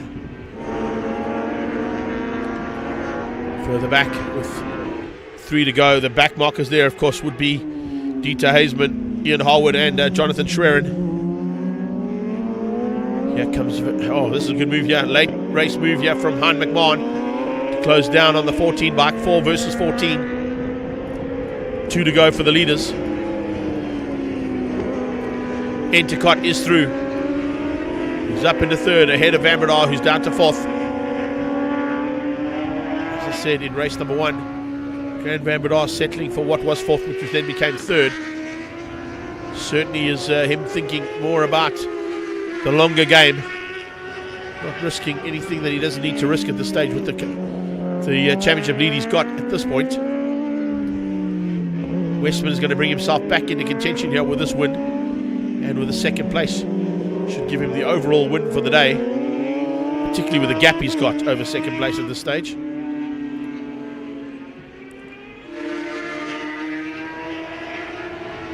DeFoss from Monty, JLR from Clint Munton. Oh, what a move here from Endicott. Late dive on the inside and about to start the last lap. Is that time to perfection? Almost the same way as we saw in Pakisa from Jason Lamb. Jason Lamb's going to try and come back into the under braking for turn 1. Lamb late on the brakes, but Endicott outguns him. It's a good run here from Dave Endicott. Perfect timing. Can he keep Jason Lamb behind him now for the rest of this lap?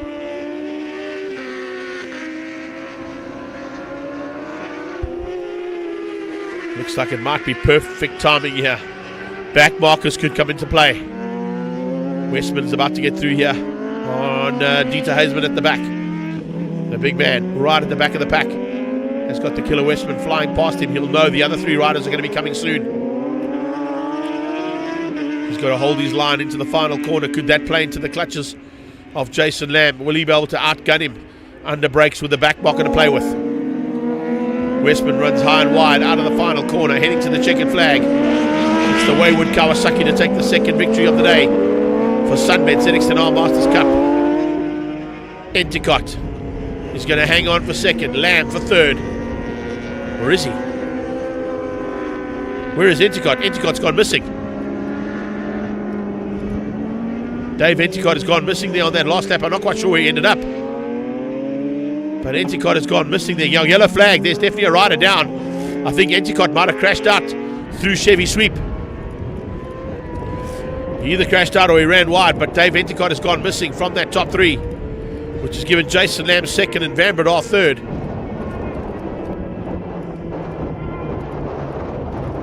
That might change things up in the overall standings as well, with Endicott going off there on the last lap with a corner and a half to go. Hope he's okay. Our cameras haven't picked up where he went off, but there's definitely a yellow flag coming out of the sweep, so I would assume he ran wide or possibly put it down on the exit of the sweep. That's a big pity there, but there is your winner, Trevor the Killer Westman, taking the victory over Jason Lamb. Graham Van Bredar in third place. If we look at the classes there, Class A went to Westman. He beat out Hein McMahon and Lubabalo and Sana, in fact. There he is. There's Endicott. Well, it doesn't look like there's any damage to the bike. I wonder if he just ran out of fuel. Something went wrong, though. Maybe a false neutral or something went wrong on that bike. But definitely not how Dave Endicott wanted to finish his day's racing. Looks like maybe, is there a bit of damage on the other side of the bike? Yeah, there is. He's put it down, unfortunately. I thought we might just stay with that shot to show the other side of the bike there, but it's okay. So let's go through that quickly. Westman takes the victory in Class A ahead of Hein McMahon, and Lubabalo and Sana actually gets third place in Class A. Class B, Jason Lamb, Graham Van Bredar, and in third place will be Dave Varinga. Class C, Peter DeFoss ahead of Brian Bontegood and Johan Leroux for ZX10R Masters Cup. The SunBet guys are done and dusted for the day. Up next we go into Mobil 1 V8 Supercars Race 2.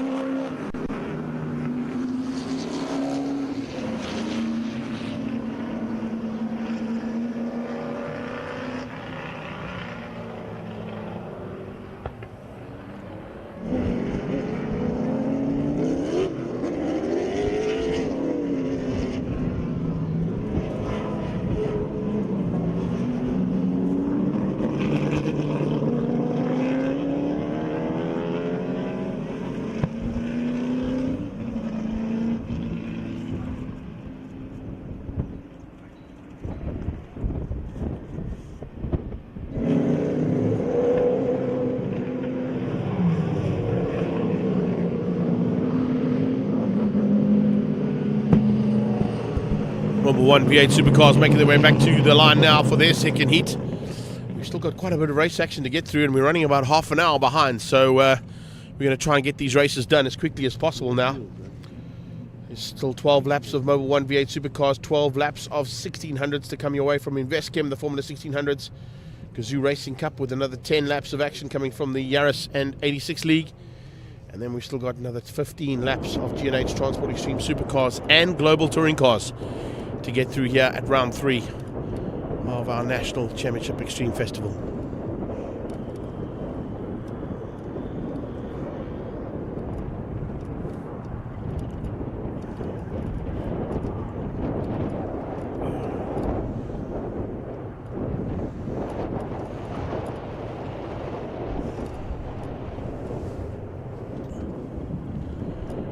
Just going to keep an eye on the reverse grid here, as always, for race 2 of Mobil 1 V8 Supercars.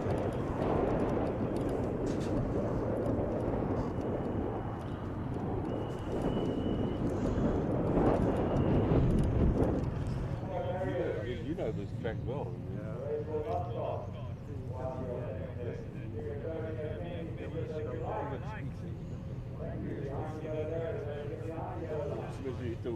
Safety car sent on its way. Just waiting for the cars to roll out.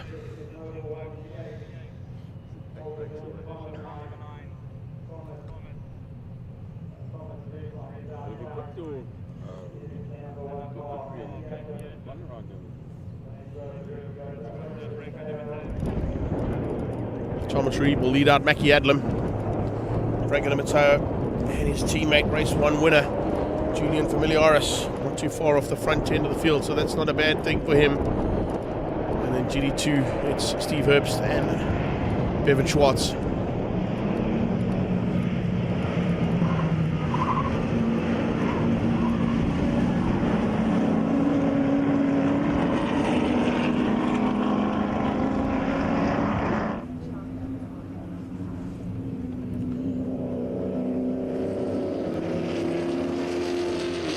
Slightly diminished rolling thunder here, not quite the full effect of 10 to 12 cars that we'd normally have. But if you were listening in on the first part of proceedings earlier on, Steve Herbst was saying to us there are a couple of cars that are being rebuilt or remanufactured into GT2 spec to try and bring a couple more drivers back into this field and to strengthen the one and once all-conquering V8 Supercar category. So work behind the scenes, hopefully going to get some more cars.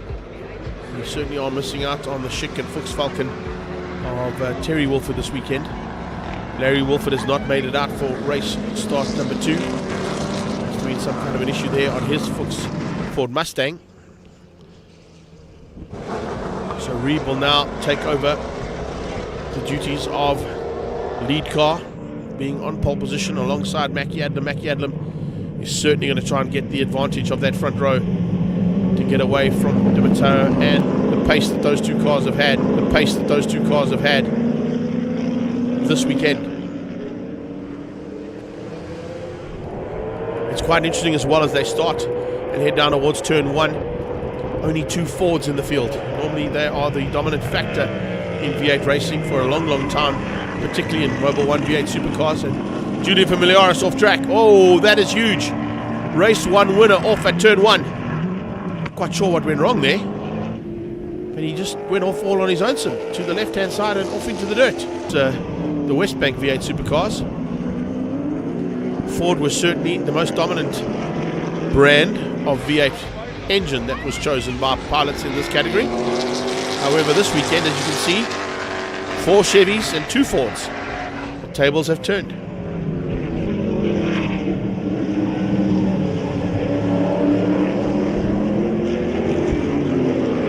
And it's a Chevy that leads out with 11 to go. Thomas Reeb in the Mobil Agri Super Fuels and Cafe 9 Automotive Chevy Lumina, heading out the 2 Ford powered Jaguar XKRs of Mackie Adlam and Franco Di Matteo.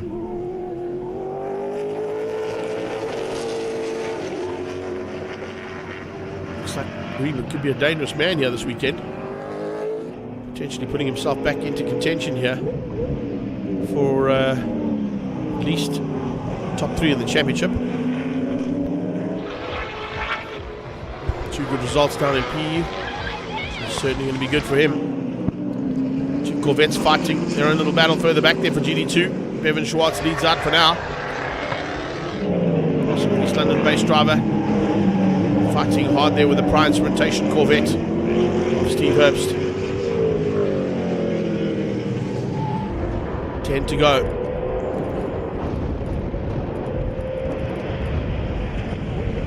Mackie Adlam has a look on the inside of turn 1. Doesn't quite go just yet. He doesn't want to go too soon. Definitely going to be looking for a way past as he watches the rearview mirrors and realizes Di Matteo's come for the body.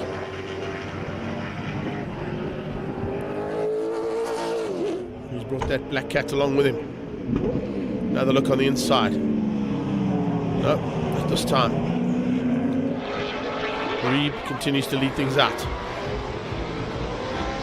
In the background, yes, Familiaris is back on track. Just seeing that Corvette so far back. I'm not sure if he's going to have an answer here to try and get to the front end of the field again.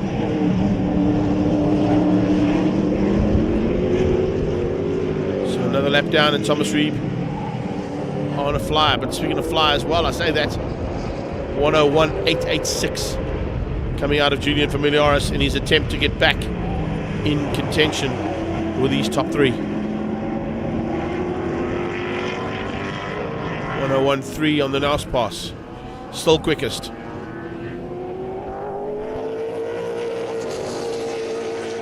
Reeb leading things out as a 101.9.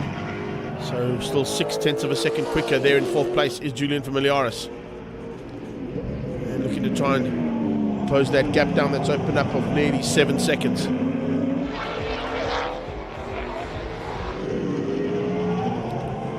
That's the man I'm talking about. In the Di Matteo Racing Corvette.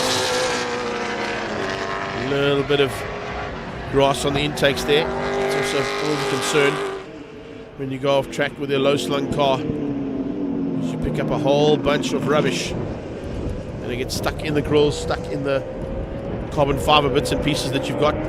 Can cause some overheating issues if they are air ducts. Can also cause some issues if you're trying to overtake.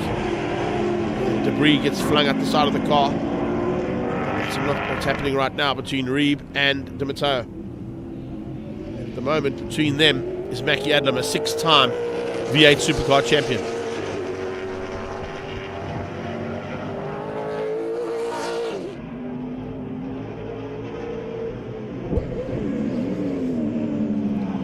So still no answer from Adlam. Maybe he's just waiting. Doesn't want to go too soon. He knows if he goes too soon, the chances of them coming back are pretty high. But he's going to have to go real soon. Just look at the progress that's being made there by Julian Familiaris. It was 7.7 seconds down to 6.5. That's not too shabby. 1.2 seconds in a lap. Schwartz defensive into the hairpin. Here we go. Is it now or never time? No, not yet. Mackie Adlam has another big look. That's all it was, just a big look into turn 1. Didn't try an outbraking maneuver, didn't try to get through there for the lead. Just showed the nose of the bonnet. And then tucked back behind Thomas Reeb.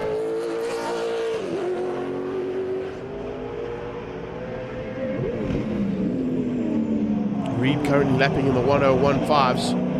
101.1s coming out of Julian Familiaris, so he's 0.4 of a second quicker than the lead car. He's definitely closing down on his teammate.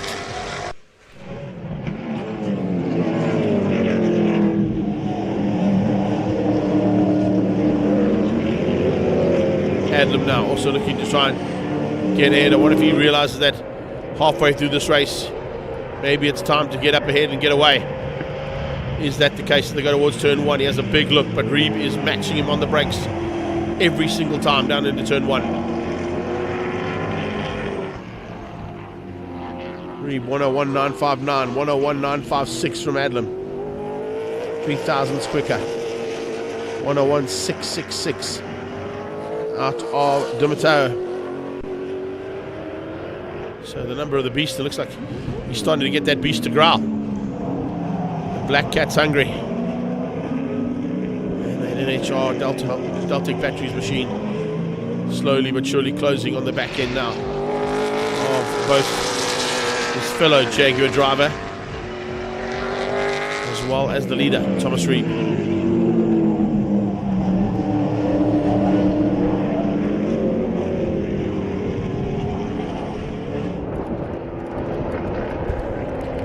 This is a good run here from Thomas Reeb. He'll certainly be happy if he can keep it all together and secure a win from the start on the reverse grid.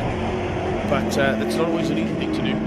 Sometimes it is, but usually when there's a bigger field, it makes it a bit more easy for you. And a lot of times drivers will sacrifice their first races to fall back and give themselves a chance of starting on that front row. That wasn't the case here with Reeb and Adlam to get that. They were gifted it with the fact that they finished in 3rd and 4th place.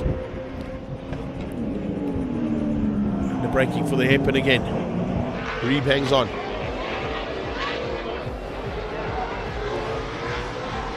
Only just to keep out Adlam and Dimitaro, who are both very eager to pounce, and it's kind of getting to that time of the race where they're going to need to.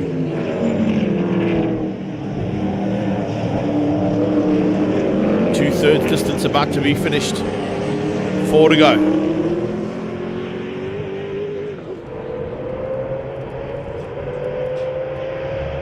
Here comes Adlam. Pulls out and slots back in again. 102s, 101s have been the fastest we've seen. 101.5 and a 101.1. What is Julian Familiar doing still in the 101.5s? So now, still quicker. Let's see how that gap's come down. Wait for the blue car. There it is. All 4 in the same shot. That hasn't been like that for a while now. Is he going to have enough time? Or is he running out of laps?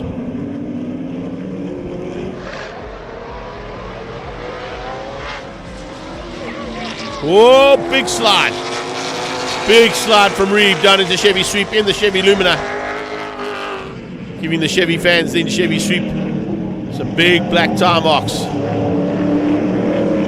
And is that what Adlam's been waiting for? 3 to go. Adlam seeing that Chevy's starting to slip and slide now. Will he put a bit more additional pressure than what he's been putting so far? No, he won't. He has another look. Tucks back behind the Chevy Lumina's rear wing. Coming up on that back marker now, Bevan Schwartz will be watching those rearview mirrors in a big way here.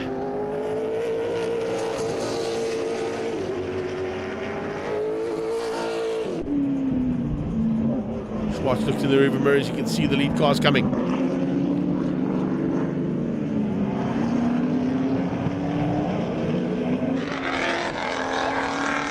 Reeb wants this victory big time. He's not going to give it up without a fight. 2.5 laps to go. And 2 back markers to contend with from GD2.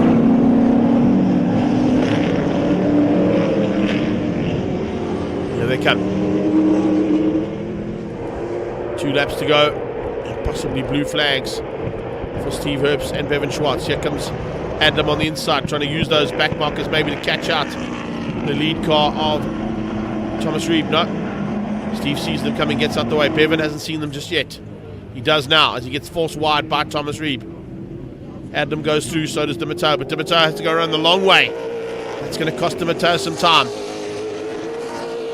Let's go the long way around the second part of the S to get through on Bevan Schwartz. So they might have just lost him a chance of catching Adlam out.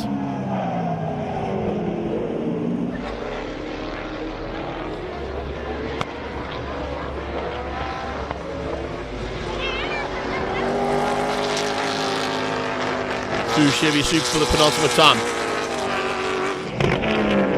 Dimitaro's being caught by Familiaris.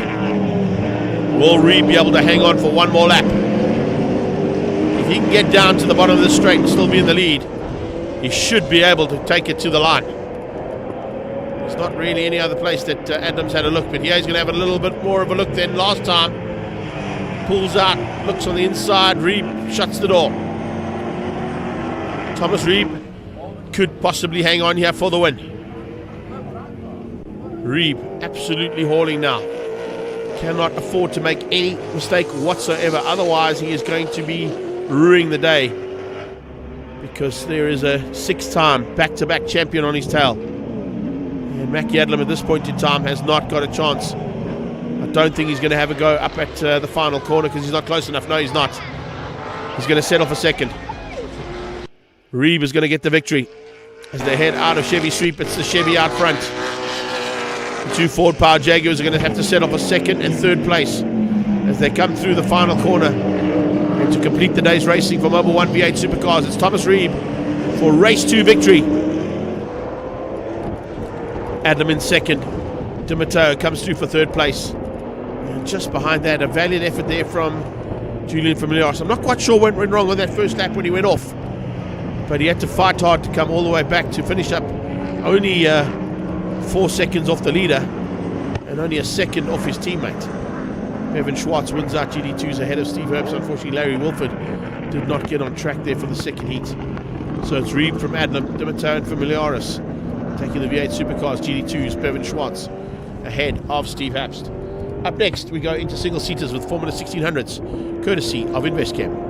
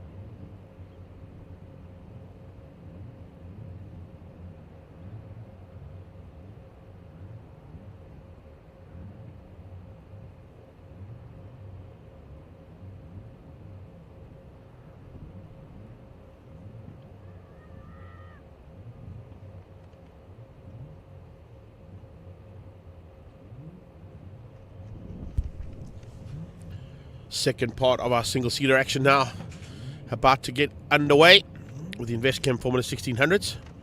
This is the biggest prize purse in South African motorsport that these drivers are fighting for. And race 2, if it's as good as the first one, it's definitely going to be one for the books. Looks like everybody's been able to rejoin after a couple of cars were involved. I'm just trying to pick up if Alex Foss is there. I don't think he is. And, well, Antoine is definitely back. Let's have a look and see as they get going now. Oh, Siabonga Mongokwana having to pull out on the line. Try and go around. Casey Ensel Smith couldn't quite get there. Foss is there. He's back in the blue and white car, fighting for about 4th place behind Jason Gutsia as they go into turn 1. So Alex Foss has been able to get back in there, and he goes almost straight into the same tangle as he was in earlier on there with Gerard Gelderneys. The two of them ended coming out of the final corner onto the inside wall and smashed into the tyre barriers. Much better start there from Karaba Malamela. He's got himself up ahead by the looks of it of is that Storm Lanfear? Yeah, Storm Lanfear. Now looking for a chance. Casey Ensel Smith inside on Andrew Schofield. The Fly Sapphire car having to give way, or does he? As he goes into Chevy Sweep, he'll have the inside line, carries good corner speed and returns the favour. Monkukwana behind Storm Lanfear. So Sears off track on the start there. Cost him a bit of time, dropped him right to the back of the pack. So Sears now going to have to tick them off one by one, starting with Lanfear, then Karaba Malamela. But it's Troy Donenshek, as we saw in race number 1, getting away. Jason Kutsia trying to go with him. And it's Van Wheelie up in the third again. Outgunning Antoine Caldenes into turn 1. So magnificent paint and hardware. And I think they've got a bit of Hamiltons on the side of that car as well, helping them out with a little bit of extra money to go racing.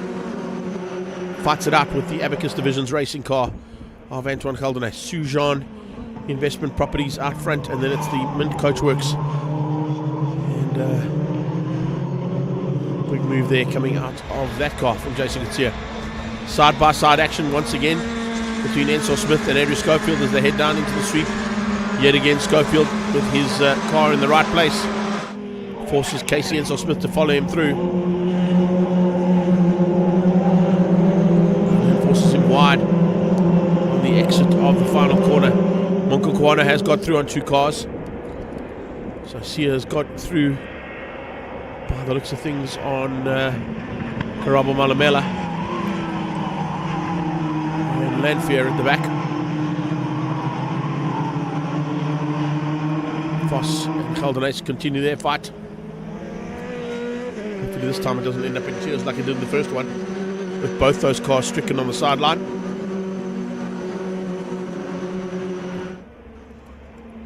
Dolenshek looking to open up a pretty commanding lead in this championship if he gets both victories here today. He's got one. Oh, a tag! Had to come at some point. Casey Ensel Smith was all over the back and looking left, right to try and find a way through there on Andrew Schofield. Schofield's car looks like it's okay. He's got going again. There was a high probability of that happening. The amount of times they've come close through Chevy Sweep. A little bit of frustration there from Casey Ensel Smith, but what it has done, it's dropped both cars to the back of the pack. So maybe just hanging in there, being a bit more patient. He's still a rookie in this class, remember, he's Casey Ensel Smith, so he's still learning the racecraft required to race Formula 1600s. And he's certainly going to learn from that little tap with Andrew Schofield.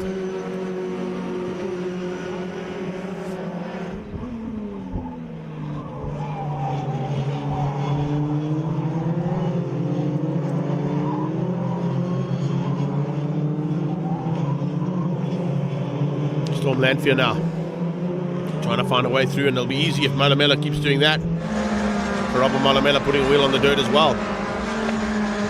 And now Storm Lanfear try to capitalise. Didn't quite get there though. But he does this time. Up into the last corner. Inside line. Lanfear's through. back down towards turn 1. Another lap completed. We're into the first third of the race being completed. 4 down and 8 still to go. Troy Dolanchek, Jason Katsia. That's how it lines up at the front end. Big gaps opening up now in that mid-pack, other than the fight here between Lanfear and Karaba Malamela. Karaba putting a wheel onto the rumble strip this time, not going onto the dirt. Let's see what happens as they come out of hanger though. No, he stays on the grey stuff, fortunately.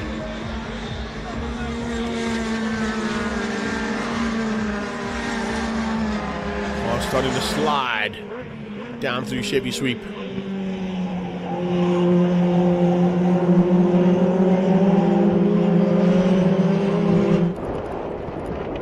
So another lap down, almost at the halfway stage.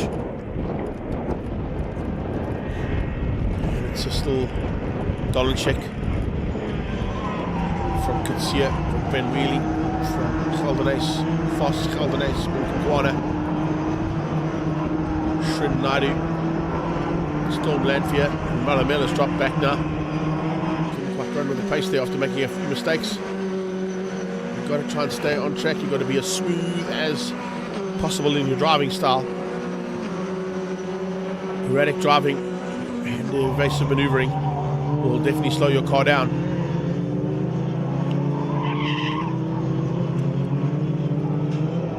Corner speed ability is also good in these cars. Slow in, fast out.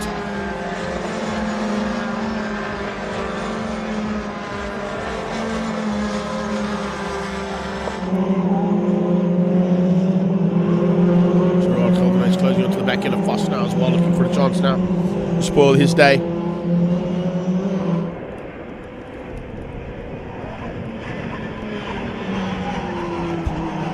Quite hot laps that we saw earlier on. It's due to the fact that the tyres might not have the same amount of grip out there because the track has cooled dramatically compared to what it was earlier this morning. So track temperature has dropped. The tyres are going to work a little bit harder. These Cooper tyres are very good. Now looking to try and hang on to the lead is Dolanchek. Got to 7 down and 5 to go. Almost the 2/3 mark.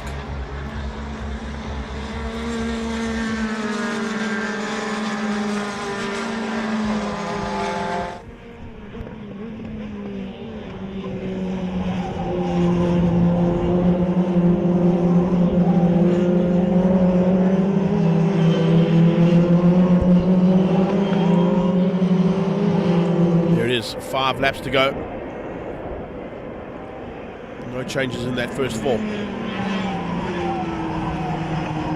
Possible changes could be coming between Foss and Gerard Geldernaes, depending on if Gerard can just get a bit closer to the back end of Alex Foss. Lost a little bit of ground there to him.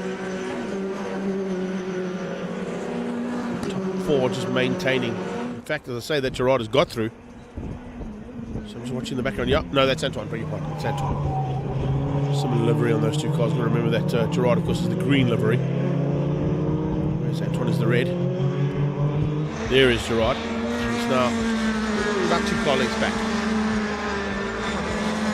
Monkakwana. So almost there. Might not have enough time in hand though. Shinada could be under a bit of pressure by the end of the next lap. Maybe not this one. And Storm Lanfear is the man who's going to put him under that pressure. 2/3 distance reached. Dolanchek continues to lead by just over a second. 1.7 down to 3rd place Van Wheelie. And a further 3.8 seconds to Antoine Geldernaes in 4th.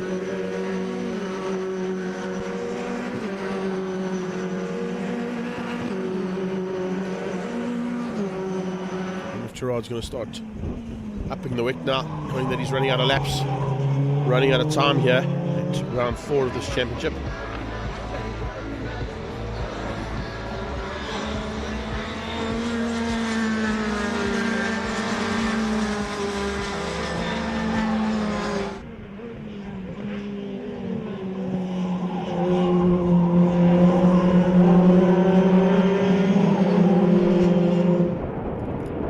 3 laps to go.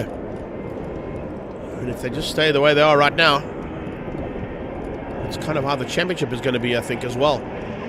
Jason Coetzee will move himself up. So will Nicholas Van Wheelie. Not quite sure if they're going to just get ahead of the Gelderhuys boys, but they may. Heading into East London Grand Prix circuit in a month's time.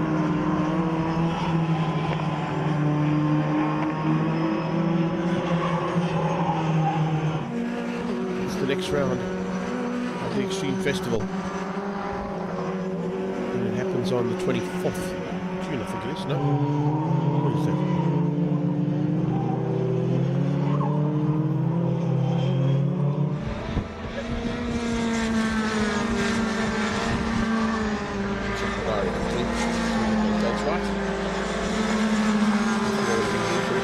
Because we want you guys there, particularly if you're down here on the Eastern Cape. 21 and 22 of July, that's when it will be happening. And of course that's at the East London Grand Prix circuit now, with these guys doing 2 more laps. I think everybody's kind of settled. Maybe not these two. No, they're not done just yet. Nadu's still going to keep out. Last ditch effort there coming from Storm Landfield.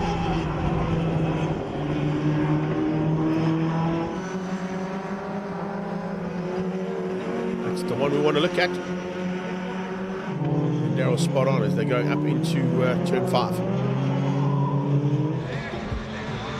Foss and Antoine will certainly be looking just to finish this one up. Foss and Gerard, I beg your pardon. No, Foss and Antoine, that's right. They were the two that came together. They definitely need to finish this up to try and stay in contention. Another DNF will not do their championship any good.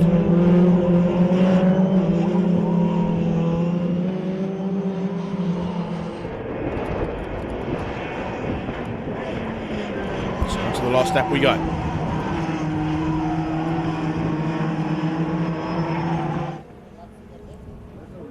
Check from Coetzee from Van Wheelie. Basically a carbon copy of the first race in terms of the top 3, although it was a lot closer. We've got Antoine Gelderhuys, Alex Foss, Gerard Gelderhuys, Monkonkwana, Naidu, and it's Storm Lanfear up into the top 9. Casey Enzo Smith has recovered nicely back into the top 10. Also could be running out of laps here with the final lap about to be completed. Last time they gear down for the final corner. To the line, to the flag. It's Dolanchek for the win. So Troy Dolanchek takes the second victory of the day here and wins out over Jason Coetzee and Nicholas Van Wheelie. Antoine Gelderhuys beats out Alex Foss and Gerard Gelderhuys, his brother.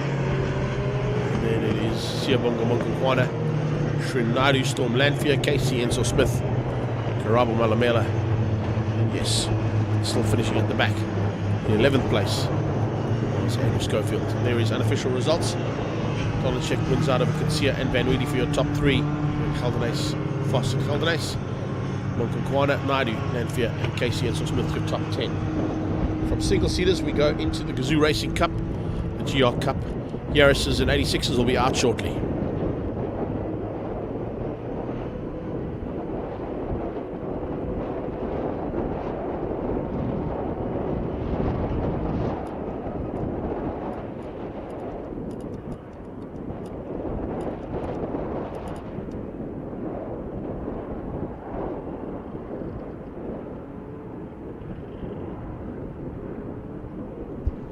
So apologies on that. We have just got a revision of the final 4 races.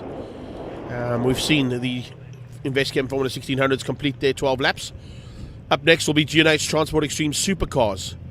15 laps of action coming your way. Then we'll go into Global Touring Cars and the SupaCup class, and we'll wrap up the day with the 8 laps of Gazoo Racing Cup. So it's G&H Transport Extreme Supercars that'll be on track shortly.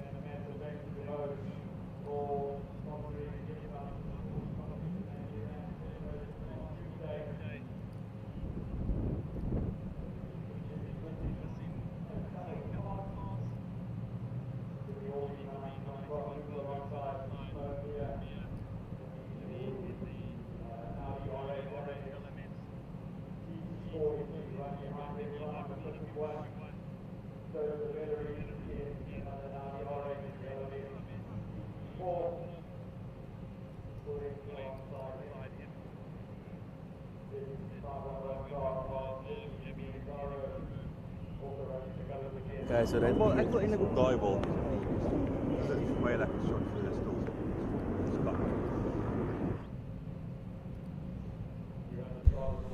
Right, GTC Transport Extreme Supercars now under starters orders. Safety car's already been sent on its way for the rolling start. And you've got to ask yourself a question. Has anybody got an answer to the pace that Aldo Scribante found in race number 1? Have they turned the wick up slightly there on the GTC Transport Championship contenders in Jonathan du Toit and Charles Arangis, and possibly on Franco Scribante's Porsche? Can he catch his cousin? That will be interesting to see. So we got Lambos 1 and 2. We've got a Mercedes-Benz and a Lambo in 3rd and 4th place on the grid. We've got a Porsche and a very fast Audi GT3 spec R8 ahead of a GT4 spec R8 and a Nissan R34 GTR. Behind that we've got a Porsche 996, another one of those Lamborghini Trofeos. We've got a Lamborghini Huracan GT3 spec as well.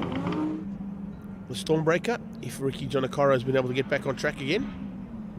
Let's see as they roll around here. I also didn't see him, so that's why I'm just double checking. I don't think Rix is back on track. No, he isn't.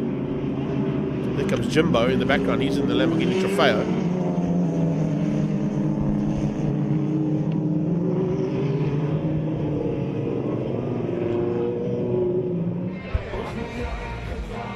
Gallardo Trofeo at the back, piloted by the man who of course is the main sponsor of this category, GTC Transport, Jimbo Giannaccaro. So Ian brings in the pace car. Jimbo Giannaccaro takes up his position at the back of the pack. Silvio now, just trying to catch them all out here. Playing a bit of games here with them. Gamesmanship is afoot. As they come around Dunlop corner. Form up information for race 2 start. 15 laps of action coming away. And we're racing. Lights out, and it's once again Aldo Scribante getting the drop. But have a look on the inside as Charles Arangis tries to get up the inside of Jonathan du Toit. Goes defensive to help his stablemate out. Keep both Aldo Scribante and Franco Scribante behind him. RS Jackson is right there as well. It's a nice start there from Action Jackson in the MJR R8 GT3. And then it's Gianni Giannaccaro, I beg your pardon, ahead of Jimmy Orby. So under braking for the hairpin. Charles Arangis, Aldo Scribante, Franco Scribante, Marius Jackson, MJR Motorsport, Audi R8, ahead of the Investchem Transport, Nissan GT R34. Joseph Ellerine. Just comes up around there slightly to Jimmy Orby. The first of those GT4 spec machines.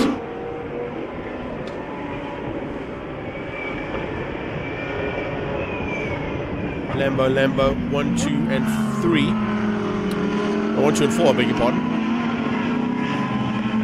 Always have to remember that Charles Arangis used to pilot a Lamborghini. Today though he's in a Mercedes-Benz.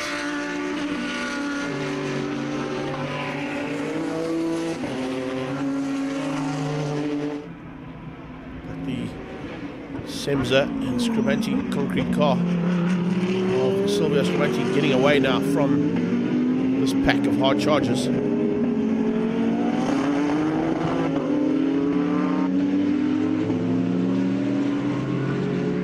On his own, so at the back there's Jimbo Giannaccaro. Jimbo loves being behind the wheel of this little machine.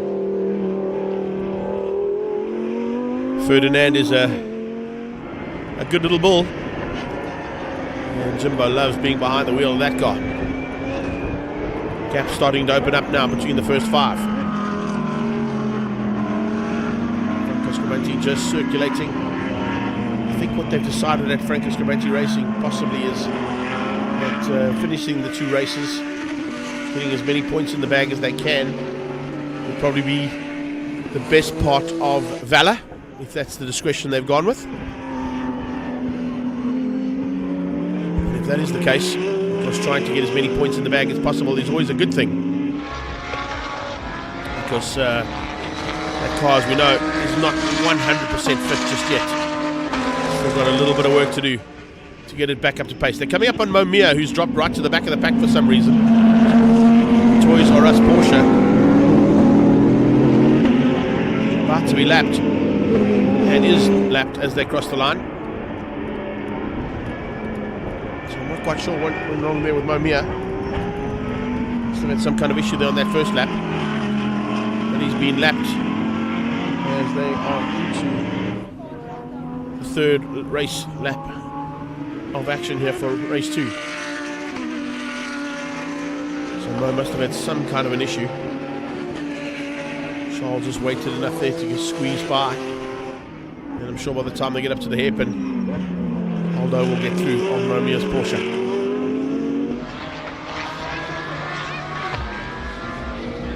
So still Lambos 1 and 2 at the moment on track. Charles Africa Racing with Sudale Motorsports, Jonathan Dutoy doing everything he can to close in on the local man. Aldo Scribante. Here's the gap between Aldo and now Porsche versus Porsche. The General about to eat up Toys R Us Porsche.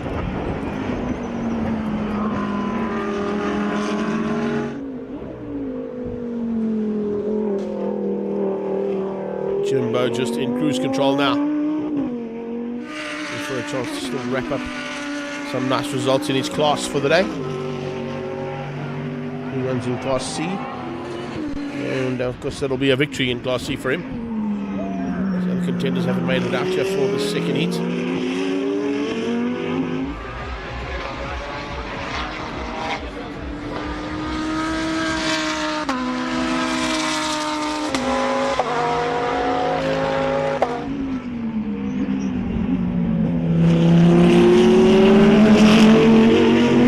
Another lap down. Silves hanging on. Really hanging on. He's controlling things, more importantly. That is young Joseph Ellerine. Joined his teammate Quanda Makweno. Of course, he's on international duties this weekend for one of the Audi teams in Europe. That's the reason why Jimbo's got a chance to, or Jimmy, I should say, has got a chance to drive in the second Audi this weekend. Hopefully it's reignited that fire, and we'll get Jimmy will be back into racing full time.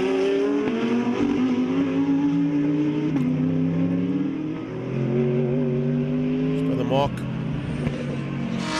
of course his brother Brandon, also I'm sure love to make a welcome return back into saloon car racing. They were a dominant force, the Orby boys.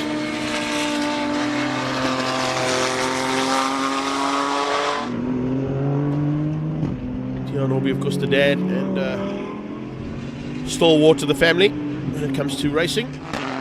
All 4 of them at one stage were piloting V8 Supercars in that championship. We also have all 4 of them back into a G&H Transport Supercar, or even back into the Mobil 1 V8 Supercars. No matter where they go, it'll be great to have the Orby boys back in racing. Charles Orangi's just circulating nicely, looking for the win in GT3s.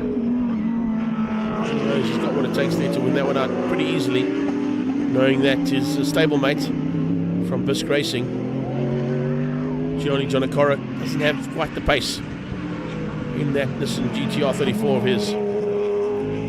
Same thing can be said here between these two, Franco and Aldo.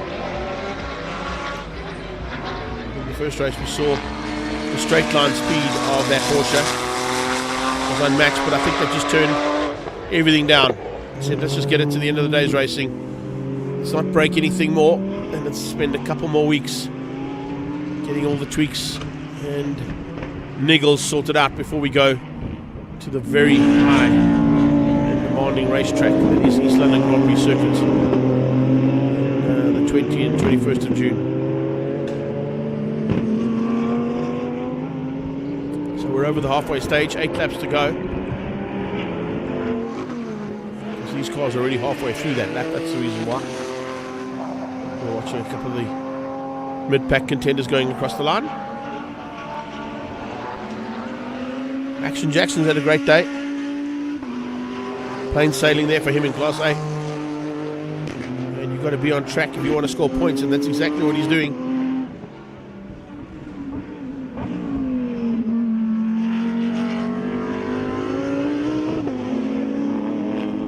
There's Oras livery on the side of that car.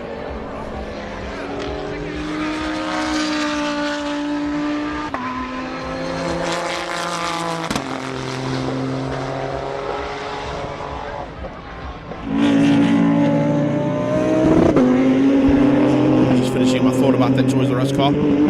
Great to see Mobil getting involved with the local commentary team here. Brendan Kelly, of course, Motormouth from the Eastern Cape, managed to organise a couple of vouchers that were given away to kids today. And all they had to do was walk around and get as many drivers' signatures as they could. Nice initiative there, Brendan Kelly.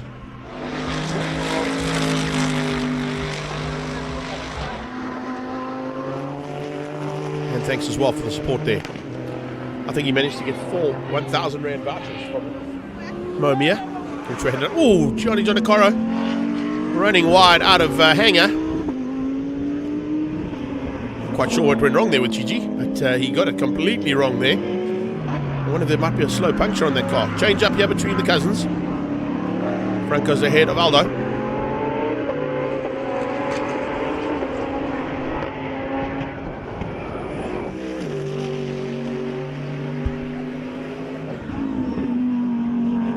Cars are just incredible to watch. As much as this is a sprint race, which it is, you must remember that these cars are built to do these kind of lap times in an endurance format as well. And they can do it. That's the incredible thing about this. Minis, Audis, Mercedes-Benz, Porsches, etc. that run in this championship. We've got 5 to go. 2/3 distance done.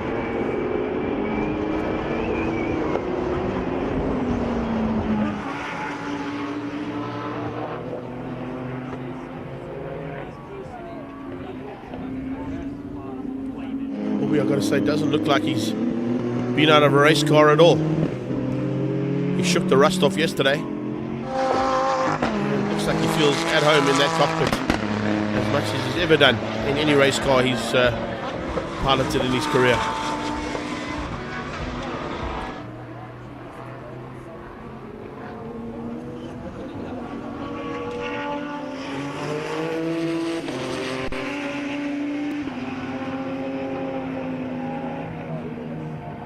Following Franco around now.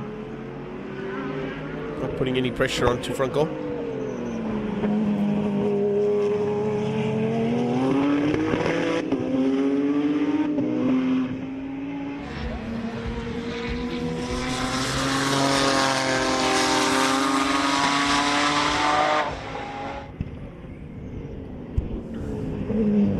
So that he ups the pressure slightly into the final corner.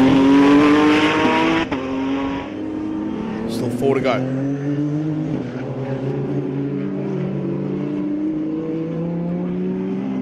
No changes here, although here at the lap, yeah, there's a small change. Jonathan's just brought that gap down slightly. There is a bit of traffic to negotiate, which is probably why he's pushing hard. Maybe he thinks he can catch Silvio out as he tries to get through the traffic. And if he's close enough, maybe capitalize on that. Jimbo's not a problem. He goes through on Jimbo Jonacoro. Coming up now on Jimmy Orby. Oh, that's nice from Jimmy Orby. Puts the indicator on. Set off to you, sir. Jono's through on Jimbo. Now he's got to get through on Jimmy.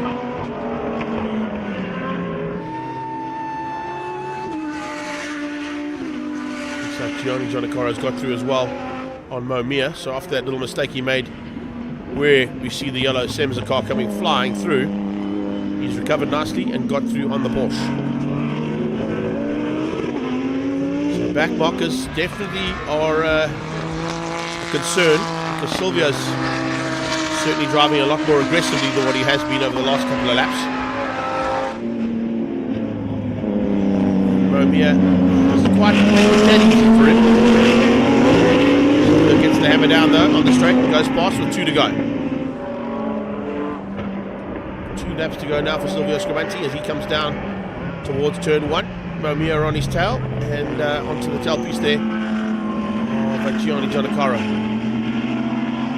Jonathan Dutoy has got through there. Giannaccaro holding Silvio up ever so slightly as they go into the S's, which has now allowed Jonathan Dutoy to close up rapidly.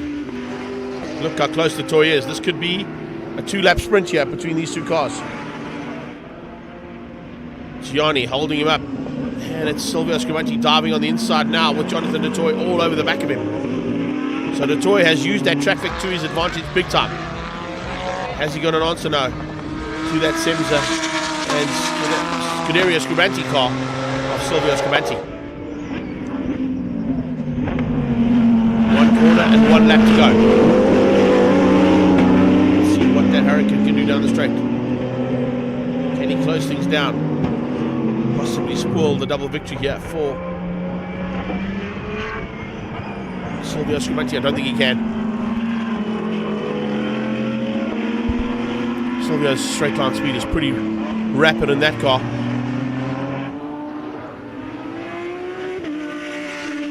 He hangs on for half a lap. Can he keep it all together for half a lap?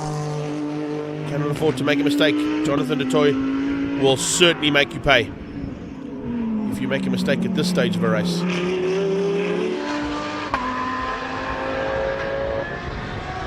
Down into Chevy for the last time.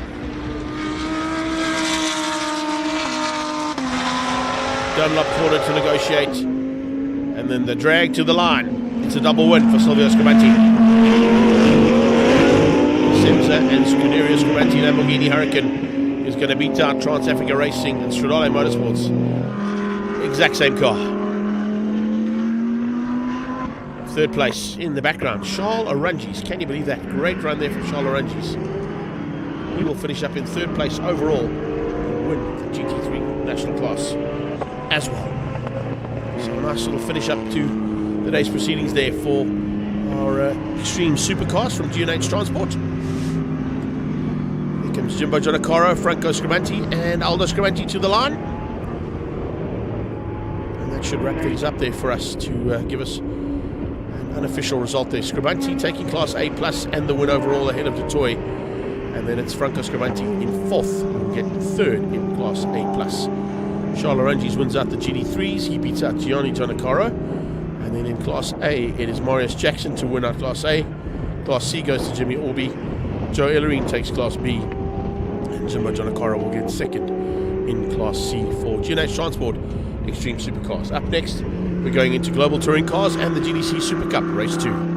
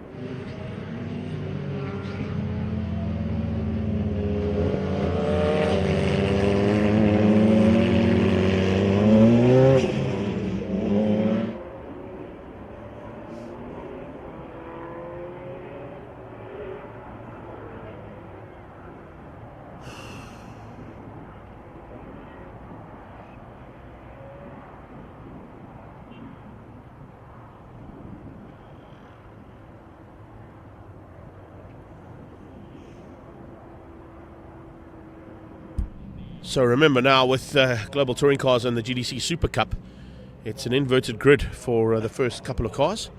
It's a completely inverted grid, I think, for Global Touring Cars, but only a couple of the GTC SupaCup competitors would have been inverted for the restart the start of race 2. See the two Titan Stunts cars at the back there of Paul Luty, and the Car Care Clinic sponsored one on the right hand side is Donnie Finnegak. Let's see what they can do now for this second heat, which is going to see Josh LaRue and Andrew Rackstraw on the front row. Now both of those cars in restarts or in start 2s for race 2 with the inverted grid have gone on to win. And you can see there in the background the biggest fans of Extreme Festival blowing big time, with the wind picking up here slightly in the late afternoon. We're going into early evening actually, with 2 more races to go. We've got 15 laps still to come your way with Global Touring Cars and GTC SupaCup. And then we've still got another 8 laps of race action coming your way from Gazoo Racing, GR Cup and the Yaris League. Michael van Rooyen and Julian van der Walt will be the second row. And van der Walt also has been very good on second race starts and converting them into race wins. That'll be pretty awesome stuff. First race we saw the BMW that he's piloting now, that 128 Ti, on the final step of the podium. Can you imagine if you could turn that around and put it onto the top step on debut and on return after a massive crash at the Kyalami 9-hour curtain raiser that these guys were involved in as their first outing for 2023. Robert Volk and Sarah Variawa will be on the third row, with Variawa looking to come through that pack and hopefully get a second victory. Not always easy to do from the back of the GTC pack. It's Natyam Samanga who will be at the back, but of course he's not involved in that inversion of the grid. And then Keegan Campos, Brad Liebenberg, Ronnie Neveling and Jonathan Mkhotsi are not being inverted for the GTC SupaCup. So I'm not quite sure why they didn't invert the grid there for the SupaCup class. But it's Keegan Campos, Liebenberg, Mkhotsi and Arnie Neveling who were literally fighting for honours in the first heat. Back at it now for the second one. Van der Walt just behind Mkhotsi. He'd like to be just ahead of Mkhotsi if he could. He's going to have to watch out for Tate Bishop, who's alongside him on that 5th row.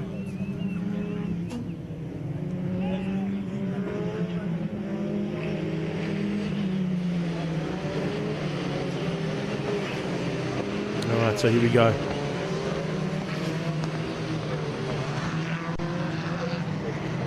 Uloche, Campos Transport.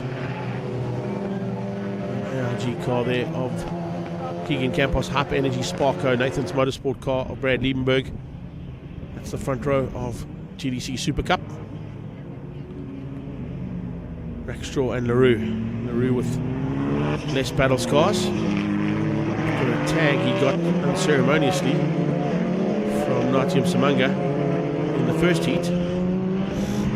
And you can see behind that the rest of the SupaCup clock.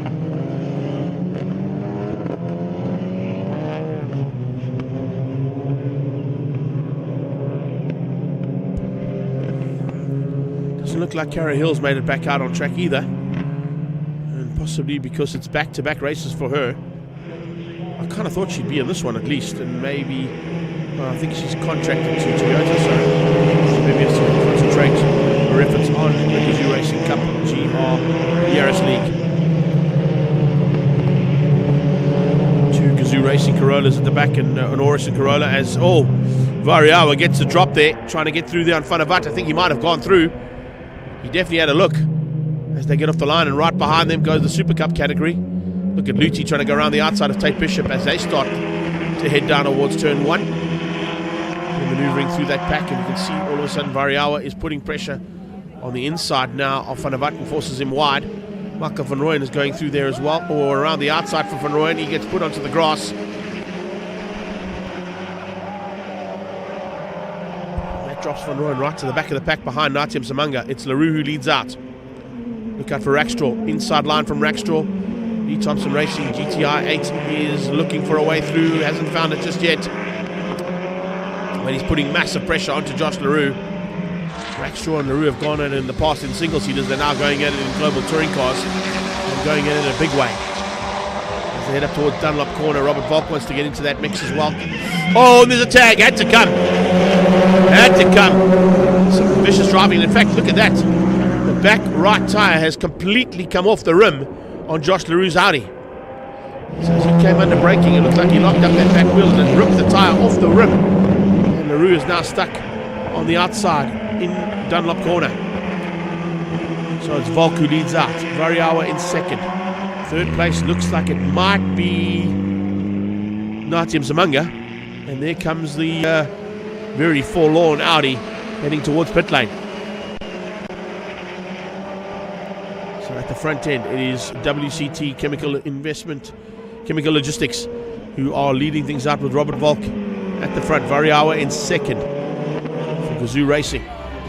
Third place, it is Michael van Rooyen, who's recovered after going off track and gets back ahead of Julian van der Walt in the BMW, also out of WCT and the Chemical Logistics team.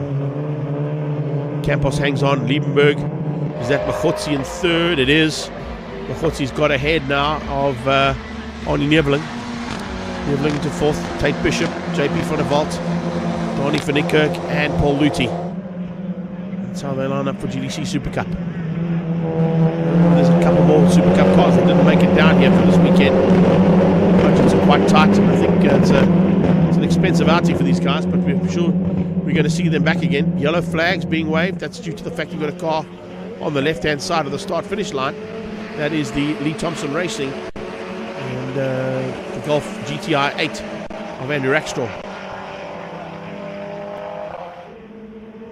So up into turn 5 they go. Toyotas are the only cars on track other than that BMW tucked in behind Michael van Rooyen as they come out of turn 5.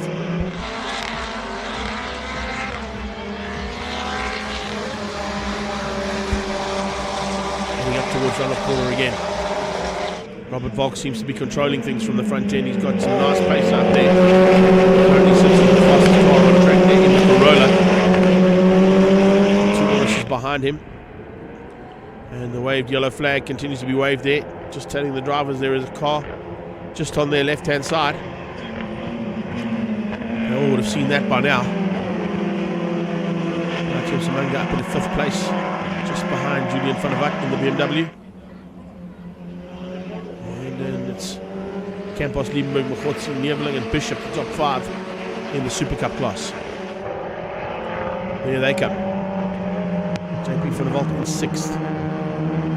He's pulling slightly away there from Donnie van Niekerk by the looks of it. Yeah, van Niekerk in the Car Care Clinic Titan Stunts car. Staying just in contact there with JP. Just not close enough to have a go just yet. Campos continues to control things from the front. He's very good at this circuit, is Keegan Campos. Polo Cups in the past and in single seaters in the past, he's a difficult man to beat. Let's see if he can do anything about taking a double victory here today. The guys using that inside curve. Oh, great example there of the Titan Stunts car getting up onto 2 wheels out of Chevy sweep. Sun setting, just a nice shot there. Donnie on 2 wheels out of Chevy.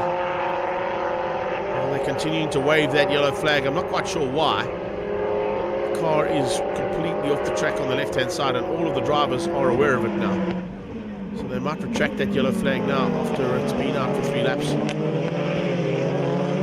Rooyen watching those rearview mirrors. He knows that Julian van der Walt is quite eager to get double podium. Van Rooyen needs him just as bad.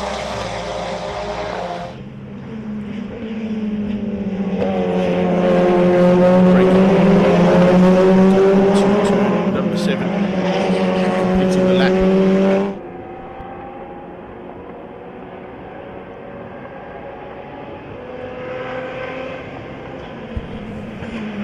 No change here in the top 4. There's a little bit more pressure coming from Julian van der Walt. Onto the back end of Michael van Rooyen. Might force van Rooyen into a bit of a mistake here, if he can get close enough. Saud is not quite close enough to Robert Volk, but I think he might be waiting, because Variawa has just gone quickest on that last pass, getting down into the 102.5s with cool conditions and cold track conditions. 128 Ti BMW just getting up close and personal there with the Rustenburg Rocket. Definitely a lot closer. And then Michael van Rooyen just putting a special bit of 3 corners in there to pull that gap out a little bit. Brad Liebenberg has not been able to close into the back end or find a way through on Keegan Campos at all today. What has he got for us in the closing stages here of race 2? Arnie Neveland getting a little bit closer as well to the back end of Makotsi. Tate Bishop looking to pick up the pieces if something goes wrong. He heads up into Dunlop corner now.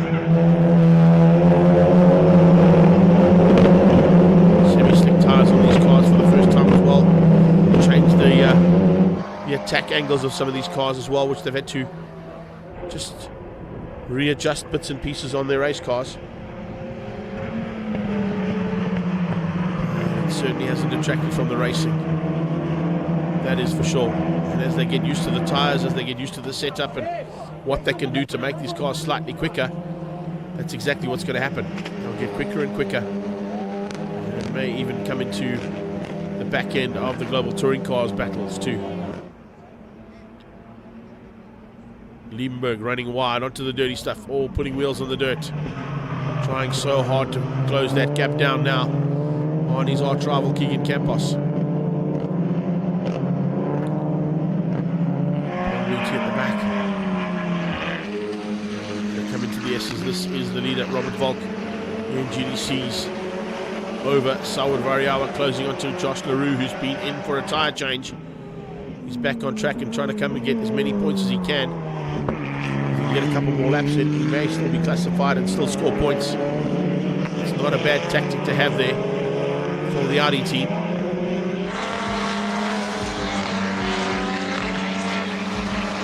Van Rooyen with bits and pieces of that car starting to fall all over the place. Side skirt, a little bit of the front end and a little bit of the back end now starting to fall off Van Rooyen's car after his off-track excursion earlier on.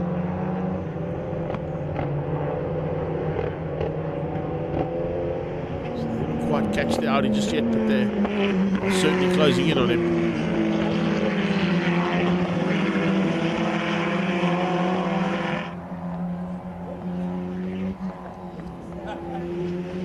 Go into the S's again. Van Rooyen pulling away ever so slightly there from that BMW of Julian van der Bats. Let's see what LaRue's influence is going to be here on the lead of the race. Hello, Mark Friedman. How are you, buddy? Late join here for you. It's nice to have you here, bud. And thanks so much for everybody who's joined us here during the day. We do appreciate the support and of course all the likes and comments and the shares that you've sent on to all your friends and fans and family around the world. It is certainly much appreciated as we try to grow the sport that we love so much. Coming through once again into the S's come the Super Cup category. No changes really there at all. Not really any influence from anybody to close those gaps down that have opened up. And as though the intent is being shown by Brad Liebenberg, there's just no answer. Maybe something coming in this last couple of laps here. We've got 2.5 to go. Could come from Arnie Neveling. He's feeling a little bit more racy going into these last couple. And would love to make it 2 third places and not a 3rd and 4th. So I'll share that with you today.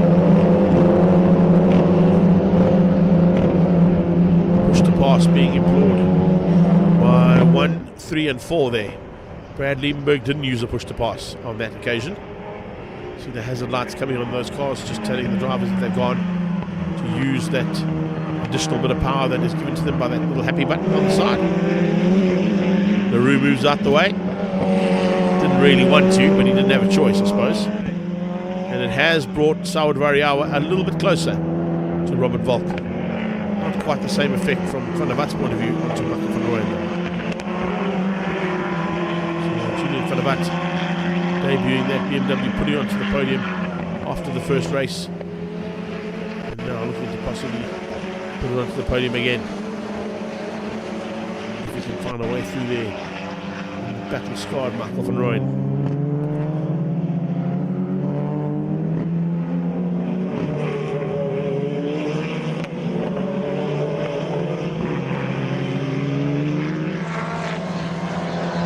Here they go. Back up towards Dunlop. They're about to start the final lap. Volk, Variawa, and a whole bunch of Super Cup cars to negotiate. Is this going to help out Saud Variawa? He certainly thinks it can. Look at the intention. Look at the body language on that second car. He's going to have a go here into turn one. He's already showing the nose to get through on Robert Volk. Coming up on Paul Luthi. Luthi will give them some space into the S as he does so. Great driving there from the Scotsman. Fantastic to have him back here in South Africa again. And now as they head into the second part of the S and out of that little flick up towards Hanger.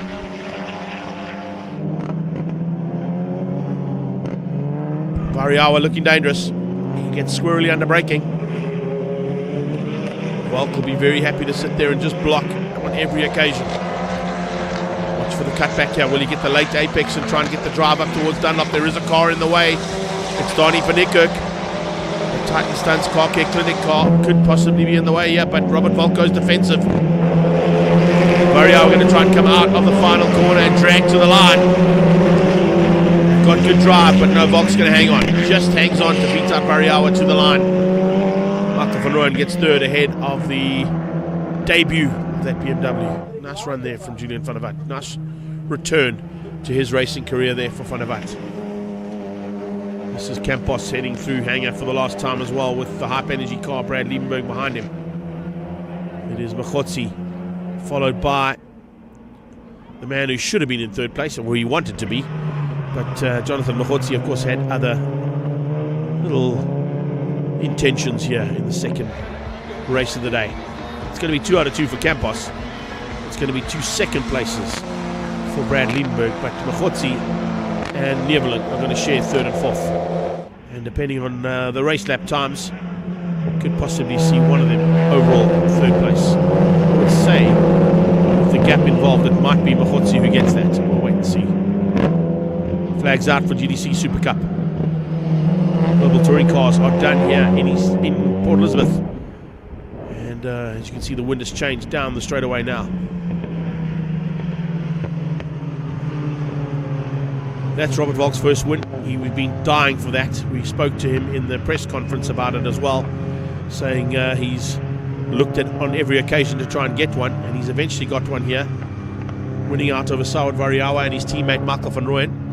Volk's teammate in fourth place in the new BMW, and Natium Samanga finishes up in fifth. It was Keegan Campos who beat out Brad Liebenberg, and yes, Jonathan Machotsi finished up in third place, ahead this time of Arnie Neverland. And his global touring cars here in PE, all done and dusted, just in time for the lights to go out. But no, they're not going out just yet. We've got one more to come your way, and it's global touring cars straight into the Toyota Gazoo Racing GR Cup.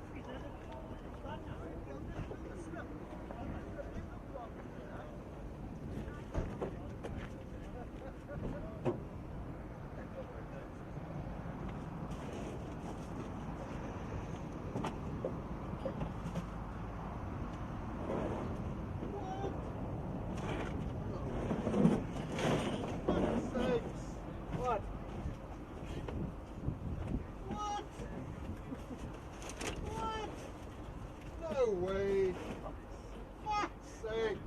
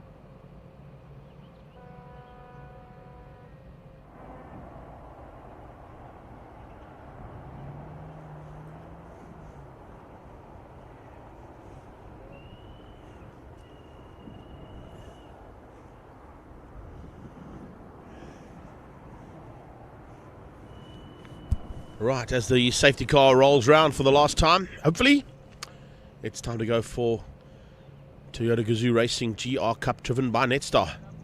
The Yaris League will lead things out. And Carey Hill, Saud Variawa, Bjorn Berthold, Ryan Naka, Tariq Adam, and Nicky Vastanis will be looking to entertain us from the front end. Carey Hill on pole position. That's possibly why she wasn't in her SupaCup car, so she can concentrate her efforts on trying to take the first win here in the Gazoo Racing Cup Yaris League. Front end of the 86 League is Sechaba Mashigo. Chad Lakoff will be looking to try and stay on that front row and not let Dennis drop her through. Ruben Finikirk is alongside him, Mark Jones, and then at the back end, some manoeuvring from the likes of Panther and Staniforth. Now, the last time we had media guys racing at night at Aldo Scribante, Volkswagen were involved, and it got a little bit hair-raising. Hopefully they're going to keep it all together on the grey stuff here in the dying light as our last part of the day's proceedings for the Extreme Festival Round 3.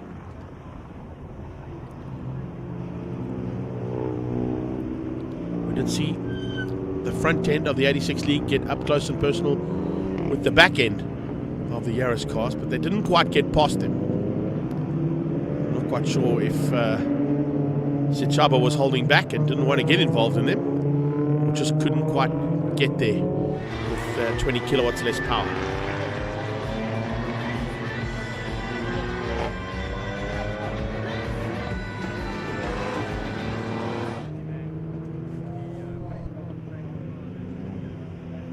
Cara Hill looks to make history here, become the first lady winner in the Yaris League if she can stay at the front end and keep out the attack coming from Saud Variawa, Bjorn Berthold, Ryan Naka, Tariq Adam and Nicky Vastanis.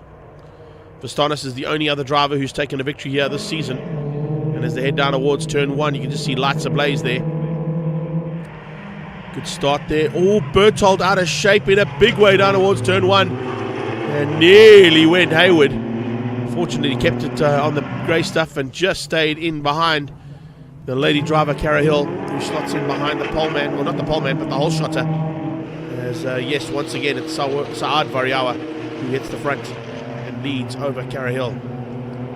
Berthold, as I said, a little bit out of shape there. Maybe Porty can give us a replay on that one, because that was a big maneuver he had to try and catch to bring it back on track. Fortunately, it's all-wheel drive, so it definitely helped him to come back onto the track and too shabby in terms of the support there at the end. Sichaba Mashigo. Oh, where is that Auto Trader car gone? Look at that. Chad has dropped back down to 4th place. Did not get the start he wanted. He has got some manoeuvring to do now to get to the front end. Exactly what we're seeing from Cara Hill. Nice move there from the 9 car as Adam moves up 1 position. And the battle continues at the back as we saw in race number 1. Let's have a look at that replay, Paulie, if you can. Look at this. Berthold on the grass. Gets it sideways, left, right, catches it. Brilliant bit of driving there from Bjorn Berthold to catch that car when it was completely locked up to the left-hand side and then completely locked to the right. So he caught it from 9 o'clock to 3 o'clock and brought it back on track. Nice driving. He's now trying to get onto the back of the 41 car there, of Hill.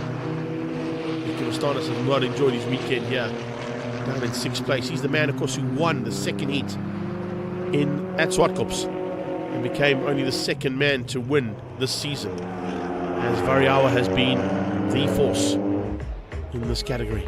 He runs a bit wide coming out of the hairpin, now heading down into the sweep.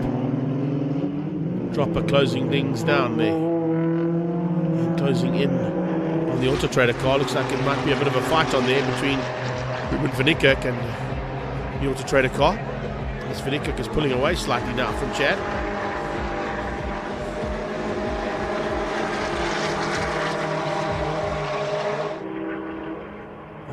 Not quite seeing Arnold Panther there at this stage, but lead Yaris is down into turn 1. As is on for the ABS system to kick in. And they pitch it in. Inside line onto the dirt again from Berthold. Living up to his family name there. They like to go off-road racing, the Bertholds. Here comes a leg dive. No, not quite there yet. Mark Jones thought about it. Clipping the curb on the inside there from Luckoff as well. What can Cara Hill do here? Can she find a way through on side Variawa? See Paul Hill standing on the sideline there, watching his youngster go at it. Trying to find a way through there on the boys and take the victory away from them. It'll be awesome to see if they can get that right.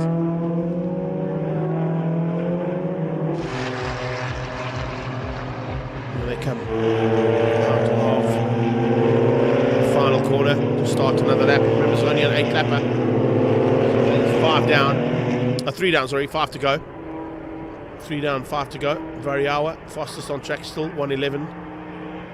And it's a 1:11.007 for Saad Variawa. Corey also on a 1:11.171, so not far off the pace there.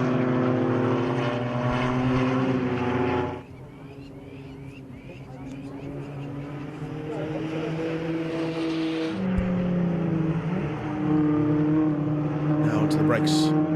Yaris League. This is the 86 League. And it's Jones versus Lakov. Jonesy trying to close in there on the back end of Chad Lakov. Lakov keeping him at bay for now. What can Cara Hill do here in these last couple of laps? She's got the pace. The problem is that these cars are so evenly matched. It means that if she's got the pace that Saad is running, she's not going to be able to pass him. She has to try and keep the pressure on him all the time and hope he makes a mistake. That's what's happening at the back end now.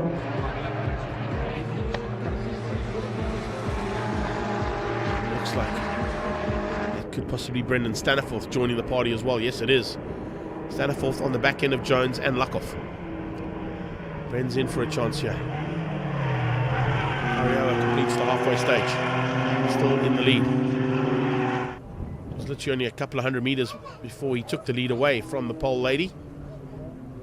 Cara Hill has not had an answer yet. Although she must have had wide eyes if she was watching the rearview mirrors when Bjorn Bertoldt got out of shape behind her. See a bit of the bodywork underneath that car. I just see in the background, yeah. I think that might be the front skirt there. Yeah, it is. Looks like he might have lost a bit more of that skirt as well. His off-track excursion. Vastanis still hanging in there. Nicky Vastanis, race winner at SupaCup's 6th place today at Aldo Scribante. Oh, this sport can be so cruel. You just think you're getting to grips with something and something just doesn't work on the day. All these cars at the back, of course, are 2 Herder 86s, 180 kilowatt cars. 4-speed paddle shift box. It's a 4-cylinder as well. And the front one's, of course, 200 kilowatts. All-wheel drive.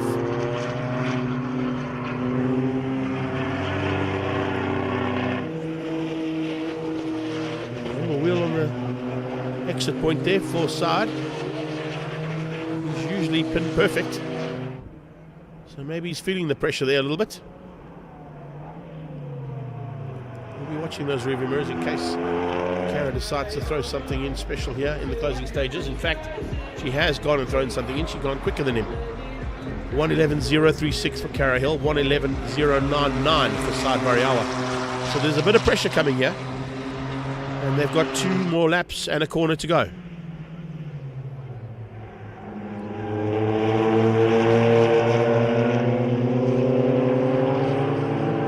We'll do with pleasure.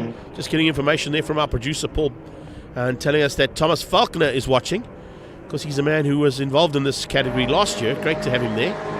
And yeah, I'm so glad that you're watching, Tommy. Thanks for the shout out there to all the drivers. I'm sure you'd love to be involved in this little battle, buddy.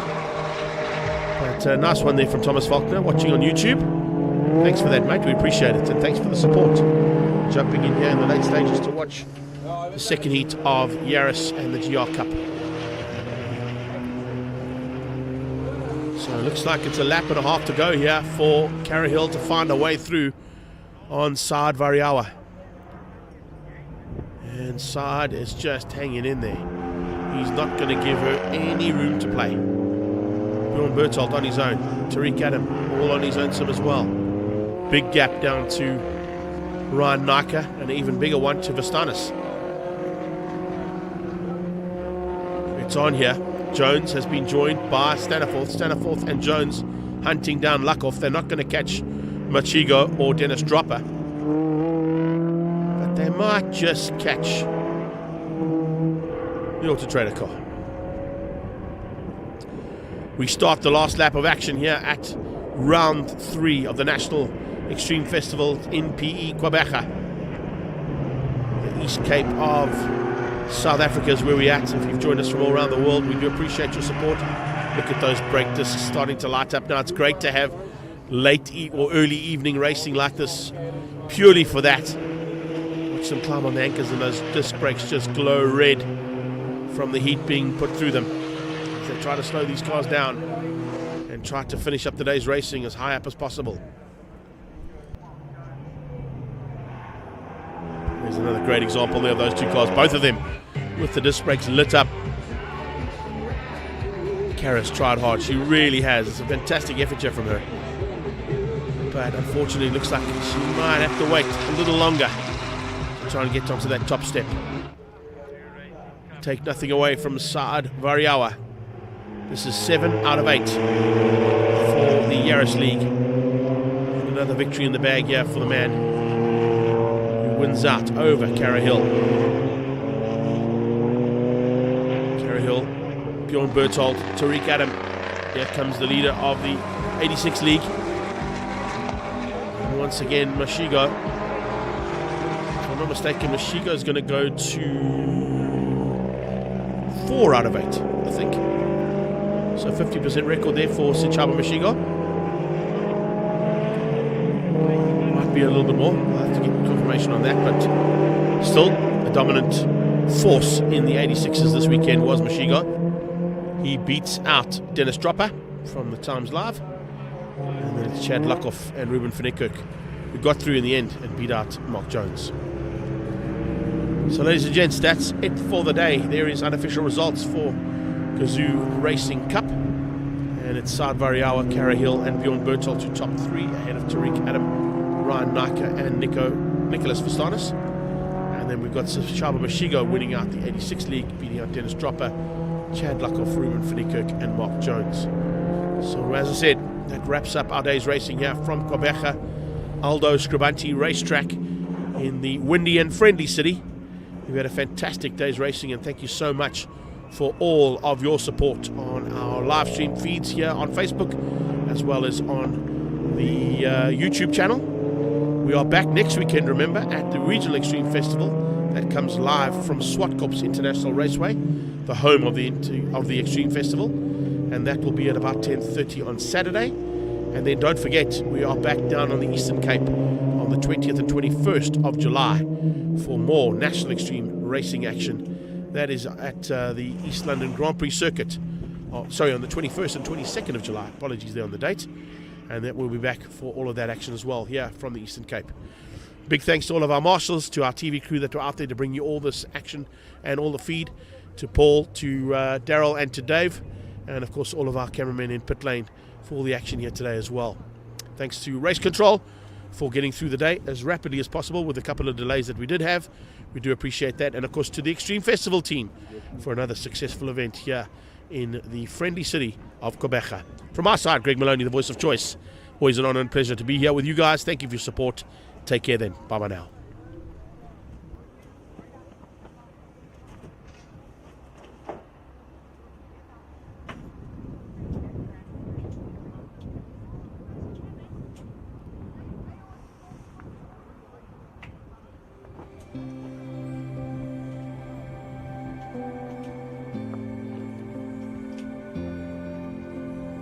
Daryl, I'm down to my last 9.4 hours of battery.